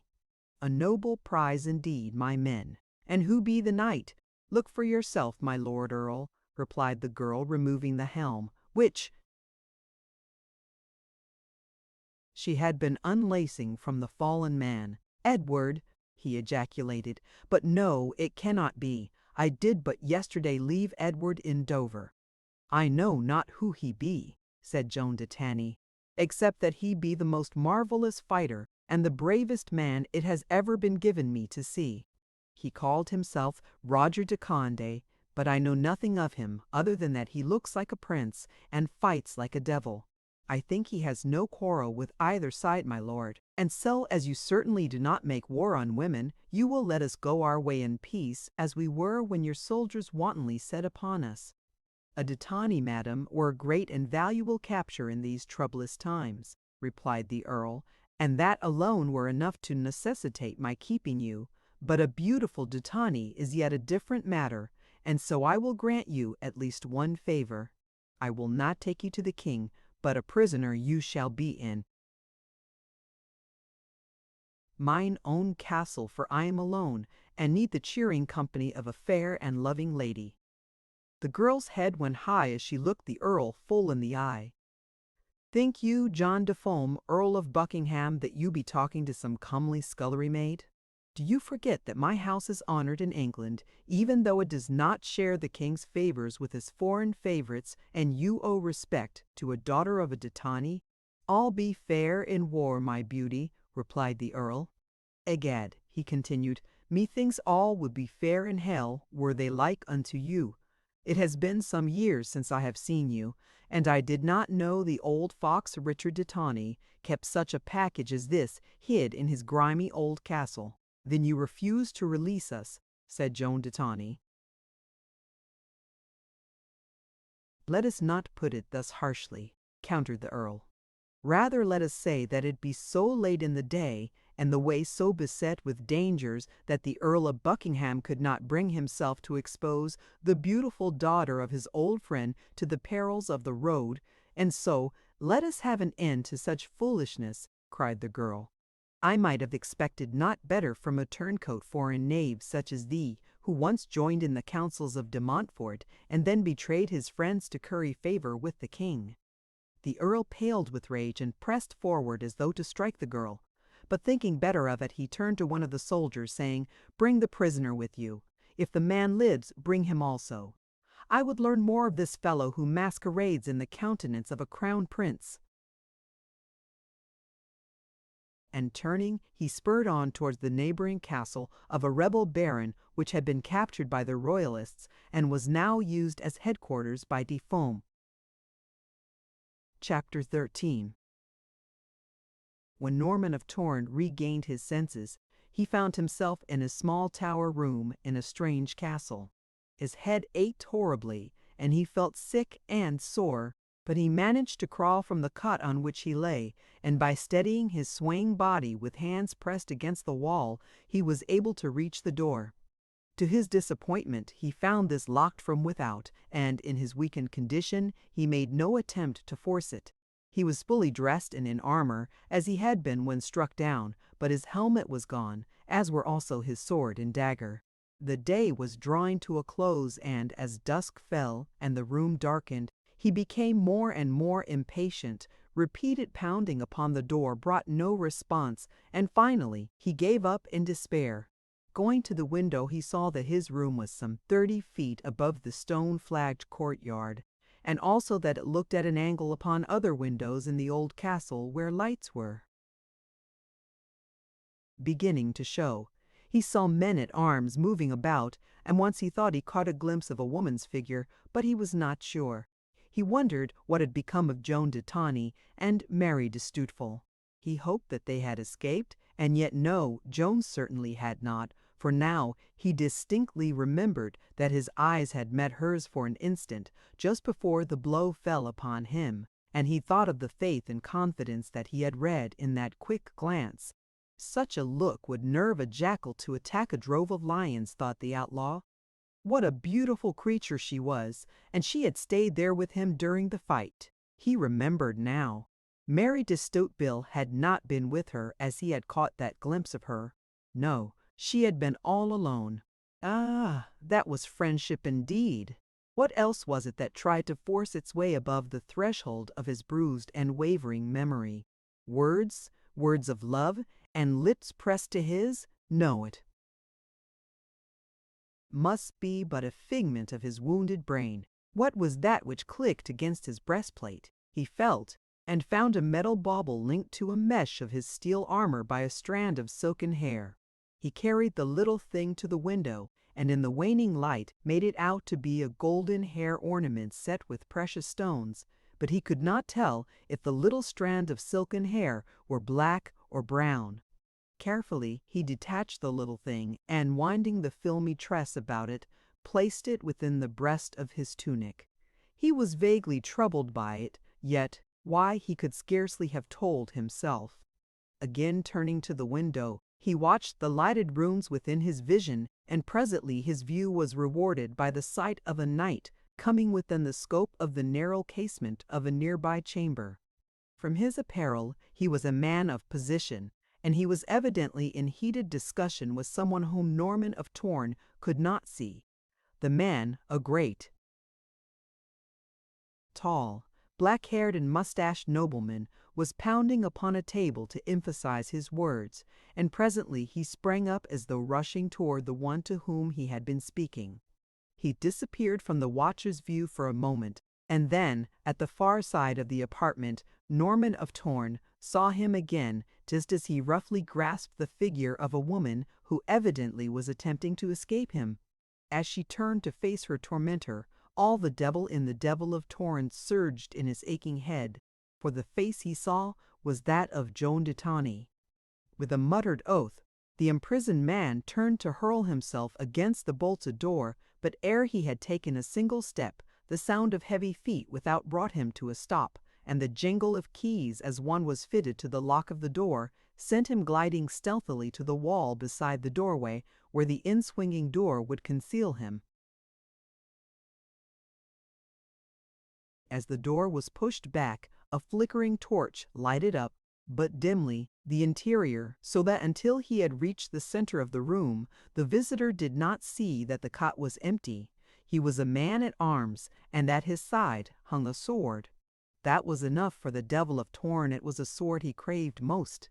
And ere the fellow could assure his slow wits that the cot was empty, steel fingers closed upon his throat, and he went down beneath the giant form of the outlaw, without other sound than the scuffing of their bodies on the floor, and the clanking of their armor. They fought, the one to reach the dagger at his side, the other to close forever the windpipe of his adversary. Presently, the man-at-arms found what he sought, and, after tugging with ever-diminishing strength, he felt the blade slip from its sheath. Slowly and feebly he raised it high above the back of the man on top of him. With a last supreme effort, he drove the point downward, but ere it reached its goal, there was a sharp snapping sound as of a broken bone. The dagger fell harmlessly from his dead hand, and his head rolled backward upon his broken neck. Snatching the sword from the body of his dead antagonist, Norman of Torn rushed from the tower room. As John de Falme, Earl of Buckingham, laid his vandal hands upon Joan de Tawny, she turned upon him like a tigress. Blow after blow she rained upon his head and face until, in mortification and rage, he struck her full upon the mouth with his clenched fist. But even this did not subdue her, and, with ever-weakening strength, she continued to strike him. And then the great royalist earl, the chosen friend of the king, took the fair white throat between his great fingers, and the lust of blood supplanted the lust of love, for he would have killed her in his rage. It was upon this scene that the Outlaw of Torn burst with naked sword. They were at the far end of the apartment, and his cry of anger at the sight caused the earl to drop his prey and turn with drawn sword to meet him. There were no words, for there was no need of words here. The two men were upon each other, and fighting to the death, before the girl had regained her feet. It would have been short shrift for John de Fulm had not some of his men heard the fracas and rushed to his aid. 4 of them there were, and they tumbled pell-mell into the room, fairly falling upon Norman of Torn in their anxiety to get their swords into him. But once they met that master hand, they went more slowly, and in a moment 2 of them went no more at all, and the others with the Earl were but circling warily in search of a chance opening, an opening which never came. Norman of Torn stood with his back against a table in an angle of the room, and behind him stood Joan de Tany. "Move toward the left," she whispered. "I know this old pile. When you reach the table that bears the lamp, there will be a small doorway directly behind you. Strike the lamp out with your sword as you feel my hand in your left, and then I will lead you through that doorway, which you must turn and quickly bolt after us. Do you understand?" He nodded. Slowly he worked his way toward the table, the men-at-arms in the meantime keeping up an infernal howling for help. The Earl was careful to keep out of reach of the point of de Condé's sword, and the men-at-arms were nothing loath to emulate their master's example. Just as he reached his goal, a dozen more men burst into the room, and, emboldened by this reinforcement, one of the men engaging de Condé came too close. As he jerked his blade from the fellow's throat, Norman of Torn felt a firm, warm hand slipped into his from behind, and his sword swung with a resounding blow against the lamp. As darkness enveloped the chamber, Joan de Tany led him through the little door, which he immediately closed and bolted as she had instructed. "This way," she whispered, again slipping her hand into his, and in silence she led him through several dim chambers and finally stopped before a blank wall in a great oak-paneled room. Here the girl felt with swift fingers the edge of the molding. More and more rapidly she moved as the sound of hurrying footsteps resounded through the castle. "What is wrong?" asked Norman of Torn, noticing her increasing perturbation. "Mon Dieu!" she cried. "Can I be wrong? Surely this is the room. Oh, my friend, that I should have brought you to all this by my willfulness and vanity, and now when I might save you, my wits leave me and I forget the way." "Do not worry about me," laughed the Devil of Torn. "Methought that it was I who was trying to save you, and may heaven forgive me else. For surely that be my only excuse for running away from a handful of swords. I could not take chances when thou were at stake, Joan," he added more gravely. The sound of pursuit was now quite close. In fact, the reflection from flickering torches could be seen in nearby chambers. At last the girl, with a little cry of "Stupid," seized de Condé and rushed him to the far side of the room. "Here it is," she whispered joyously. "Here it has been all the time." Running her fingers along the molding until she found a little hidden spring, she pushed it, and one of the great panels swung slowly in, revealing the yawning mouth of a black opening behind. Quickly the girl entered, pulling de Condé after her, and as the panel swung quietly into place, the Earl of Buckingham with a dozen men entered the apartment. "The devil take them!" cried de Fulm. "Where can they have gone? Surely we were right behind them." "It is passing strange, my lord," replied one of the men. "Let us try the floor above and the towers. For the surety they have not come this way." And the party retraced its steps, leaving the apartment empty. Behind the panel, the girl stood shrinking close to de Condé, her hand still in his. "Where now?" he asked. "Or do we stay hidden here like frightened chicks until the war is over and the Baron returns to let us out of this musty hole?" "Wait," she answered, "until I quiet my nerves a little. I am all unstrung." He felt her body tremble as it pressed against his.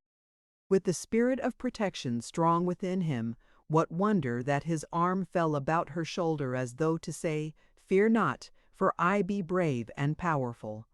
Naught can harm you while I am here."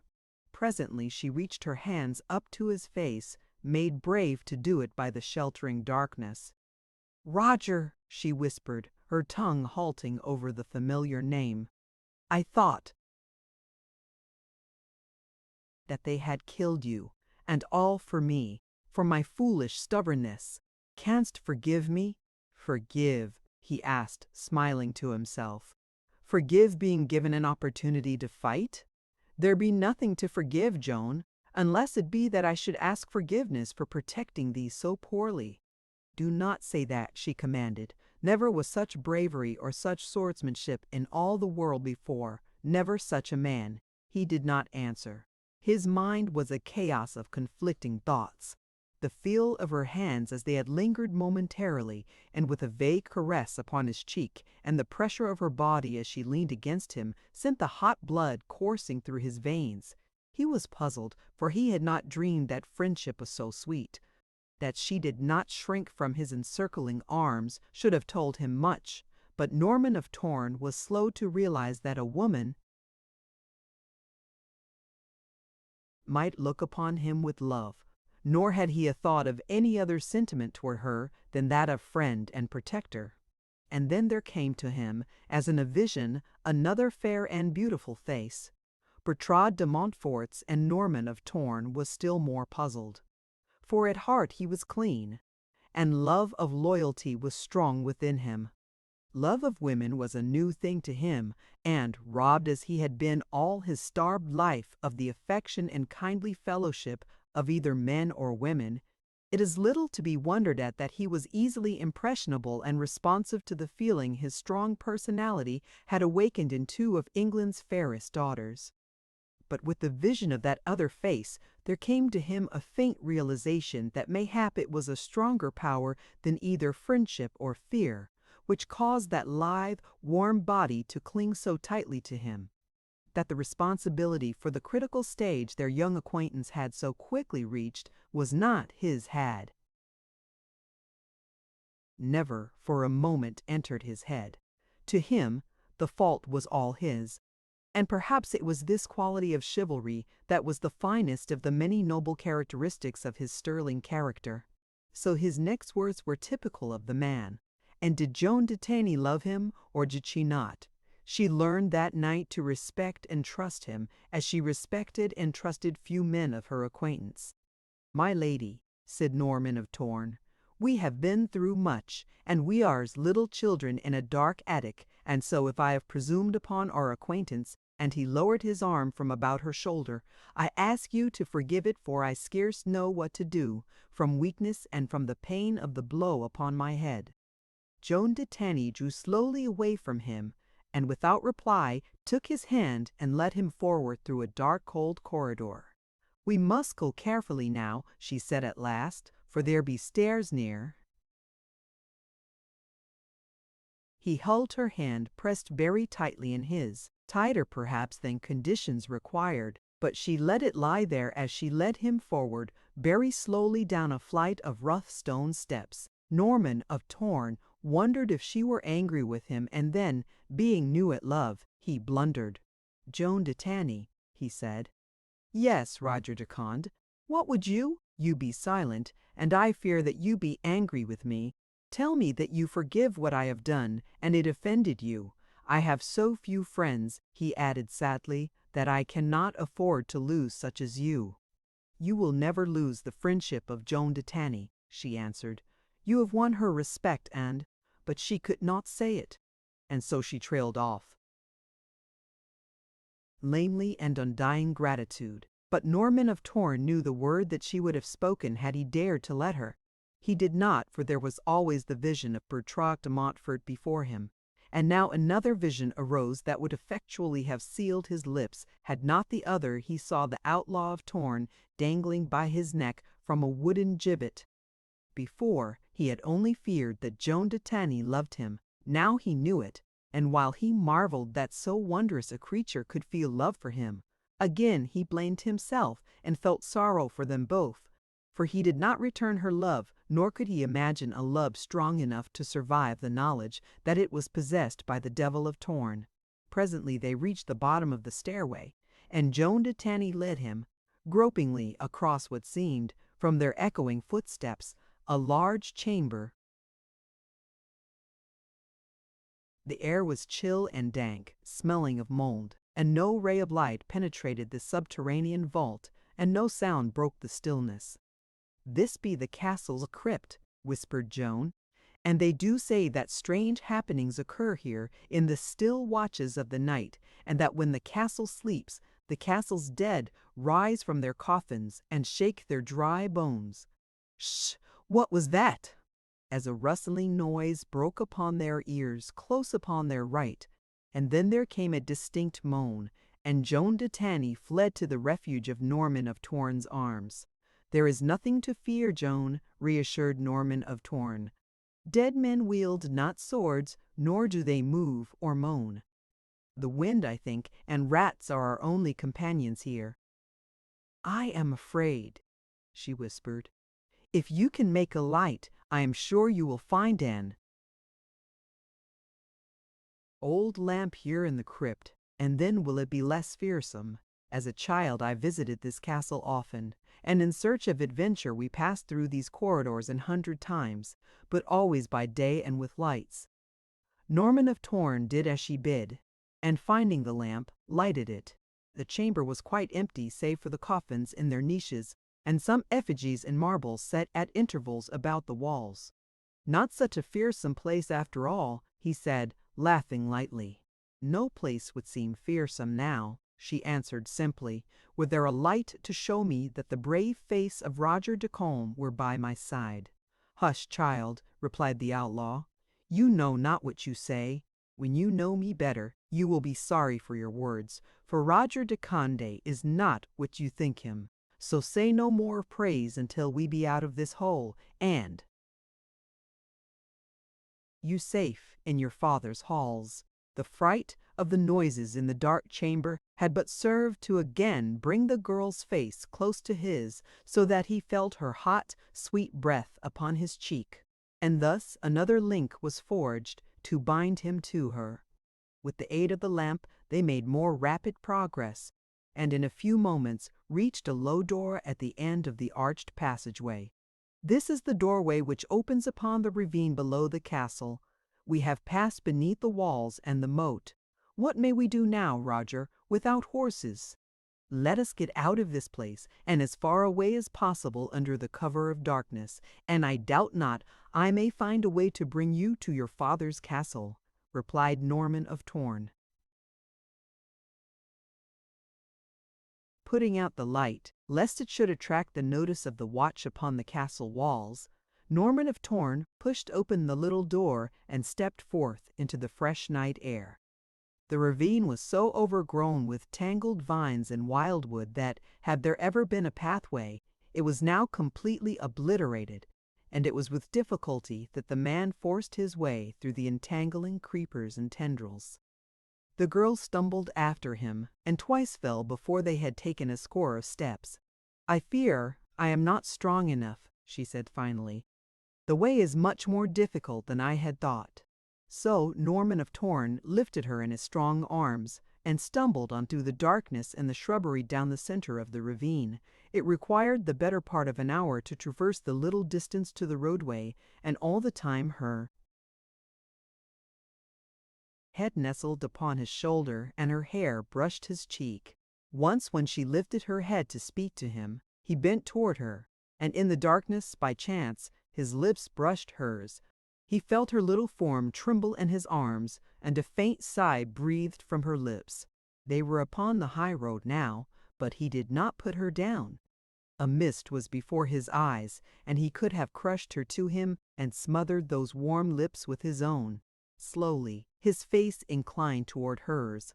Closer and closer, his iron muscles pressed her to him, and then, clear-cut and distinct before his eyes, he saw the corpse of the Outlaw of Torn swinging by the neck from the arm of a wooden gibbet, and beside it knelt a woman gowned in rich cloth of gold and many jewels.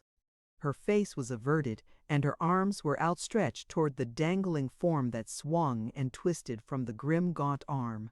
Her figure was racked with choking sobs of horror-stricken grief. Presently she staggered to her feet and turned away, burying her face in her hands, but he saw her features for an instant. Then the woman who openly and alone mourned the dead Outlaw of Torn was Bertrade de Montfort. Slowly his arms relaxed, and gently and reverently he lowered Joan de Tanny to the ground. In that instant Norman of Torn had learned the difference between friendship and love and passion. The moon was shining brightly upon them, and the girl turned wide-eyed and wondering toward him. She had felt the wild call of love, and she could not understand his seeming coldness now, for she had seen no vision beyond a life of happiness within those strong arms. "Joan," he said, "I would but now have wronged thee. Forgive me. Forget what has passed between us until I can come to you in my rightful colors, when the spell of the moonlight and adventure be no longer upon us. And then," he paused, "and then I shall tell you who I be, and you shall say if you still care to call me friend. No more than that shall I ask."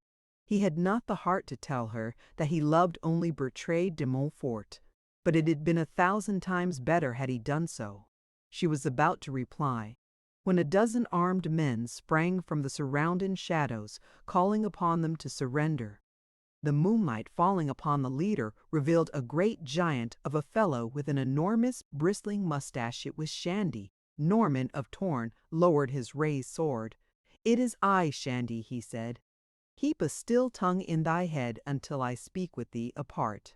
Wait here, my lady Joan, these be friends." Drawing Shandy to one side, he learned that the faithful fellow had become alarmed at his chief's continued absence, and had set out with a small party to search for him. They had come upon the riderless Sir Mortimer grazing by the roadside, and a short distance beyond had discovered evidences of the conflict at the crossroads. There they had found Norman of Torn's helmet, confirming their worst fears. A peasant in a nearby hut had told them of the encounter, and had set them upon the road taken by the Earl and his prisoners. "And here we be, my lord," concluded the great fellow. "How many are you?" asked the outlaw. "50, all told, with those who lie farther back in the bushes." "Give us horses, and let 2 of the men ride behind us," said the chief. "And Shandy, let not the lady know that she rides this night with the Outlaw of Torn." "Yes, my lord." They were soon mounted and clattering down the road back toward the castle of Richard de Tanny. Joan de Tanny looked in silent wonder upon this grim force that sprang out of the shadows of the night to do the bidding of Roger de Conde, a gentleman of France. There was something familiar in the great bulk of Red Shandy. Where had she seen that mighty frame before? And now she looked closely at the figure of Roger de Conde. Yes, somewhere else had she seen these 2 men together, but where and when? And then the strangeness of another incident came to her mind.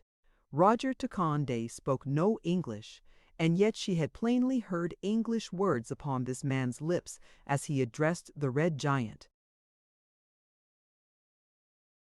Norman of Torn had recovered his helmet from one of his men who had picked it up at the crossroads, and now he rode in silence with lowered visor, as was his custom.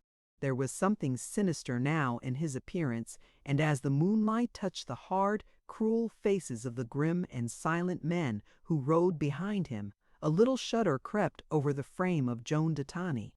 Shortly before daylight they reached the castle of Richard de Tanny, and a great shout went up from the watch as Norman of Torn cried, "Open, open for my lady Joan." Together they rode into the courtyard, where all was bustle and excitement. A dozen voices asked a dozen questions, only to cry out still others without waiting for replies. Richard de Tanny, with his family, and Mary de Stouteville were still fully clothed, having not lain down during the whole night. They fairly fell upon Joan and Roger de Conde in their joyous welcome and relief. "Come, come," said the Baron, "let us go within. You must be fair famished for good food and drink." "I will ride, my lord," replied Norman of Torn. "I have a little matter of business with my friend the Earl of Buckingham, business which I fear will not wait."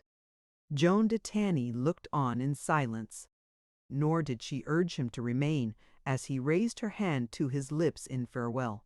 So Norman of Torn rode out of the courtyard, and as his men fell in behind him under the first rays of the drawing day, the daughter of Ditani watched them through the gate, and a great light broke upon her, for what she saw was the same as she had seen a few days since when she had turned in her saddle to watch the retreating forms of the cutthroats of Torn as they rode on after halting her father's party. Chapter 14. Some hours later, 50 men followed Norman of Torn on foot through the ravine below the castle where John de Fulham, Earl of Buckingham, had his headquarters, while nearly 1,000 more lurked in the woods before the grim pile. Under cover of the tangled shrubbery, they crawled unseen to the little door through which Joan de Tanny had led him the night before. Following the corridors and vaults beneath the castle, they came to the stone stairway and mounted to the passage which led to the false panel that had given the two fugitives egress. Slipping the spring lock, Norman of Torn entered the apartment, followed closely by his henchmen. On they went, through apartment after apartment, but no sign of the Earl or his servitors rewarded their search, and it was soon apparent that the castle was deserted. As they came forth into the courtyard, they descried an old man basking in the sun upon a bench. The sight of them merely caused the old fellow to die of fright, for to see 50 armed men issue from the untenanted halls was well reckoned to blanch even a braver cheek. When Norman of Torn questioned him, he learned that de Fulham had ridden out early in the day bound for Dover, where Prince Edward then was. The outlaw knew it would be futile to pursue him, but yet so fierce was his anger against this man that he ordered his band to mount, and spurring to their head, he marched through Middlesex, and crossing the Thames above London, entered Surrey late the same afternoon. As they were going into camp that night in Kent, midway between London and Rochester, word came to Norman of Torn that the Earl of Buckingham, having sent his escort on to Dover, had stopped to visit the wife of a royalist baron whose husband was with Prince Edward's forces. The fellow who gave this information was a servant in my lady's household, who held a grudge against his mistress for some wrong she had done him. When, therefore, he found that these grim men were searching for de Fulham, he saw a way to be revenged upon his mistress. "How many swords be there at the castle?" asked Norman of Torn. "Scarce a dozen, barring the Earl of Buckingham," replied the knave. "And, furthermore, there be a way to enter, which I may show you, my lord, so that you may, unseen, reach the apartment where my lady and the Earl be supping." "Bring 10 men, beside yourself, Shandy," commanded Norman of Torn. "We shall pay a little visit upon our amorous friend, my lord, the Earl of Buckingham." Half an hour's ride brought them within sight of the castle. Dismounting and leaving their horses with one of the men, Norman of Torn advanced on foot with Shandy and the 8 others, close in the wake of the traitorous servant. The fellow led them to the rear of the castle where, among the brush, he had hidden a rude ladder which, when tilted, spanned the moat and rested its farther end upon a window ledge some 10 feet above the ground. "Keep the fellow here till last, Shandy," said the outlaw, "till all be in, and if there be any signs of treachery, stick him through the gizzard. Death thus be slower and more painful." So saying, Norman of Torn crept boldly across the improvised bridge and disappeared within the window beyond. One by one the band of cutthroats passed through the little window until all stood within the castle beside their chief, Shandy coming last with the servant. "Lead me quietly, knave, to the room where my lord sups," said Norman of Torn. "You, Shandy, place your men where they can prevent my being interrupted." Following a moment or two after Shandy came another figure stealthily across the ladder, and, as Norman of Torn and his followers left the little room, this figure pushed quietly through the window and followed the great outlaw down the unlighted corridor. A moment later, my Lady of Leybourne looked up from her plate upon the grim figure of an armored knight standing in the doorway of the great dining hall. "My Lord Earl!" she cried. "Look behind you!" and as the Earl of Buckingham glanced behind him, he overturned the bench upon which he sat in his effort to gain his feet. For my Lord Earl of Buckingham had a guilty conscience. The grim figure raised a restraining hand as the Earl drew his sword. "A moment, my lord," said a low voice in perfect French. "Who are you?" cried the lady. "I be an old friend of my lord here, but let me tell you a little story.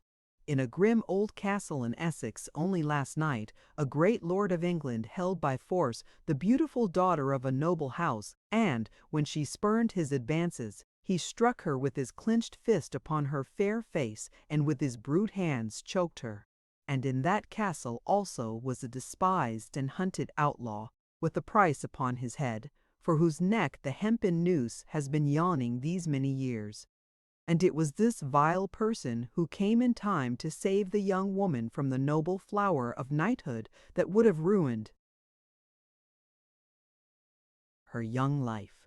The outlaw wished to kill the knight, but many men-at-arms came to the noble's rescue, and so the outlaw was forced to fly with the girl, lest he be overcome by numbers, and the girl thus fall again into the hands of her tormentor.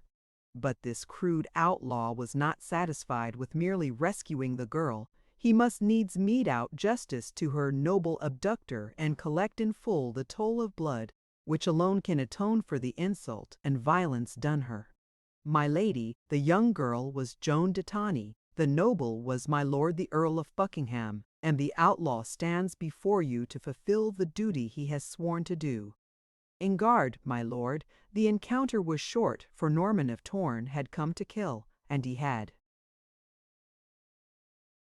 been looking through a haze of blood for hours. In fact, every time he had thought of those brutal fingers upon the fair throat of Joan de Tany, and of the cruel blow that had fallen upon her face, he showed no mercy, but backed the Earl relentlessly into a corner of the room, and when he had him there where he could escape in no direction, he drove his blade so deep through his putrid heart that the point buried itself an inch in the oak panel beyond.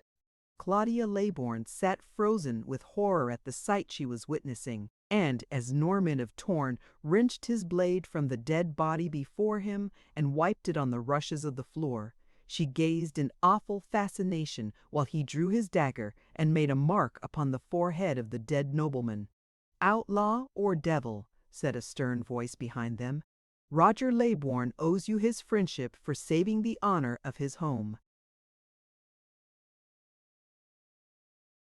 Both turned to discover a mail-clad figure standing in the doorway where Norman of Torn had first appeared. "Roger!" shrieked Claudia Leybourne, and swooned. "Who be you?" continued the master of Leybourne, addressing the outlaw.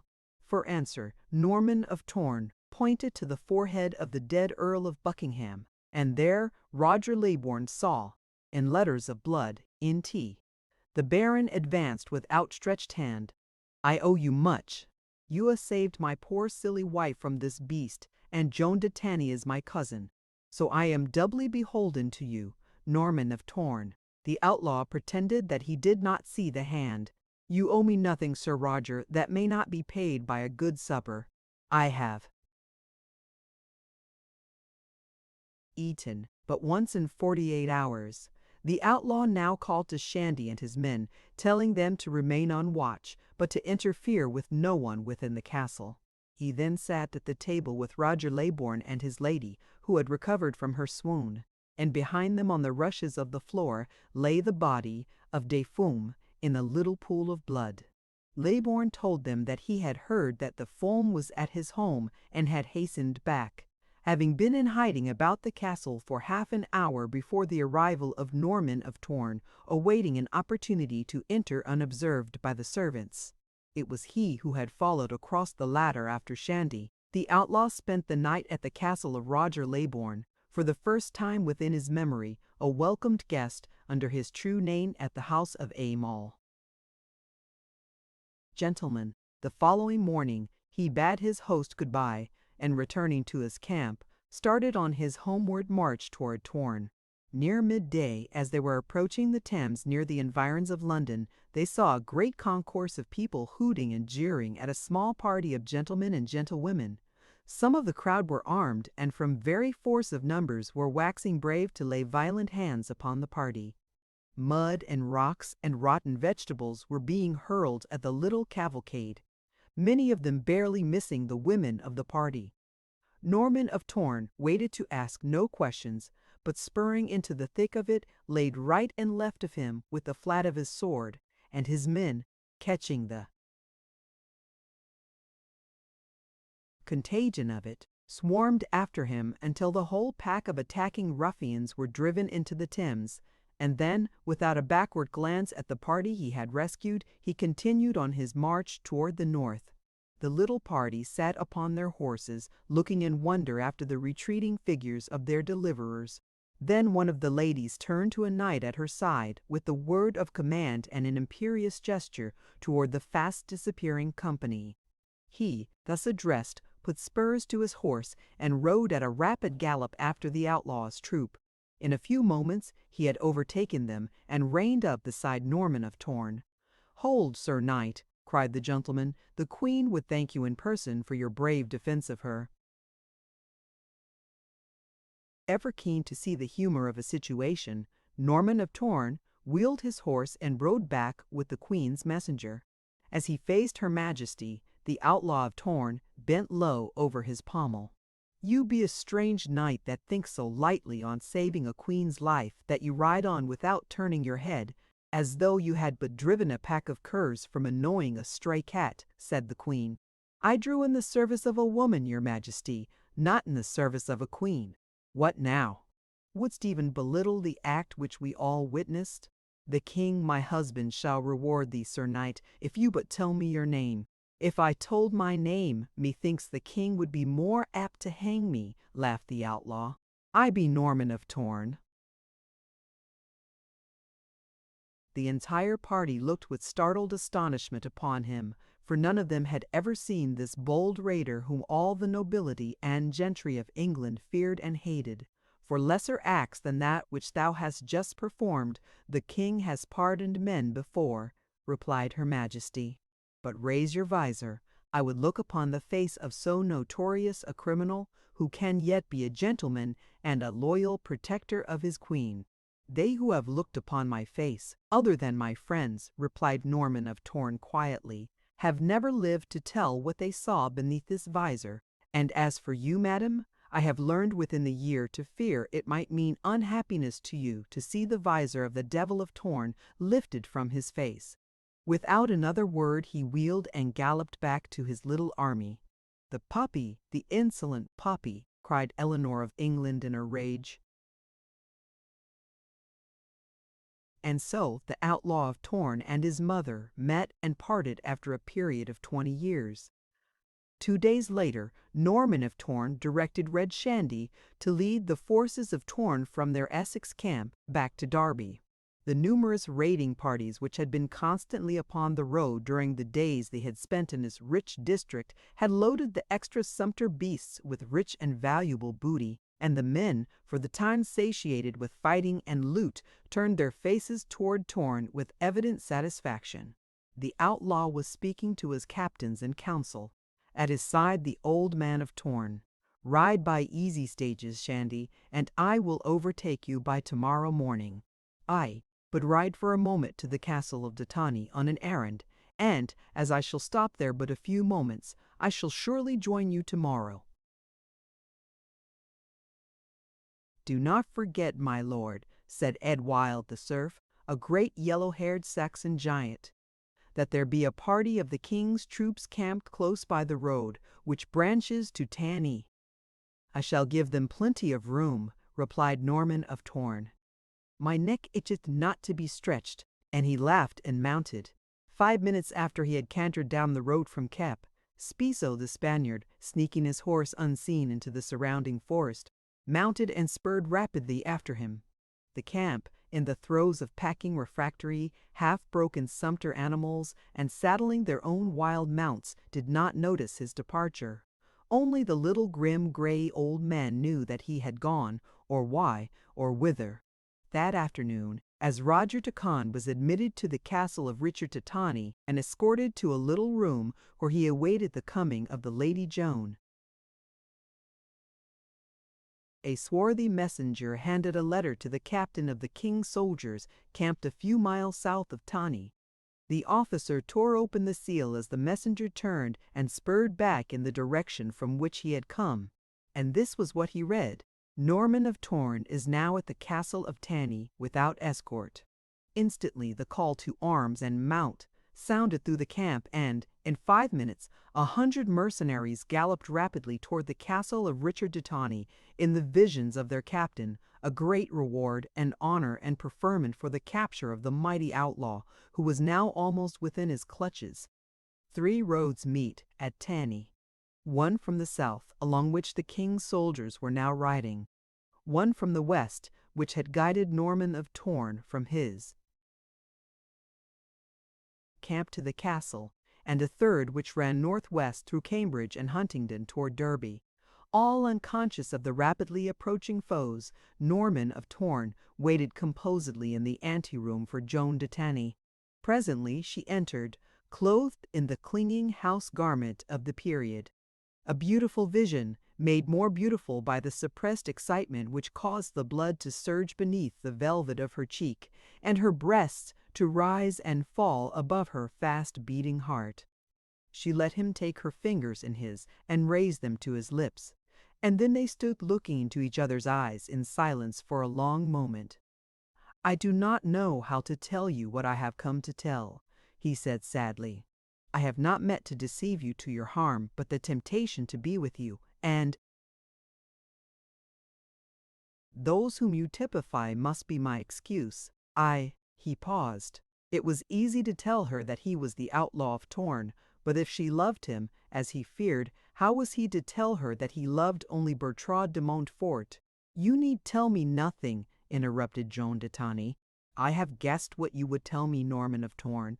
The spell of moonlight and adventure is no longer upon us. Those are your own words, and still I am glad to call you friend." The little emphasis she put upon the last word bespoke the finality of her decision that the Outlaw of Torn could be no more than friend to her. "It is best," he replied, relieved that, as he thought, she felt no love for him now that she knew him for what he really was. "Nothing good could come to such as you, Joan, if the Devil of Torn could claim more of you than friendship, and so I think that for your peace of mind, and for my own, we will let it be as though you had never known me. I thank you that you had never known me. I thank you that you have not been angry with me. Remember me, only to think that in the hills of Derby a sword is at your service, without reward and without price. Should you ever need it, Joan, tell me that you will send for me. Wilt promise me that, Joan?" "I promise, Norman of Torn." "Farewell," he said, and as he again kissed her hand he bent his knee to the ground in reverence. Then he rose to go, pressing a little packet into her palm. Their eyes met, and the man saw, in that brief instant, deep in the azure depths of the girl's, that which tumbled the structure of his new-found complacency about his ears. As he rode out into the bright sunlight upon the road which led northwest toward Derby, Norman of Torn bowed his head in sorrow, for he realized 2 things.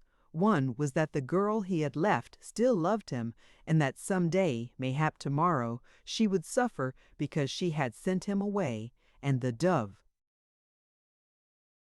Other was that he did not love her, that his heart was locked in the fair breast of Bertrade de Montfort.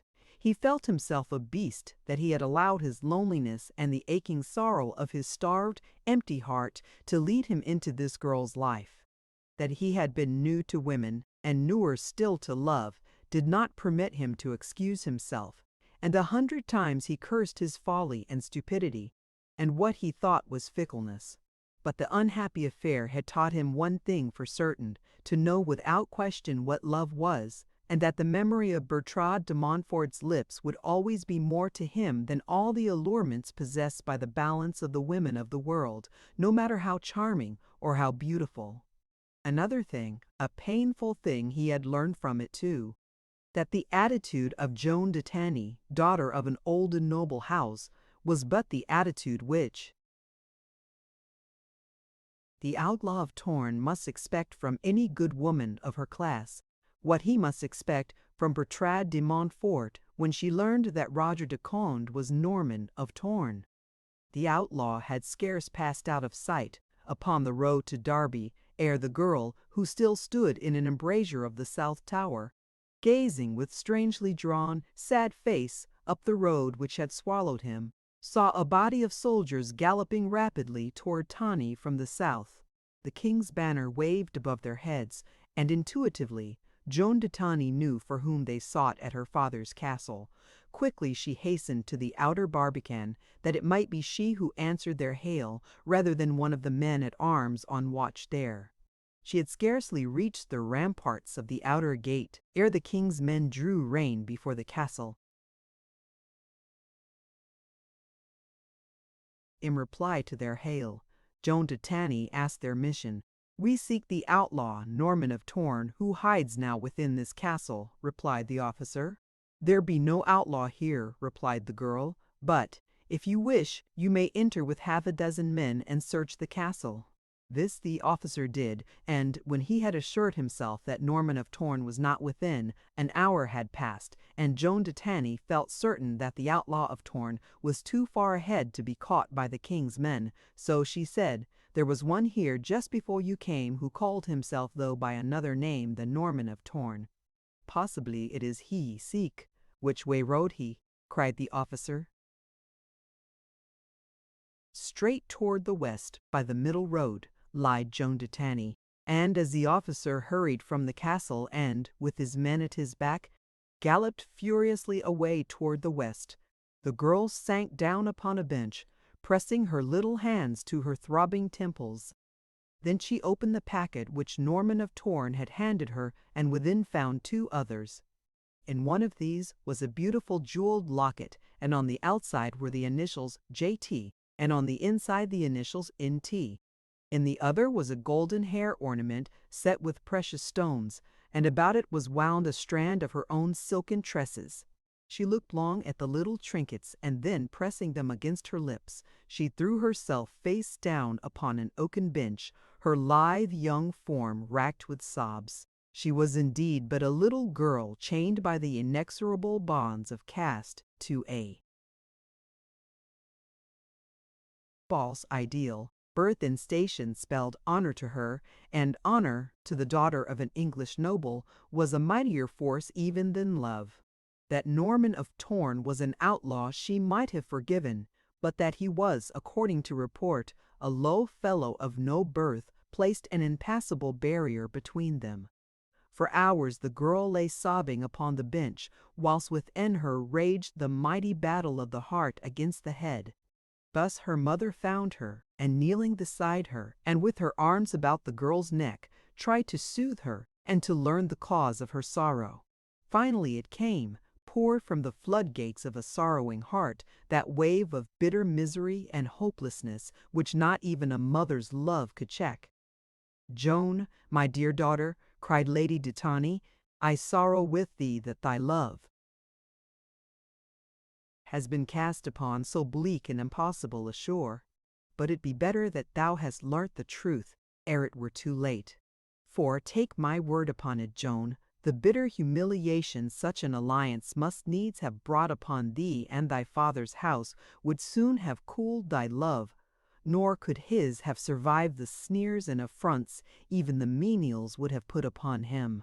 "Oh, mother, but I love him so," moaned the girl.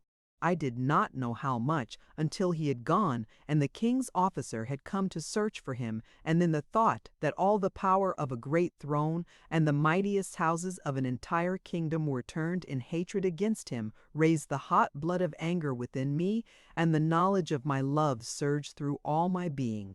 Mother, thou canst not know the honor and the bravery and the chivalry of the man as I do. Not since Arthur of Salores kept his round table hath ridden forth upon English soil so true a knight as Norman of Torn. Couldst thou but have seen him fight, my mother, and witnessed the honor of his treatment of thy daughter, and heard the tone of dignified respect in which he spoke of women, thou wouldst have loved him too, and felt that outlaw though he be, he is still more a gentleman than 9/10 the nobles of England. But his birth, my daughter, argued the Lady de Tawny. Some even say that the gall marks of his brass collar still showeth upon his neck, and others that he knoweth not himself the name of his own father, nor had he any mother. Ah, but this was the mighty argument. Naught could the girl say to justify so heinous a crime as low birth. What a man did in those rough, cruel days might be forgotten and forgiven, but the sins of his mother or his grandfather in not being of noble blood, no matter howsoever wickedly attained, he might never overcome or live down. Torn by conflicting emotions, the poor girl dragged herself to her own apartment, and there, upon a restless, sleepless couch, beset by wild, impossible hopes and vain, torturing regrets, she fought out the long, bitter night, until toward morning she solved the problem of her misery in the only way that seemed possible to her poor, tired, bleeding little heart. When the rising sun shone through the narrow window, it found Joan de Tany at peace with all about her. The carved golden hilt of the toy that had hung at her girdle protruded from her breast, and a thin line of crimson ran across the snowy skin to a little pool upon the sheet beneath her. And so the cruel hand of a mighty revenge had reached out to crush another innocent victim. Chapter 15. When word of the death of Joan de Tany reached Torn, no man could tell from outward appearance the depth of the suffering which the sad intelligence wrought on the master of Torn. All that they who followed him knew was that certain unusual orders were issued, and that same night the 10 companies rode south toward Essex without other halt than for necessary food and water for man and beast. When the body of Joan de Tany rode forth from her father's castle to the church at Colchester, and again as it was brought back to its final resting place in the castle's crypt, 1,000 strange and silent knights, black-draped, upon horses trapped in black, rode slowly behind the bier. Silently they had come in the night preceding the funeral, and as silently they slipped away northward into the falling shadows of the following night. No word had passed between those of the castle and the great troop of sable-clad warriors, but all within knew that the mighty Outlaw of Torn had come to pay homage to the memory of the daughter of de Tany, and all but the grieving mother wondered at the strangeness of the act. As the horde of Torn approached their Derby stronghold, their young leader turned the command over to Red Shandy and dismounted at the door of Father Claude's cottage. "I am tired, Father," said the outlaw as he threw himself upon his accustomed bench. "Naught but sorrow and death follow in my footsteps.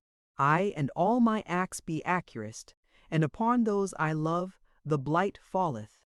Alter thy ways, my son. Follow my advice ere it be too late. Seek out a new and better life in another country, and carve thy future into the semblance of glory and honor." "Would that I might, my friend," answered Norman of Torn, "but hast thou thought on the consequences which surely would follow should I thus remove both heart and head from the thing that I have built? What suppose thou would result were Norman of Torn to turn his great band of cut-throats leaderless upon England? He's thought on't, Father.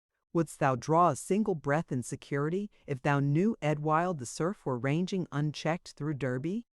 Edwild, whose father was torn limb from limb upon the rack because he would not confess to killing a buck in the New Forest, a buck which fell before the arrow of another man. Edwild, whose mother was burned for witchcraft by Holy Church. And Horsan the Dane, Father. How thinkest thou the safety of the roads would be for either rich or poor, and I turned Horsan the Dane loose upon ye? And Pincelo, the Spanish Don, a great captain, but a man absolutely without bowels of compassion. When first he joined us and saw our mark upon the foreheads of our dead, wishing to out-Herod, he marked the living which fell into his hands with a red-hot iron, branding a great P upon each cheek and burning out the right eye completely. Wouldst like to feel, Father, that Don Pedro Castro y Pincelo ranged free through forest and hill of England? and Red Shandy, and the two Flories, and Peter the Hermit, and One-Eye Canty, and Gerpello, and Campany, and Cobarth, and Mandicote, and the 1,000 others, each with a special hatred for some particular class or individual, and all filled with the lust of blood and rapine and loot. No, father, I may not go yet, for the England I have been taught to hate I have learned to love, and I have it not in my heart to turn loose upon her fair breast the beasts of hell who know no law or order or decency other than that which I enforce. As Norman of Torn ceased speaking, the priest sat silent for many minutes. "Thou hast indeed a grave responsibility, my son," he said at last. "Thou canst not well go unless thou takest thy hoard with thee out of England, but even that may be possible. Who knows other than God?" "For my part," laughed the outlaw, "I be willing to leave it in his hands, which seems to be the way with Christians. When one would shirk a responsibility or explain an error, lo, one shoulders it upon the Lord." "I fear, my son," said the priest, "that what seed of reverence I have attempted to plant within thy breast hath borne poor fruit.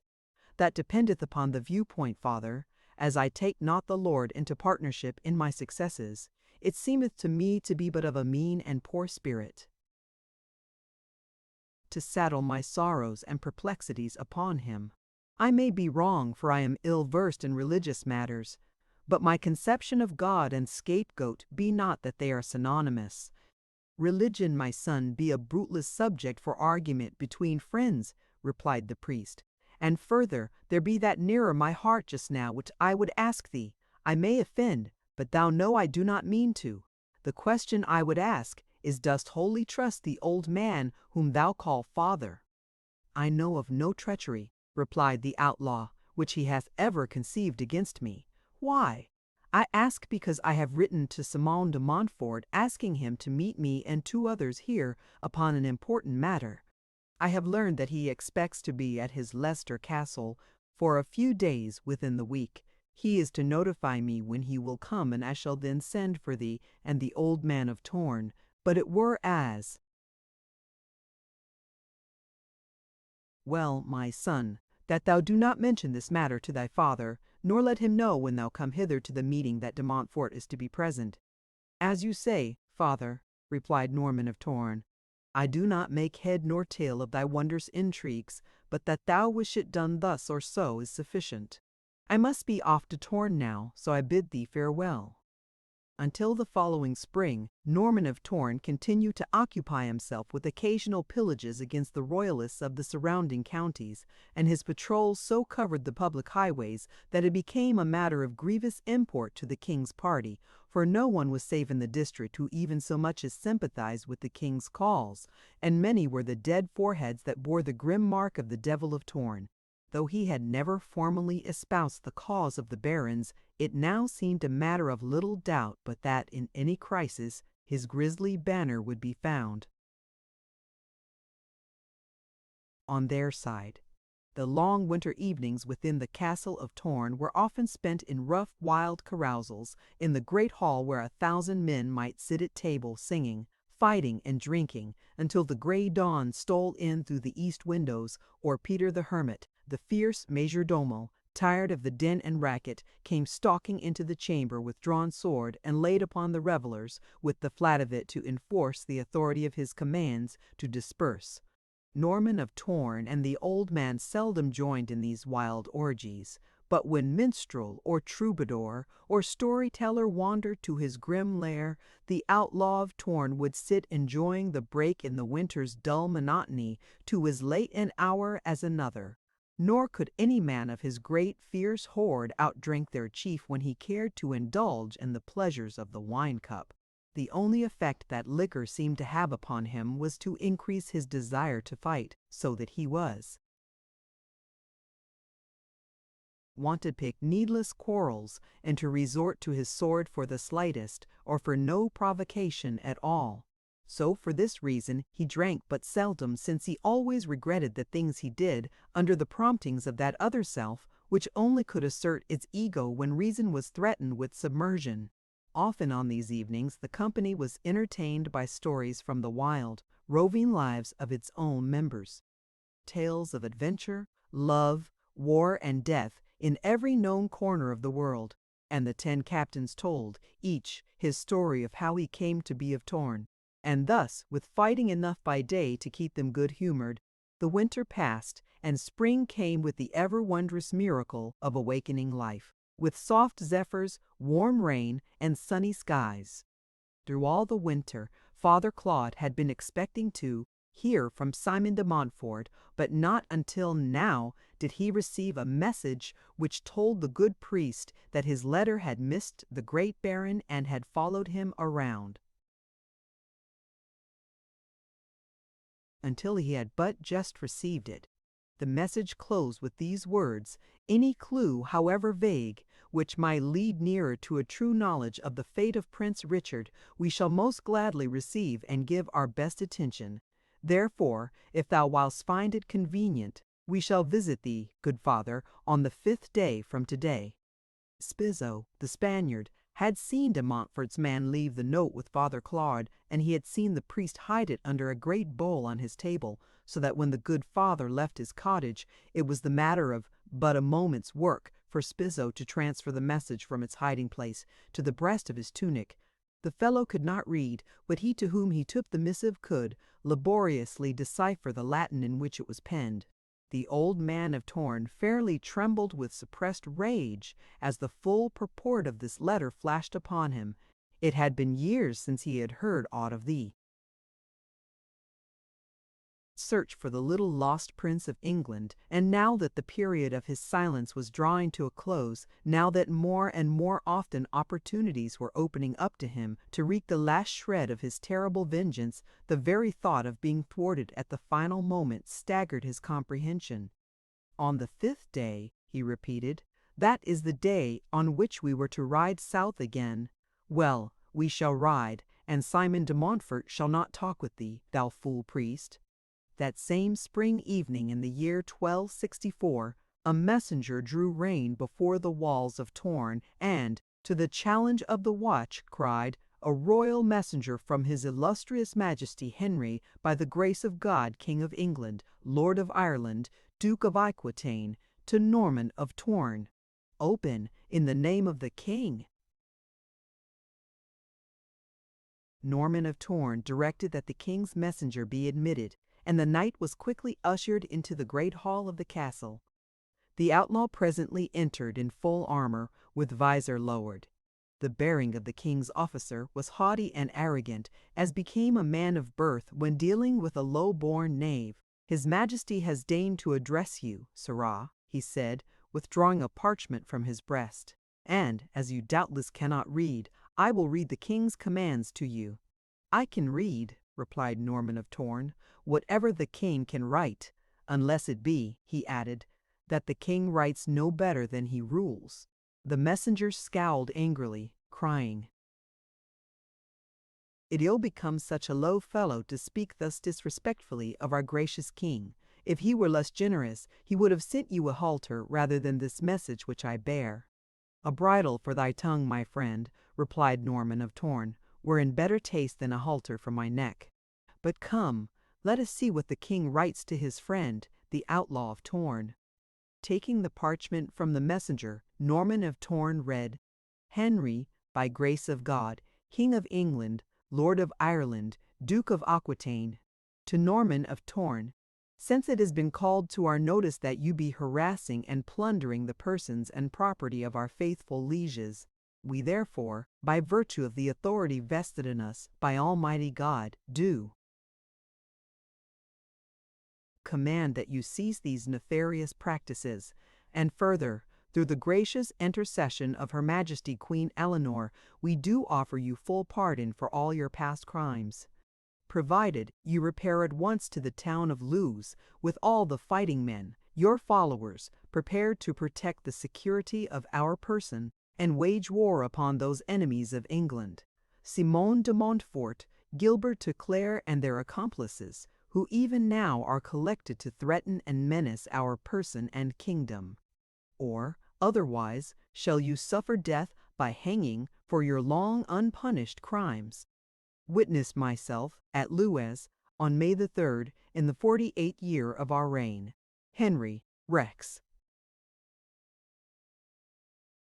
The closing paragraph be unfortunately worded, said Norman of Torn, for because of it shall the king's messenger eat the king's message, and thus take back in his belly the answer of Norman of Torn. And crumpling the parchment in his hand, he advanced toward the royal emissary. The knight whipped out his sword, but the devil of Torn was even quicker, so that it seemed that the king's messenger had deliberately hurled his weapon across the room, so quickly did the outlaw disarm him. And then Norman of Torn took the man by the neck with one powerful hand, and, despite his struggles and the beating of his mailed fists, bent him back upon the table. And there, forcing his teeth apart with the point of his sword, Norman of Torn rammed the king's message down the knight's throat, wax, parchment and all. It was a crestfallen gentleman who rode forth from the castle of Torn a half-hour later and spurred rapidly in his head a more civil tongue. When, 2 days later, he appeared before the king at Winchelsea and reported the outcome of his mission, Henry raged and stormed, swearing by all the saints in the calendar that Norman of Torn should hang for his effrontery before the snow flew again. News of the fighting between the barons and the king's forces at Rochester, Battel, and elsewhere reached the ears of Norman of Torn a few days after the coming of the king's message. But at the same time came other news which hastened his departure toward the south. This latter word was that Bertrade de Montfort and her mother, accompanied by Prince Philip, had landed at Dover, and that upon the same boat had come Peter of Colfax back to England, the latter doubtless reassured by the strong conviction, which held in the minds of all royalists at that time, of the certainty of victory for the royal arms in the impending conflict with the rebel barons. Norman of Torn had determined that he would see Bertrade de Montfort once again and clear his conscience by a frank avowal of his identity. He knew what the result must be. His experience with Joan de Tawny had taught him that. But the fine sense of chivalry which ever dominated all his acts where the happiness or honor of women were concerned urged him to give himself over as a sacrifice upon the altar of a woman's pride, that it might be she who spurned and rejected. For, as it must appear now, it had been he whose love had grown cold. It was a bitter thing to contemplate, for not alone would the mighty pride of the man be lacerated, but a great love. 2 days before the start of the march, Spizo, the Spaniard, reported to the old man of Torn that he had overheard Father Claude ask Norman of Torn to come with his father to the priest's cottage the morning of the march to meet Simonde Montfort upon an important matter, but what the nature of the thing was, the priest did not reveal to the outlaw. This report seemed to please the little, grim, gray old man more than aught he had heard in several days, for it made it apparent that the priest had not as yet divulged the tenor of his conjecture to the outlaw of Torn. On the evening of the day preceding that set for the march south, a little, wiry figure, grim and gray, entered the cottage of Father Claude. No man knows what words passed between the good priest and his visitor, nor the details of what befell within the 4 walls of the little cottage that night, but some half-hour only elapsed before the little, grim, gray man emerged from the darkened interior and hastened upward upon the rocky trail into the hills, a cold smile of satisfaction on his lips. The castle of Torn was filled with the rush and rattle of preparation early the following morning, for by 8 o'clock the column was to march. The courtyard was filled with hurrying squires and lackeys. War horses were being groomed and caparisoned. Sumpter beasts, snubbed to great posts, were being laden with the tents, bedding, and belongings of the men, while those already packed were wandering loose among the other animals and men. There was squealing, biting, kicking, and cursing as animals fouled one another with their loads, or brushed against some tethered war-horse. Squires were running hither and thither, or aiding their masters to don armor, lacing helm to hauberk, tying the points of eyelet, coat, and rondel, buckling cuisse and jambe to thigh and leg. the open forges of armorer and smithy smoked and hissed, and the din of hammer on anvil rose above the thousand lesser noises of the castle courts, the shouting of commands, the rattle of steel, the ringing of iron hoof on stone flags, as these artificers hastened, sweating and cursing, through the 11th hour, repairs to armor, lance, and sword, or to reset. A shoe upon a refractory, plunging beast. Finally the captains came, armored cap a pie, and with them some semblance of order and quiet out of chaos and bedlam. First the sumpter beasts, all loaded now, were driven with a strong escort to the downs below the castle, and there held to await the column. Then, one by one, the companies were formed and marched out beneath fluttering pennon and waving banner to the martial strains of bugle and trumpet. Last of all came the catapults, those great engines of destruction which hurled 200-pound boulders with mighty force against the walls of beleaguered castles. And after all had passed through the great gates, Norman of Torn and the little old man walked side by side from the castle building and mounted their chargers held by 2 squires in the center of the courtyard.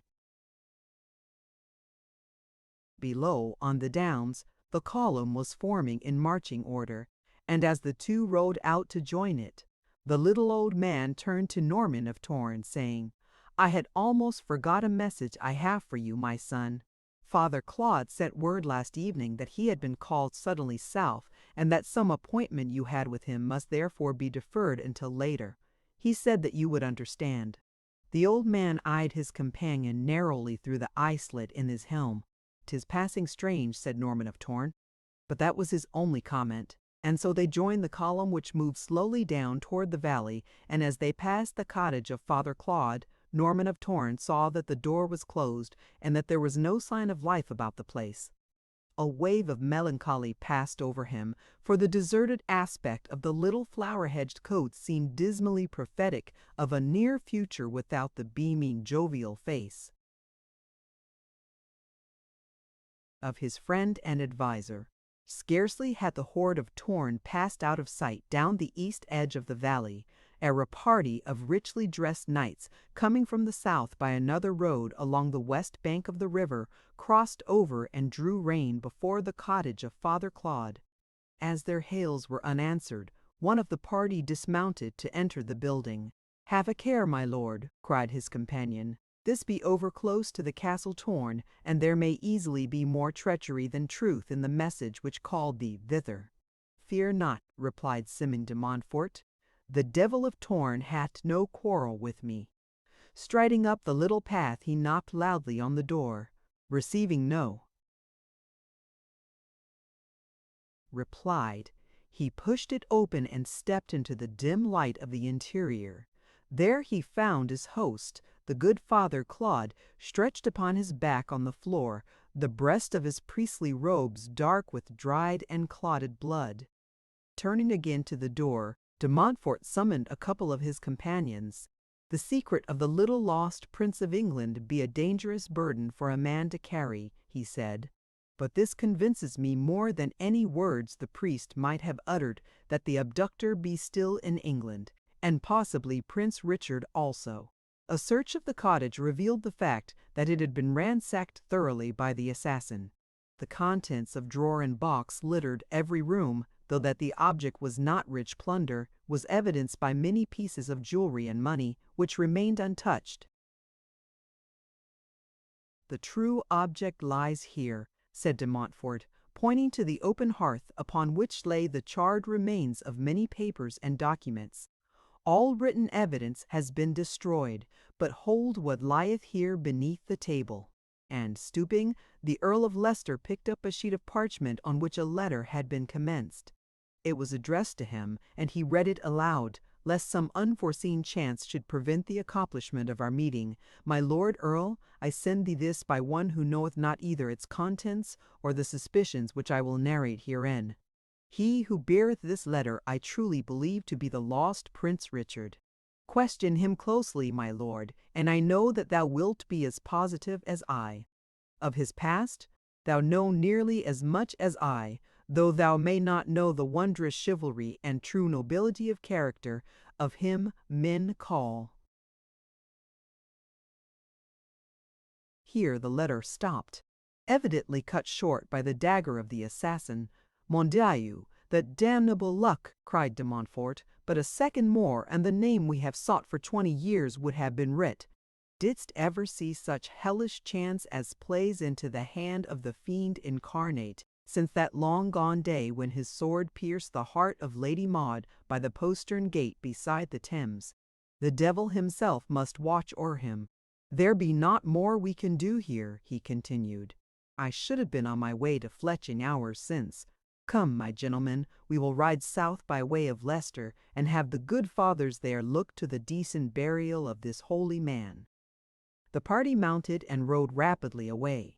Noon found them at Leicester, and 3 days later they rode into the baronial camp at Fletching. At almost the same hour, the monks of the Abbey of Leicester performed the last rites of Holy Church for the peace of the soul of Father Claude, and consigned his clay to the churchyard, and thus another innocent victim of an insatiable hate and vengeance which had been born in the king's armory 20 years before passed from the eyes of men. Chapter 16. While Norman of Torn and his 1,000 fighting men marched slowly south on the road toward Dover, the army of Simon de Montfort was preparing for its advance upon Lewes, where King Henry, with his son Prince Edward and his brother Prince Richard, King of the Romans, together with the latter's son, were entrenched with their forces 60,000 strong. Before sunrise on a May morning in the year 1264, the baron's army set out from its camp at Fletching, 9 miles from Lewes, and, marching through dense forests, reached a point 2 miles from the city, unobserved. From here they ascended the great ridge of the hills up the valley combe, the projecting shoulder of the downs, covering their march from the town. The king's party, however, had no suspicion that an attack was imminent, and, in direct contrast to the methods of the baronial troops, had spent the preceding night in drunken revelry, so that they were quite taken by surprise. It is true that Henry had stationed an outpost upon the summit of the hill in advance of Lewes, but so lax was discipline in his army that the soldiers, growing tired of the duty, had abandoned the post toward morning and returned to town, leaving but a single man on watch. He, left alone, had promptly fallen asleep, and thus de Montfort's men found and captured him within sight of the bell tower of the Priory of Lewes, where the king and his royal allies lay peacefully asleep after their night of wine and dancing and song. Had it not been for an incident which now befell, the baronial army would doubtless have reached the city without being detected. But it happened that, the evening before, Henry had ordered a foraging party to ride forth at daybreak, as provisions for both men and beasts were low. This party had scarcely left the city behind them ere they fell into the hands of the baronial troops. Though some few were killed or captured, those who escaped were sufficient to arouse the sleeping army of the royalists to the close proximity and gravity of their danger. By this time, the 4 divisions of de Montfort's army were in full view of the town. On the left were the Londoners under Nicholas de Segrave. In the centre rode de Clare, with John Fitzjohn and William de Montchensey, at the head of a large division which occupied that branch of the hill which descended a gentle, unbroken slope to the town.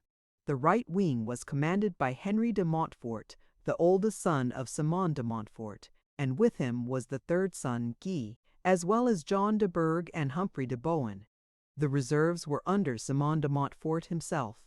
Thus was the flower of English chivalry pitted against the king and his party, which included many nobles whose kinsmen were with de Montfort, so that brother faced brother, and father fought against son on that bloody Wednesday, before the old town of Lewes.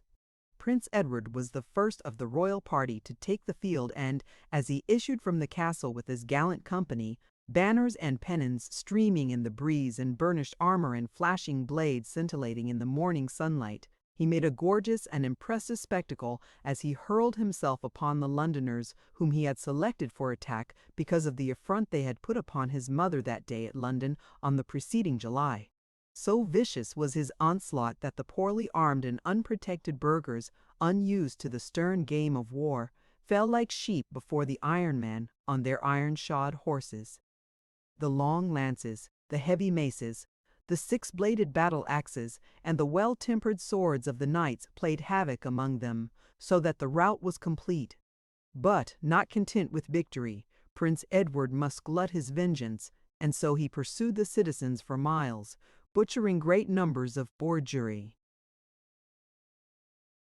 Them, while many more were drowned in attempting to escape across the Ouse, the left wing of the Royalist army, under the King of the Romans and his gallant son, was not so fortunate, for they met a determined resistance at the hands of Henry de Montfort.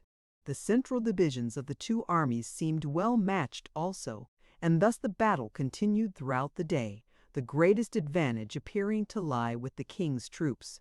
Had Edward not gone so far afield in pursuit of the Londoners, the victory might easily have been on the side of the Royalists early in the day.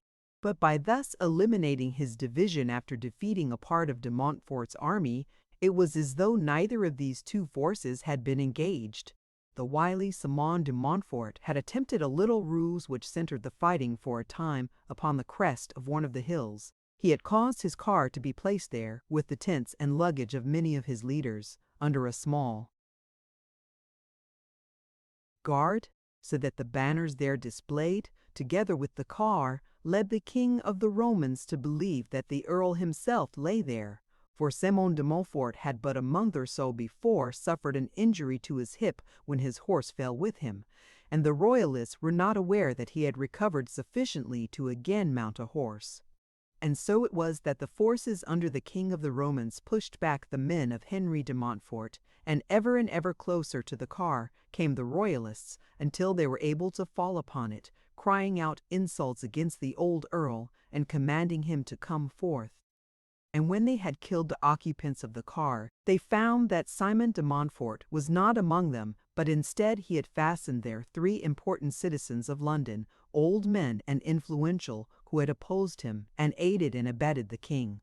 So great was the wrath of Prince Richard, King of the Romans, that he fell upon the baronial troops with renewed vigor, and slowly but steadily beat them back from the town.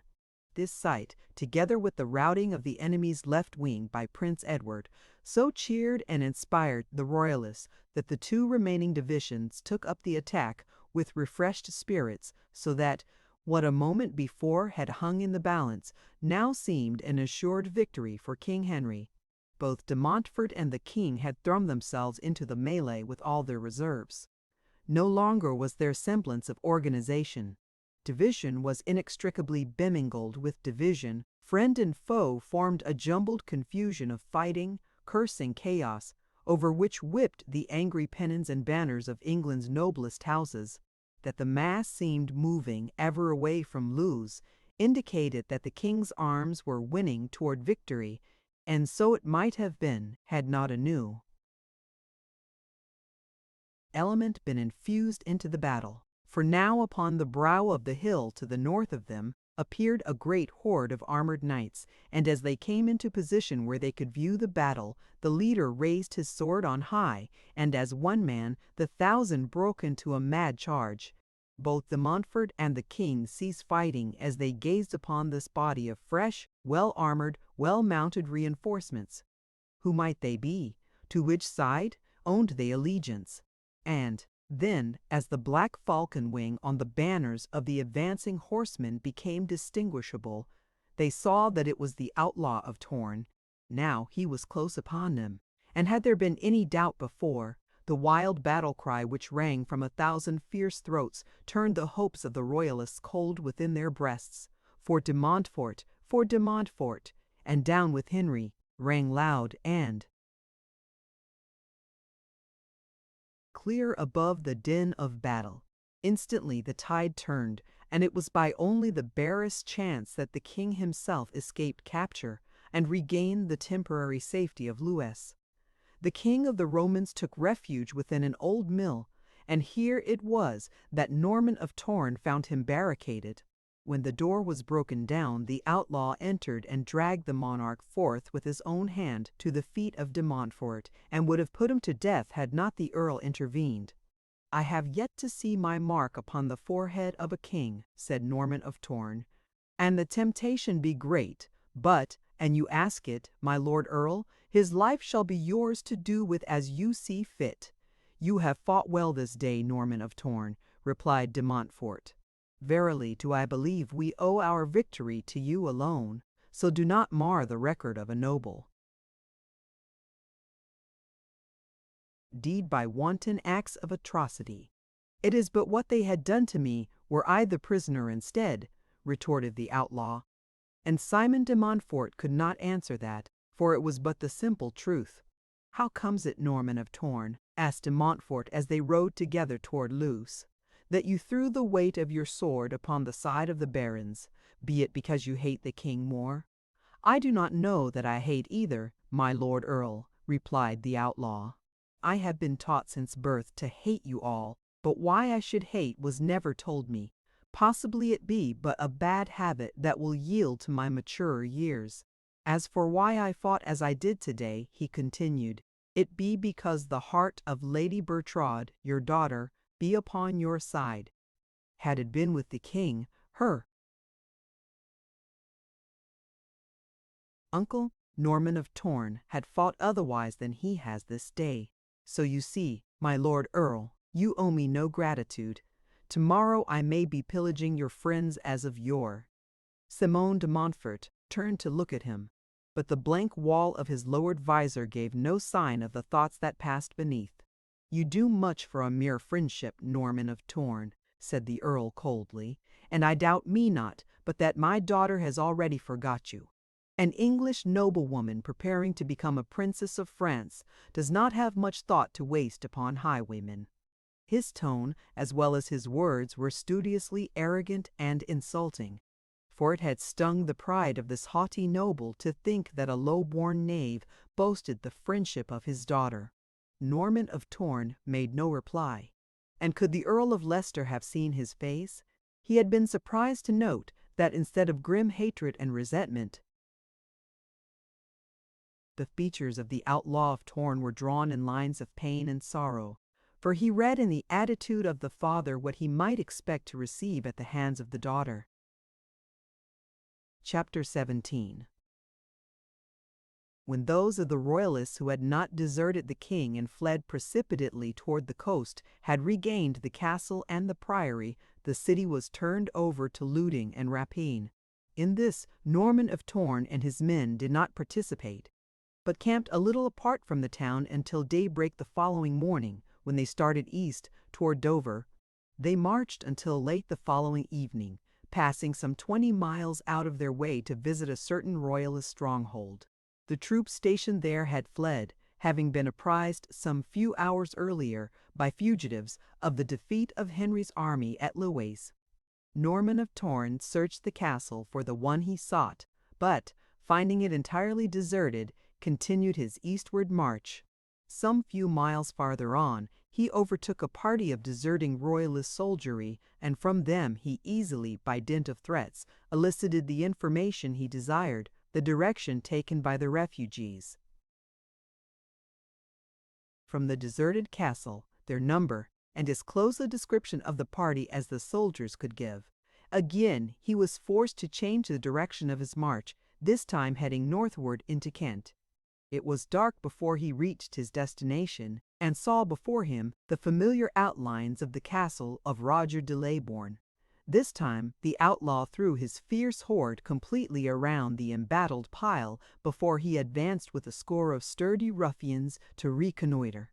Making sure that the drawbridge was raised and that he could not hope for stealthy entrance there, he crept silently to the rear of the great building, and there, among the bushes, his men searched for the ladder that Norman of Torn had seen the knavish servant of my Lady Claudia unearth, that the outlaw might visit the Earl of Buckingham unannounced.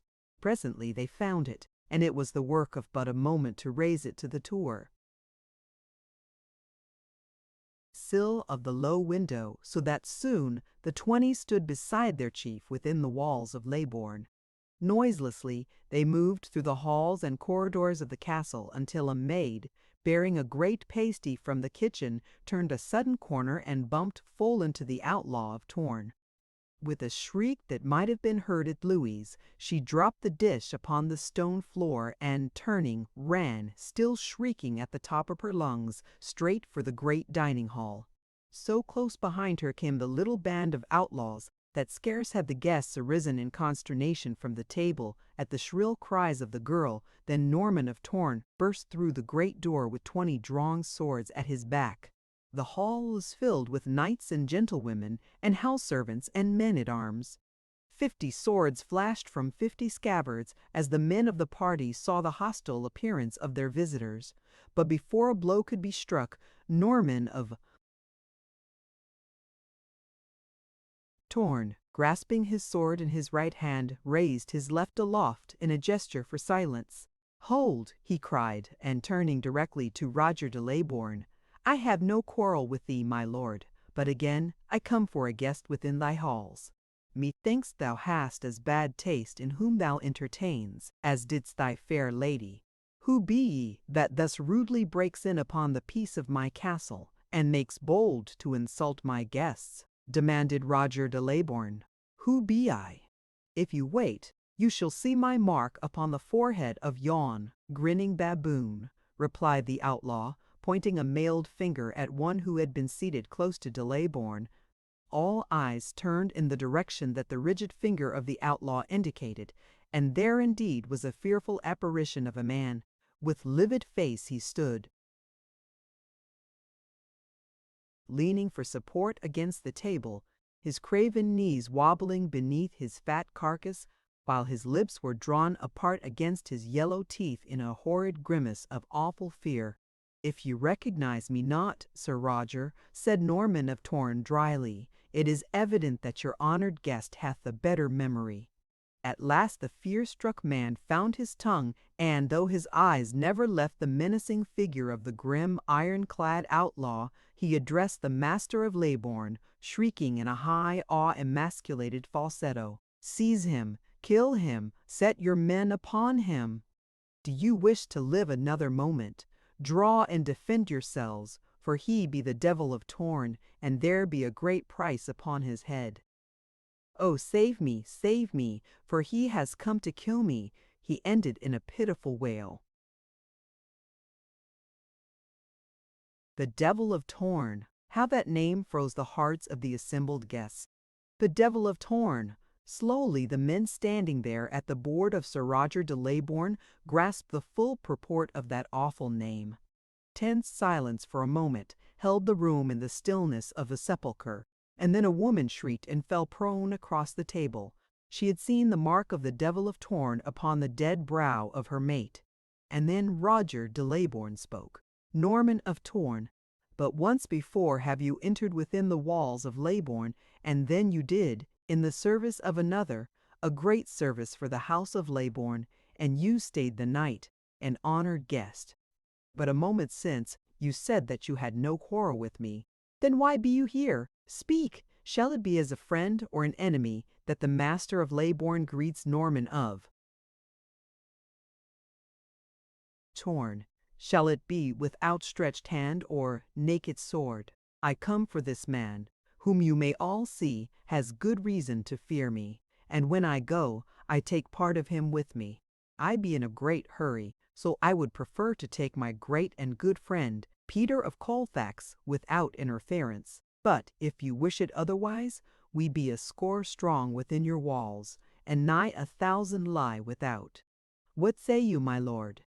Your grievance against Peter of Colfax must be a mighty one, that you search him out thus within a day's ride from the army of the king who has placed a price upon your head, and from another army of men who be equally your enemies." "I would gladly go to hell after Peter of Colfax," replied the outlaw. "What my grievance be matters not. Norman of Torn acts first, and explains afterward, if he cares to explain at all. Come forth, Peter of Colfax, and for once in your life, fight like a man, that you may save your friends here from the fate that has found you at last, after 2 years of patient waiting. Slowly, the palsied limbs of the great coward bore him tottering to the center of the room, where gradually a little clear space had been made, the men of the party forming a circle, in the center of which stood Peter of Colfax and Norman of Torn. "Give him a great draught of brandy," said the outlaw, "or he will sink down and choke in the froth of his own terror." When they had forced a goblet of the fiery liquid upon him, Peter of Colfax regained his lost nerve enough so that he could raise his sword arm and defend himself, and, as the fumes circulated through him, and the primal instinct of self-preservation asserted itself, he put up a more and more creditable fight, until those who watched thought that he might indeed have a chance to vanquish the Outlaw of Torn. But they did not know that Norman of Torn was but playing with his victim, that he might make the torture long drawn out and wreak as terrible a punishment upon Peter of Colfax before he killed him as the Baron had visited upon Bertrade de Montfort, because she would not yield to his base desires.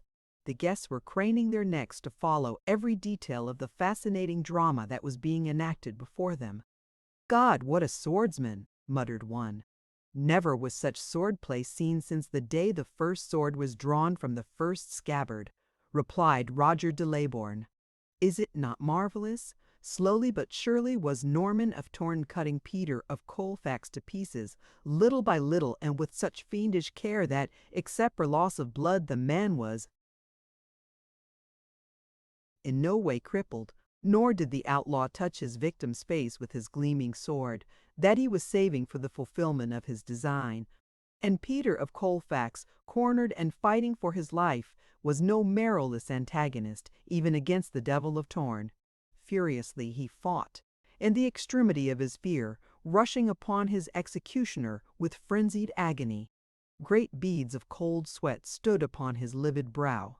And then the gleaming point of Norman of Torn flashed, lightning-like, in his victim's face, and above the right eye of Peter of Colfax was a thin vertical cut from which the red blood had barely started to ooze ere another swift move of that master sword hand placed a fellow to parallel the first. 5 times did the razor point touch the forehead of Peter of Colfax, until the watcher saw there, upon the brow of the doomed man, the seal of death in letters of blood, N.T. It was the end. Peter of Colfax, cut to ribbons yet fighting like the maniac he had become, was as good as dead, for the mark of the Outlaw of Torn was upon his brow. Now shrieking and gibbering through his frothy lips, his yellow fangs bared in a mad and horrid grin, he rushed full upon Norman of Torn.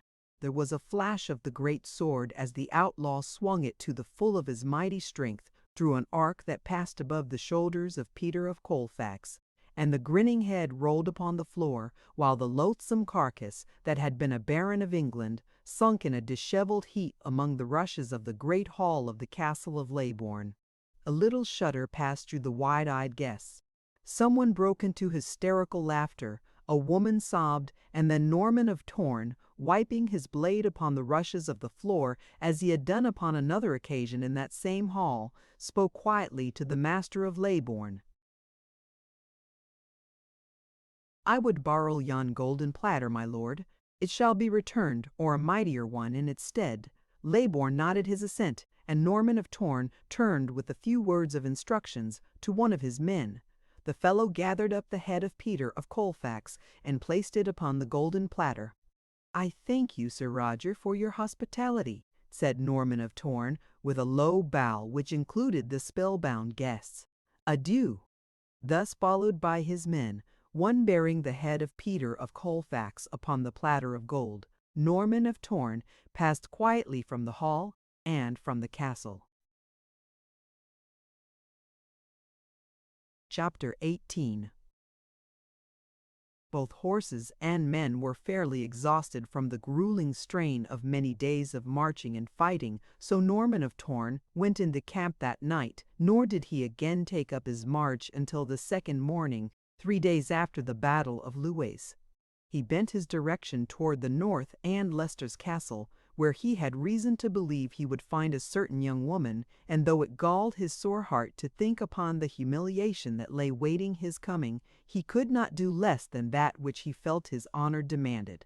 Beside him, on the march, rode the fierce red giant, Shandy, and the wiry gray little man of Torn, whom the outlaw called father. In no way, save the gray hair and the parchment surface skin, had the old fellow changed in all these years. Without bodily vices, and clinging ever to the open air and the exercise of the foil, he was still young in muscle and endurance. For 5 years he had not crossed foils with Norman of Torn, but he constantly practiced with the best swordsmen of the wild horde, so that it had become a subject often discussed among the men as to which of the two, father or son, was the greater swordsman. Always taciturn, the old fellow rode in his usual silence. Long since had Norman of Torn, usurped by the force of his strong character and masterful ways, the position of authority in the castle of Torn. The old man simply rode and fought with the others when it pleased him, and he had come on this trip because he felt that there was that impending for which he had waited over 20 years. Cold in heart, he looked with no love upon the man he still called my son. If he held any sentiment toward Norman of Torn, it was one of pride which began and ended in the almost fiendish skill of his pupil's mighty sword arm. The little army had been marching for some hours when the advance guard halted a party bound south upon a crossroad. There were some 20 or 30 men, mostly servants, and a half-dozen richly garbed knights. As Norman of Torn drew rein beside them, he saw that the leader of the party was a very handsome man of about his own age, and evidently a person of distinction. A profitable prize, thought the outlaw. "Who are you," said the gentleman in French, "that stops a prince of France upon the highroad as though he were an escaped criminal? Are you of the king's forces, or de Montfort's?" "Be this Prince Philip of France?" asked Norman of Torn. "Yes, but who be you?" "And be you riding to meet my Lady Bertrade de Montfort?" continued the outlaw, ignoring the prince's question. "Yes, and it be any of your affair," replied Philip curtly. "It be," said the Devil of Torn, "for I be a friend of my Lady Bertrade, and as the way be's beset with dangers from disorganized bands of roving soldiery, it is unsafe for Monsieur le Prince to venture on with so small an escort. Therefore will the friend of Lady Bertrade de Montfort ride with Monsieur le Prince to his destination, that Monsieur may arrive there safely. It is kind of you, Sir Knight, a kindness that I will not forget. But again, who is it that shows this solicitude for Philip of France?" "Norman of Torn, they call me," replied the outlaw. "Indeed," cried Philip, the great and bloody outlaw. Upon his handsome face there was no look of fear or repugnance. Norman of Torn laughed. "Monsieur le Prince thinks, mayhap, that he will make a bad name for himself," he said, "if he rides in such company?" "My Lady Bertrade and her mother think you be less devil than saint," said the prince. "They have told me of how you saved the daughter of de Montfort, and ever since I have been of a great desire to meet you and to thank you. It had been my intention to ride to Torn for that purpose so soon as we reached Leicester, but the Earl changed all our plans by his victory, and only yesterday, on his orders, the Princess Eleanor, his wife, with the Lady Bertrade, rode to battle where Simon de Montfort and the king are to be today. The queen also is there with her retinue, so it be expected that, to show the good feeling and renewed friendship existing between de Montfort and his king, there will be gay scenes in the old fortress. But," he added after a pause, "dare the Outlaw of Torn ride?" "Within reach of the king who has placed a price upon his head. The price has been there since I was 18, answered Norman of Torn, "and yet my head be where it has always been. Can you blame me if I look with levity upon the king's price? It be not heavy enough to weigh me down, nor never has it held me from going where I listed in all England. I am freer than the king, my lord, for the king be a prisoner today." Together they rode toward Battel, and as they talked, Norman of Torn grew to like this brave and handsome gentleman. In his heart was no rancor because of the coming marriage of the man to the woman he loved. If Bertrade de Montfort loved this handsome French prince, then Norman of Torn was his friend, for his love was a great love, above jealousy. It not only held her happiness above his own, but the happiness and welfare of the man she loved as well.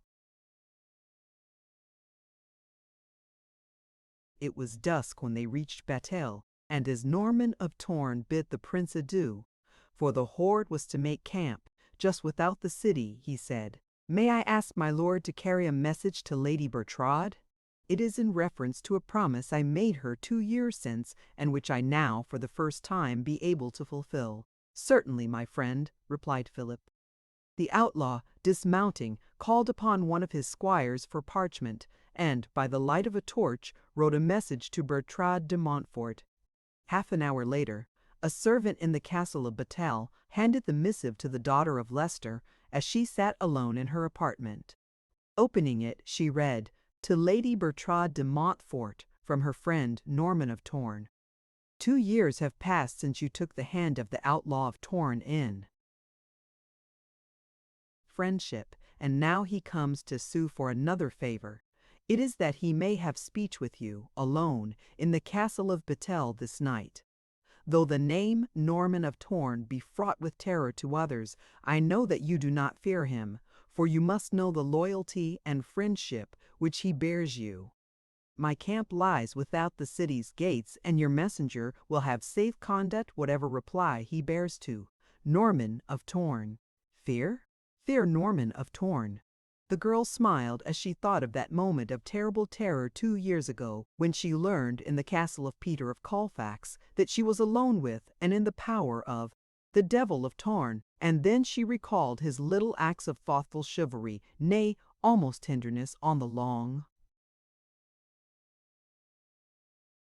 night ride to Leicester. What a strange contradiction of a man! She wondered if he would come with lowered visor, for she was still curious to see the face that lay behind the cold, steel mask. She would ask him this night to let her see his face, or would that be cruel? For, did they not say that it was from the very ugliness of it that he kept his helm closed, to hide the repulsive sight from the eyes of men? As her thoughts wandered back to her brief meeting with him 2 years before, she wrote and dispatched her reply to Norman of Torn. In the great hall that night, as the king's party sat at supper, Philip of France, addressing Henry, said, "And who thinkest thou, my lord king, rode by my side to Battel today, that I might not be set upon by knaves upon the highway?" "Some of our good friends from Kent?" asked the king.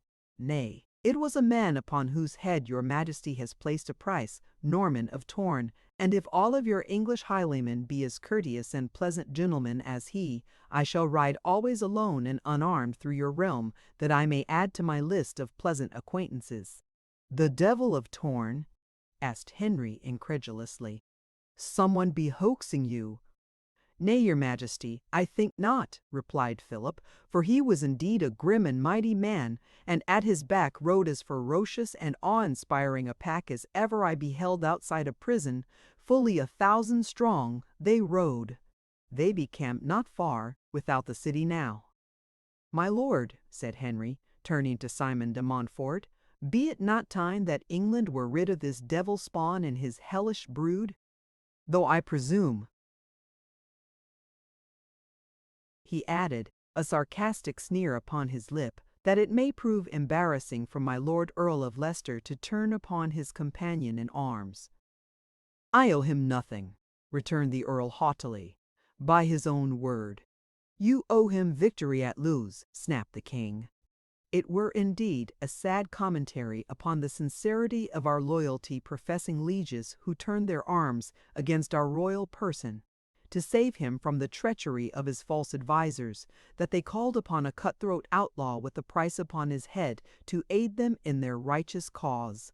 "My lord king," cried de Montfort, flushing with anger, I called not upon this fellow, nor did I know he was within 200 miles of Lewes until I saw him ride into the midst of the conflict that day. Neither did I know until I heard his battle cry whether he would fall upon baron or royalist. If that be the truth, Leicester, said the king with a note of skepticism which he made studiously apparent, hang the dog. He be just without the city even now. You be king of England, my Lord Henry. If you say that he shall be hanged, hanged he shall be, replied de Montfort. A dozen courts have already passed sentence upon him. It only remains to catch him, Leicester, said the king. A party shall sally forth at dawn to do the work, replied de Montfort, and not, thought Philip of France, if I know it, shall the brave Outlaw of Torn be hanged tomorrow. In his camp without the city of Battel, Norman of Torn paced back and forth waiting an answer to his message. Sentries patrolled the entire circumference of the bivouac, for the outlaw knew full well that he had put his head within the lion's jaw when he had ridden thus boldly to the seat of English power. He had no faith in the gratitude of de Montfort, and he knew full well what the king would urge when he learned that the man who had sent his soldiers naked back to London, who had forced his messenger to eat the king's message, and who had turned his victory to defeat at Lewes, was within reach of the army of de Montfort. Norman of Torn loved to fight, but he was no fool, and so he did not relish pitting his 1,000 upon an open plain against 20,000 within a walled fortress. No, he would see Bertrade de Montfort that night, and before dawn his rough band would be far on the road toward Torn. The risk was great to enter the castle, filled as it was with his mighty enemies, but if he died there, it would be in a good cause, thought he, and, anyway, he had set himself to do this duty which he dreaded so, and do it he would were all the armies of the world camped within Battel. Directly he heard a low challenge from one of his sentries, who presently appeared escorting a lackey. "A messenger from Lady Bertrade de Montfort," said the soldier. "Bring him hither," commanded the outlaw. The lackey approached and handed Norman of Torn a dainty parchment sealed with scented wax wafers. "Did my lady say you were to wait for an answer?" asked the outlaw. "I am to wait, my lord," replied the awestruck fellow, to whom the service had been much the same had his mistress ordered him to hell to bear a message to the devil. Norman of Torn turned to a flickering torch and, breaking the seals, read the message from the woman he loved. It was short and simple, to Norman of Torn, from his friend always, Bertrade de Montfort. "Come with Giles. He has my instructions to lead thee secretly to where I be."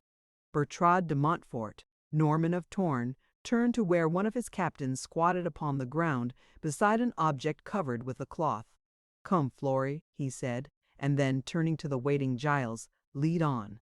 They fell in single file, first the lackey, Giles, then Norman of Torn, and last the fellow whom he had addressed as Flory, bearing the object covered with a cloth. But it was not Flory who brought up the rear. Flory lay dead in the shadow of a great oak within the camp. A thin wound below his left shoulder blade marked the spot where a keen dagger had found its way to his heart, and in his place walked the little grim, gray, old man, bearing the object covered with a cloth. But none might know the difference, for the little man wore the armor of Flory, and his visor was drawn. And so they came to a small gate which led into the castle wall, where the shadow of a great tower made the blackness of a black night doubly black. Through many dim corridors the lackey led them, and up winding stairways, until presently he stopped before a low door. "Here," he said, "my lord," and turning left them. Norman of Torn touched the panel with the mailed knuckles of his right hand, and a low voice from within whispered, "Enter." Silently he strode into the apartment, a small antechamber off a large hall. At one end was an open hearth upon which logs were burning brightly, while a single lamp aided in diffusing a soft glow about the austere chamber. In the center of the room was a table, and at the sides several benches. Before the fire stood, Bertrade de Montfort and she was alone. "Place your burden upon this table, Florrie," said Norman of Torn, "and when it had been done, you may go, return to camp." He did not address Bertrade de Montfort until the door had closed behind the little grim grey man who wore the armor of the dead Florrie, and then Norman of Torn advanced to the table and stood with his left hand ungauntleted, resting upon the table's edge. "My Lady Bertrade," he said at last, "I have come to fulfill a promise." He spoke in French, and she started slightly at his voice. Before, Norman of Torn had always spoken in English. Where had she heard that voice? There were tones in it that haunted her. What promise did Norman of Torn make to Bertrade de Montfort? She asked. "I do not understand you, my friend." "Look," he said. And as she approached the table, he withdrew the cloth which covered the object that the man had placed there. The girl started back with a little cry of terror, for there upon a golden platter was a man's head, horrid with the grin of death bearing yellow fangs. "Dost recognize the thing?" asked the outlaw, and then she did, but still she could not comprehend. At last, slowly, there came back to her the idle jesting promise of Roger de Conde to fetch the head of her enemy to the feet of his princess upon a golden dish. But what had the Outlaw of Torn to do with that? It was all a sore puzzle to her, and then she saw the bared left hand of the grim, visored figure of the Devil of Torn, where it rested upon the table beside the grisly head of Peter of Colfax, and upon the third finger was the great ring she had tossed to Roger de Conde on that day, 2 years before. What strange freak was her brain playing her? It could not be. No, it was impossible. Then her glance fell again upon the head, grinning there upon the platter of gold, and upon the forehead of it she saw, in letters of dried blood, that awful symbol of sudden death, N.T. Slowly her eyes returned to the ring upon the outlaw's hand, and then up to his visored helm. A step she took toward him, one hand upon her breast, the other stretched pointing toward his face, and she swayed slightly as might one who has just arisen from a great illness. "Your visor," she whispered. "Raise your visor." And then, as though to herself, "It cannot be. It cannot be." Norman of Torn, though it tore the heart from him, did as she bid, and there before her she saw the brave, strong face of Roger de Conde. "Mon Dieu!" she cried, "tell me it is but a cruel joke." "It be the cruel joke, it be the cruel truth, my Lady Bertrade," said Norman of Torn sadly. And then, as she turned away from him, burying her face in her raised arms, he came to her side, and laying his hand upon her shoulder, said sadly, "And now you see, my lady, why I did not follow you to France. My heart went there with you, but I knew that naught but sorrow and humiliation could come. To one whom the Devil of Torn loved, if that love was returned. And so I waited until you might forget the words you had spoken to Roger de Conde before I came to fulfill the promise that you should know him in his true colors. It is because I love you, Bertrade, that I have come this night. God knows that it be no pleasant thing to see the loathing in your very attitude, and to read the hate and revulsion that surges through your heart, or to guess the hard, cold thoughts which fill your mind against me, because I allowed you to speak the words you once spoke, and to the Devil of Torn. I make no excuse for my weakness. I ask no forgiveness for what I know you never can forgive. That, when you think of me, it will always be with loathing and contempt is the best that I can hope. I only know that I love you, Bertrade. I only know that I love you, and with a love that surpasseth even my own understanding.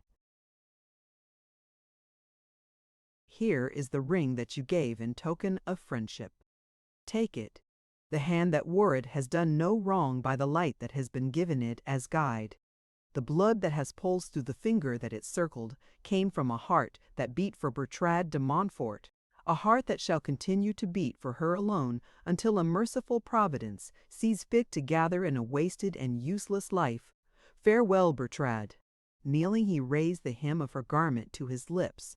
1,000 conflicting emotions surged through the heart of this proud daughter of the new conqueror of England. The anger of an outraged confidence, gratitude for the chivalry which twice had saved her honor, hatred for the murderer of 100 friends and kinsmen, respect and honor for the marvelous courage of the man, loathing and contempt for the base-born, the memory of that exalted moment when those handsome lips had clung to hers, pride in the fearlessness of a champion who dared come alone among 20,000 enemies for the sake of a promise made her.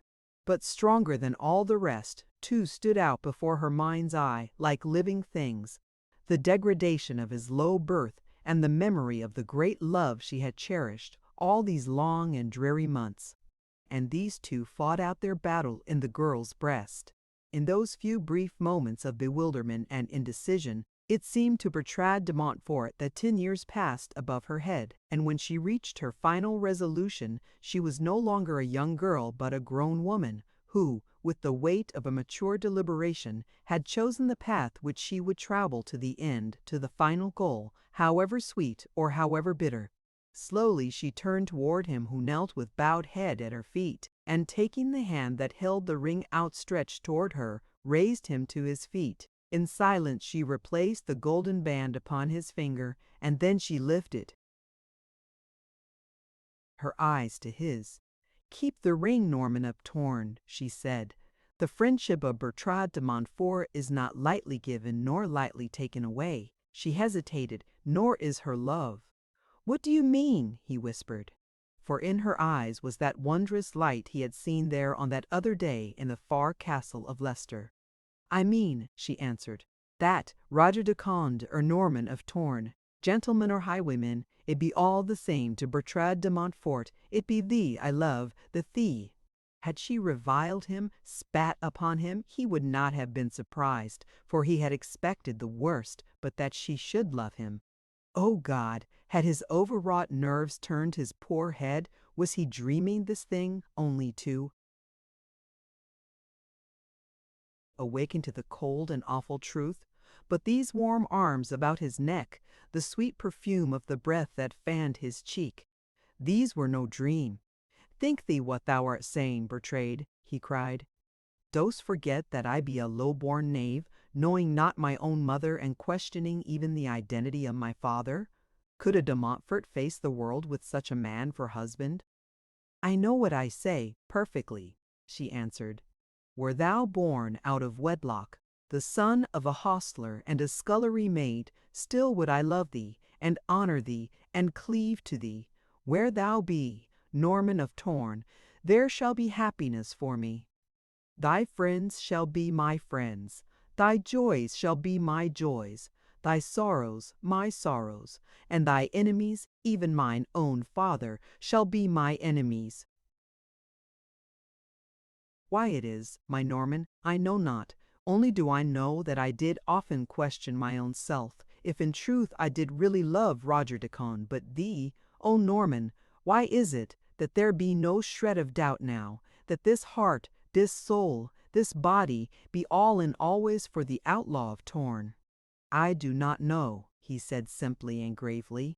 "So wonderful a thing be beyond my poor brain.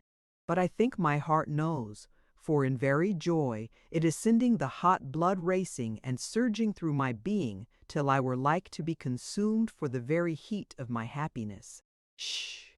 she whispered suddenly. "Methinks I hear footsteps. They must not find thee here, Norman of Torn, for the king has only this night wrung a promise from my father to take thee in the morning and hang thee. What shall we do, Norman? Where shall we meet again?"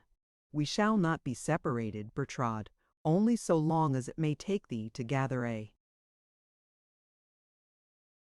few trinkets, and fetch thy riding cloak. Thou ridest north tonight with Norman of Torn, and by the 3rd day Father Claude shall make us one." "I am glad thee wish it," she replied. "I feared that, for some reason, thee might not think it best for me to go with thee now.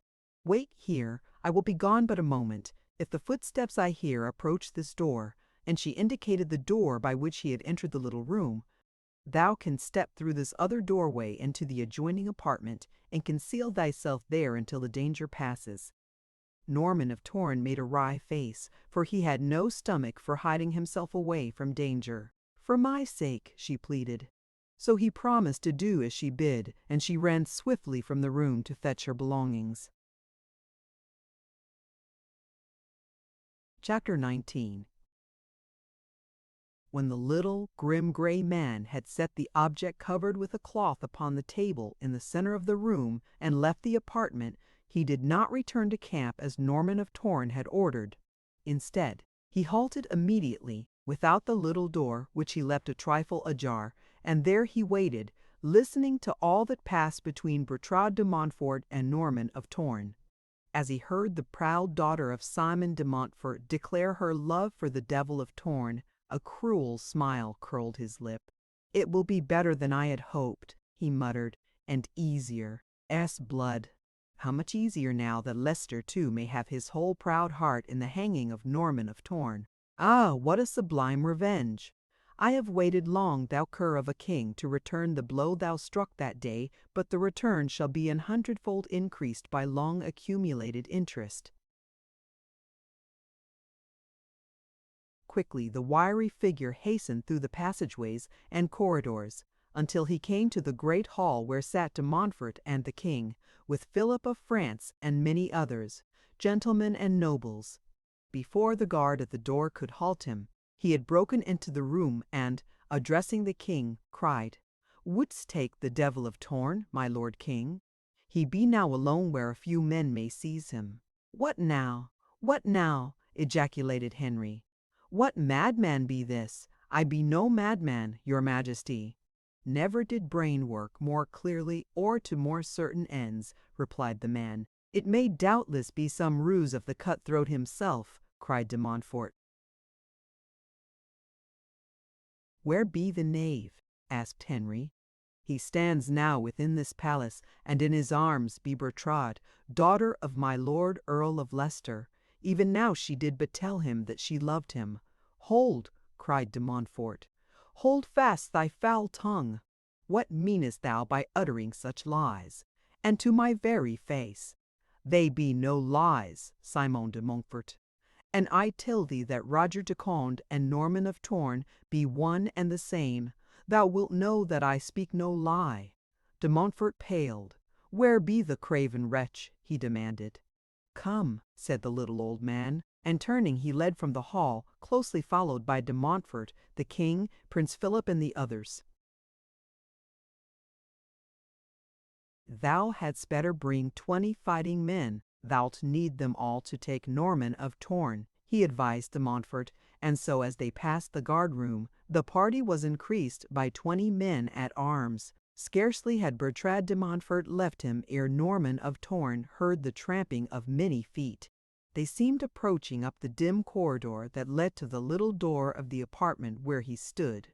Quickly he moved to the opposite door and, standing with his hand upon the latch, waited. Yes, they were coming that way, many of them, and quickly, and, as he heard them pause without, he drew aside the arras and pushed open the door behind him, backing into the other apartment just as Simon de Montfort, Earl of Leicester, burst into the room from the opposite side. At the same instant, a scream rang out behind Norman of Torn, and, turning, he faced a brightly lighted room in which sat Eleanor, Queen of England, and another Eleanor, wife of Simon de Montfort, with their ladies. There was no hiding now, and no escape, for run he would not, even had there been where to run. Slowly he backed away from the door toward a corner where, with his back against the wall and a table at his right, he might die as he had lived, fighting. For Norman of Torn knew that he could hope for no quarter from the men who had him cornered there, like a great bear in a trap. With an army at their call, it were an easy thing to take a low man, even though that man were the Devil of Torn. The king and de Montfort had now crossed the smaller apartment and were within the room where the outlaw stood at bay. At the far side, the group of royal and noble women stood huddled together, while behind de Montfort and the king pushed 20 gentlemen and as many Men-at-arms. "What dost thou here, Norman of Torn?" cried de Montfort angrily. "Where be my daughter Bertrade?" "I be here, my lord Earl, to attend to mine own affairs," replied Norman of Torn, "which be the affair of no other man. As to your daughter, I know nothing of her whereabouts." "What should she have to do with the Devil of Torn, my lord?" De Montfort turned toward the little gray man. "He lies," shouted he. "Her kisses be yet wet upon his lips." Norman of Torn looked at the speaker, and, beneath the visor that was now partly raised, he saw the features of the man whom, for 20 years, he had called father. He had never expected love from this hard old man, but treachery and harm from him? No, he could not believe it. One of them must have gone mad. But why Flory's armor, and where was the faithful? "Flory, father," he ejaculated, "leadest thou the hated English king against thine own son?" "Thou be no son of mine, Norman of Torn," retorted the old man. "Thy days of usefulness to me be past. Tonight thou served me best, swinging from a wooden gibbet. Take him, my lord Earl. They say there be a good strong gibbet in the courtyard below." "Wilt surrender, Norman of Torn?" cried de Montfort. "Yes," was the reply, "when this floor be ankle deep in English blood, and my heart has ceased to beat, then will I surrender." "Come, come," cried the king. "Let your men take the dog, de Montfort." "Have at him, then," ordered the earl, turning toward the waiting men-at-arms, none of whom seemed overly anxious to advance upon the doomed outlaw. But an officer of the guard set them the example, and so they pushed forward in a body toward Norman of Torn. 20 blades bared against one. There was no play now for the Outlaw of Torn. It was grim battle, and his only hope that he might take a fearful toll of his enemies before he himself went down. And so he fought as he never fought before, to kill as many and as quickly as he might. And to those who watched, it was as though the young officer of the guard had not come within reach of that terrible blade ere he lay dead upon the floor, and then the point of death passed into the lungs of one of the men at arms, scarcely pausing ere it pierced the heart of a third. The soldiers fell back momentarily, awed by the frightful havoc of that mighty arm. Before de Montfort could urge them on to renew the attack, a girlish figure, clothed in a long riding cloak, burst through the little knot of men as they stood facing their lone antagonist. With a low cry of mingled rage and indignation, Bertrade de Montfort threw herself before the Devil of Torn, and facing the astonished company of king, prince, nobles, and soldiers, drew herself to her full height, and with all the pride of race and blood that was her right of heritage from a French king on her father's side and an English king on her mother's, she flashed her defiance and contempt in the single word, "Cowards." "What means this, girl?" demanded de Montfort. "Art gone stark mad? Know thou that this fellow be the Outlaw of Torn." "If I had not before known it, my lord," she replied haughtily, "it would be plain to me now as I see 40 cowards hesitating to attack a lone man." What other man in all England could stand thus against 40, a lion at bay with 40 jackals yelping at his feet? "Enough, girl," cried the king. "What be this knave to thee?" "He loves me, your majesty," she replied proudly, "and I him." "Thou lovest this low-born cutthroat, Bertrade," cried Henry. "Thou, a de Montfort, the daughter of my sister, who have seen this murderer's accursed mark upon the foreheads of thy kin. Thou have seen him flaunt his defiance in the king's, thy uncle's, face, and bend his whole life to preying upon thy people. Thou lovest this monster?" "I love him, my lord king." "Thou lovest him, Bertrade?" asked Philip of France in a low tone, pressing nearer to the girl. "Yes, Philip," she said, a little note of sadness and finality in her voice, but her eyes met his squarely and bravely. Instantly the sword of the young prince leaped from its scabbard, and facing de Montfort and the others, he backed to the side of Norman of Torn. "That she loves him be enough for me to know, my gentlemen," he said. Who takes the man Bertrade de Montfort loves must take Philip of France as well. Norman of Torn laid his left hand upon the other's shoulder. "No, thou must not do this thing, my friend," he said. "It be my fight, and I will fight it alone. Go, I beg of thee, and take her with thee, out of harm's way." As they argued, Simon de Montfort and the king had spoken together, and, at a word from the former, the soldiers rushed suddenly to the attack again. It was a cowardly stratagem, for they knew that the two could not fight with the girl between them and their adversaries. And thus, by weight of numbers, they took Bertrade de Montfort and the prince away from Norman of Torn without a blow being struck, and then the little, grim, grey old man stepped forward. "There be but one sword in all England, nay, in all the world, that can, alone, take Norman of Torn," he said, addressing the king, "and that sword be mine. Keep thy cattle back, out of my way." And, without waiting for a reply, the grim grey man sprang in to engage him whom for 20 years he had called son. Norman of Torn came out of his corner to meet his new-found enemy, and there, in the apartment of the Queen of England in the castle of Battel, was fought such a duel as no man there had ever seen before, nor is it credible that its like was ever fought before or since.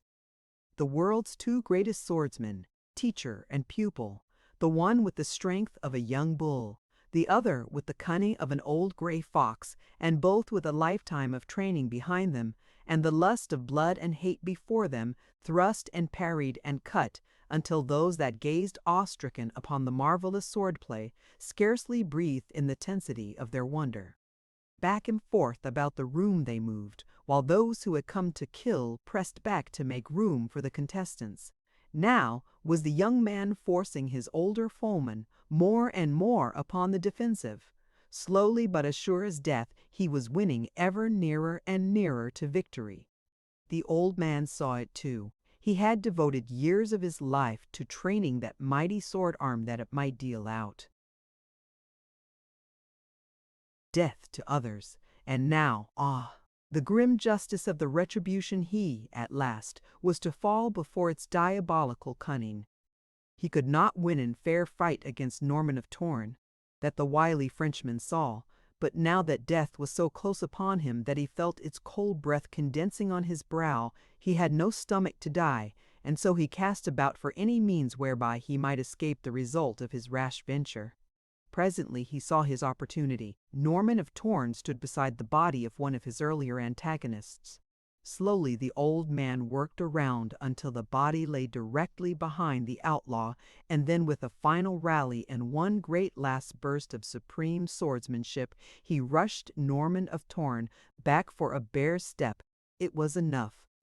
The outlaw's foot struck the prostrate corpse. He staggered, and for one brief instant his sword arm rose, ever so little, as he strove to retain his equilibrium, but that little was enough.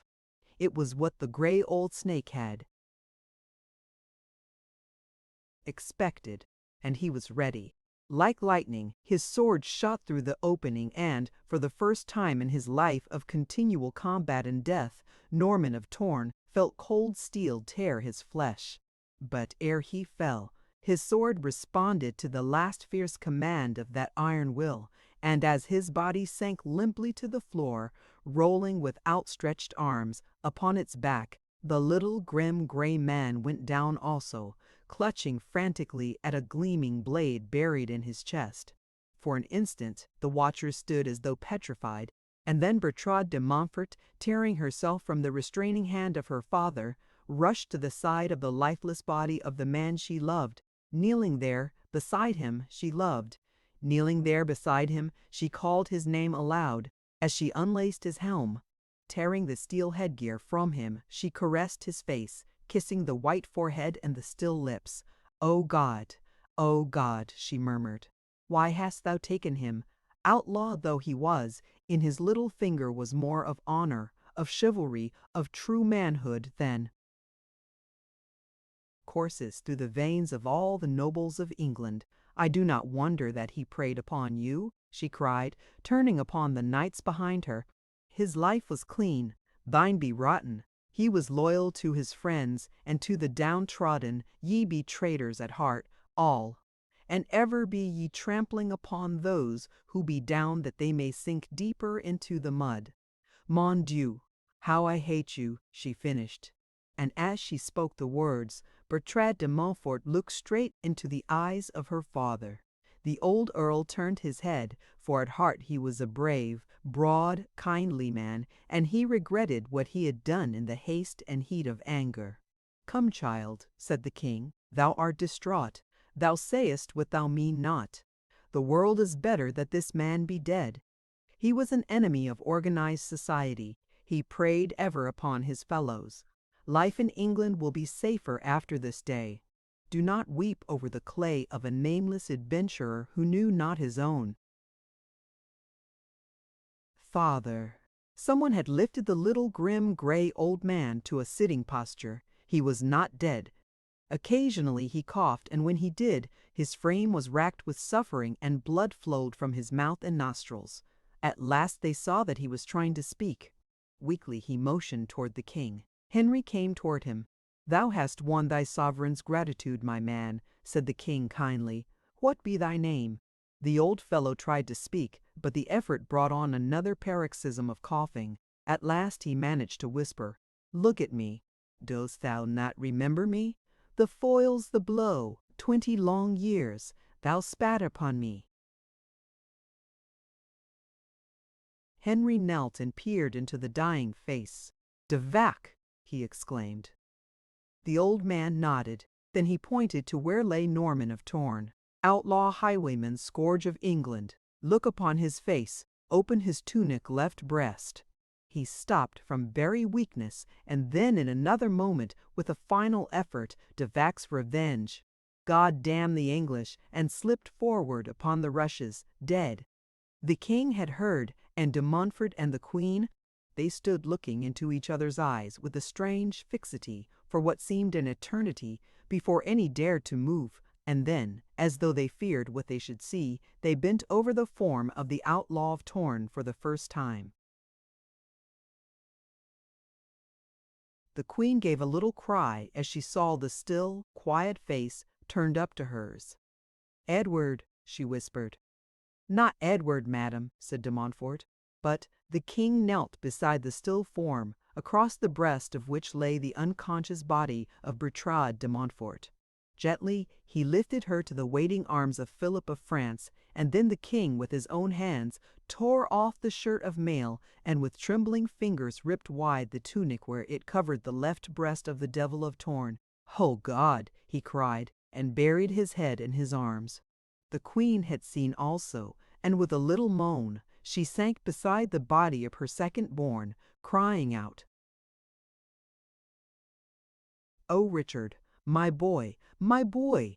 And as she bent still lower to kiss the lily mark upon the left breast of the son she had not seen to know for over 20 years, she paused, and with frantic haste she pressed her ear to his breast.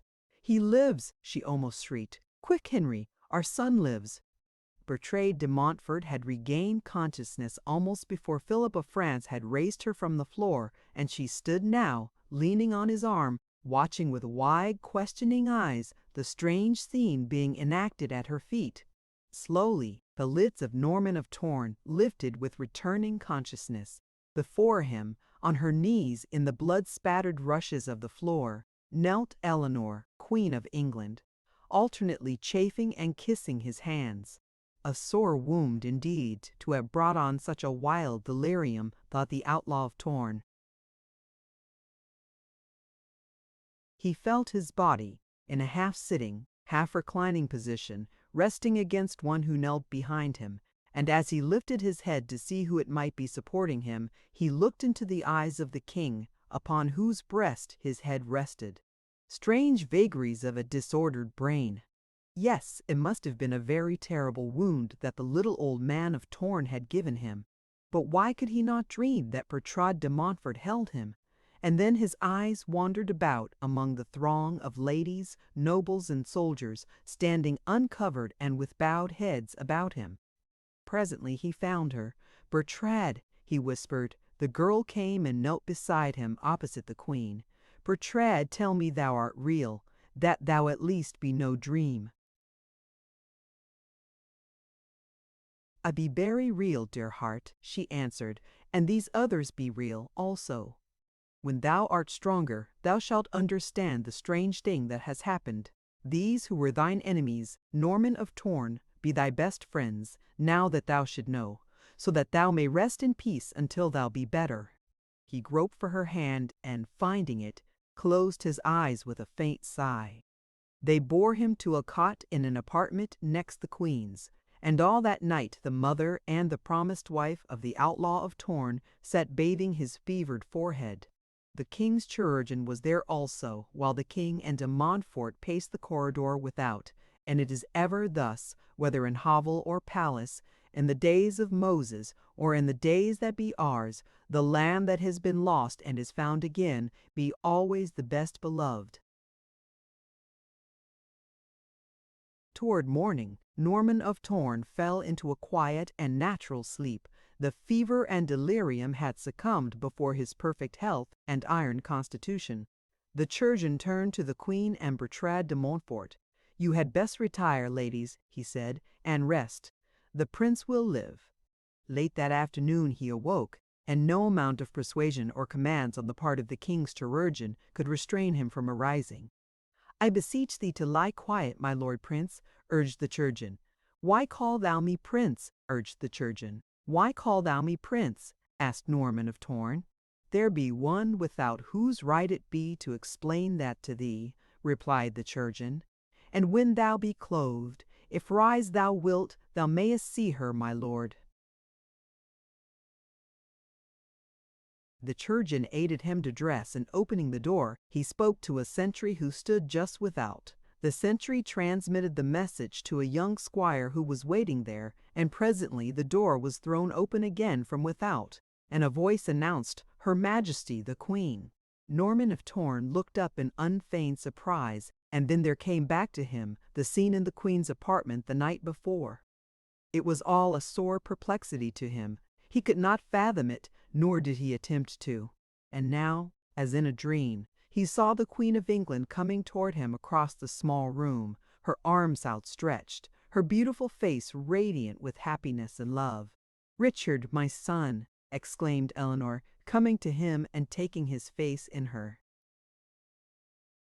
hands and kissing him. "Madame," exclaimed the surprised man, "be all the world gone crazy?" And then she told him the strange story of the little lost prince of England. When she had finished, he knelt at her feet, taking her hand in his and raising it to his lips. "I did not know, madam," he said, "or never would my sword have been bared in other service than thine. If thou canst forgive me, madam, never can I forgive myself." "Take it not so hard, my son," said Eleanor of England. "It be no fault of thine, and there be nothing to forgive. Only happiness and rejoicing should we feel, now that thou be found again." "Forgiveness?" said a man's voice behind them. "Forsooth, it be we that should ask forgiveness, hunting down our own son with swords and halters. Any but a fool might have known that it was no base-born knave who sent the king's army back, naked, to the king, and rammed the king's message down his messenger's throat. By all the saints, Richard, thou be every inch a king's son, and though we made sour faces at the time, we be all the prouder of thee now." The queen and the outlaw had turned at the first words to see the king standing behind them, and now Norman of Torn rose, half smiling, and greeted his father. "They be sorry jokes, sire," he said. "Methinks it had been better had Richard remained lost. It will do the honor of the Plantagenets but little good to acknowledge the Outlaw of Torn as a prince of the blood. But they would not have it so, and it remained for a later king of England to wipe the great name from the pages of history, perhaps a jealous king. presently the king and queen, adding their pleas to those of the chirurgeon, prevailed upon him to lie down once more, and when he had done so, they left him, that he might sleep again. But no sooner had the door closed behind them than he arose and left the apartment by another exit. It was by chance that, in a deep-set window, he found her for whom he was searching. She sat looking wistfully into space, an expression half sad upon her beautiful face. She did not see him as he approached, and he stood there for several moments watching her dear profile, and the rising and falling of her bosom over that true and loyal heart that had beaten so proudly against all the power of a mighty throne for the despised Outlaw of Torn. He did not speak, but presently that strange, subtle sixth sense which warns us that we are not alone, though our eyes see not nor our ears hear, caused her to turn. With a little cry she arose, and then, curtsying low after the manner of the court, said, "What would my Lord Richard, Prince of England, of his poor subject?"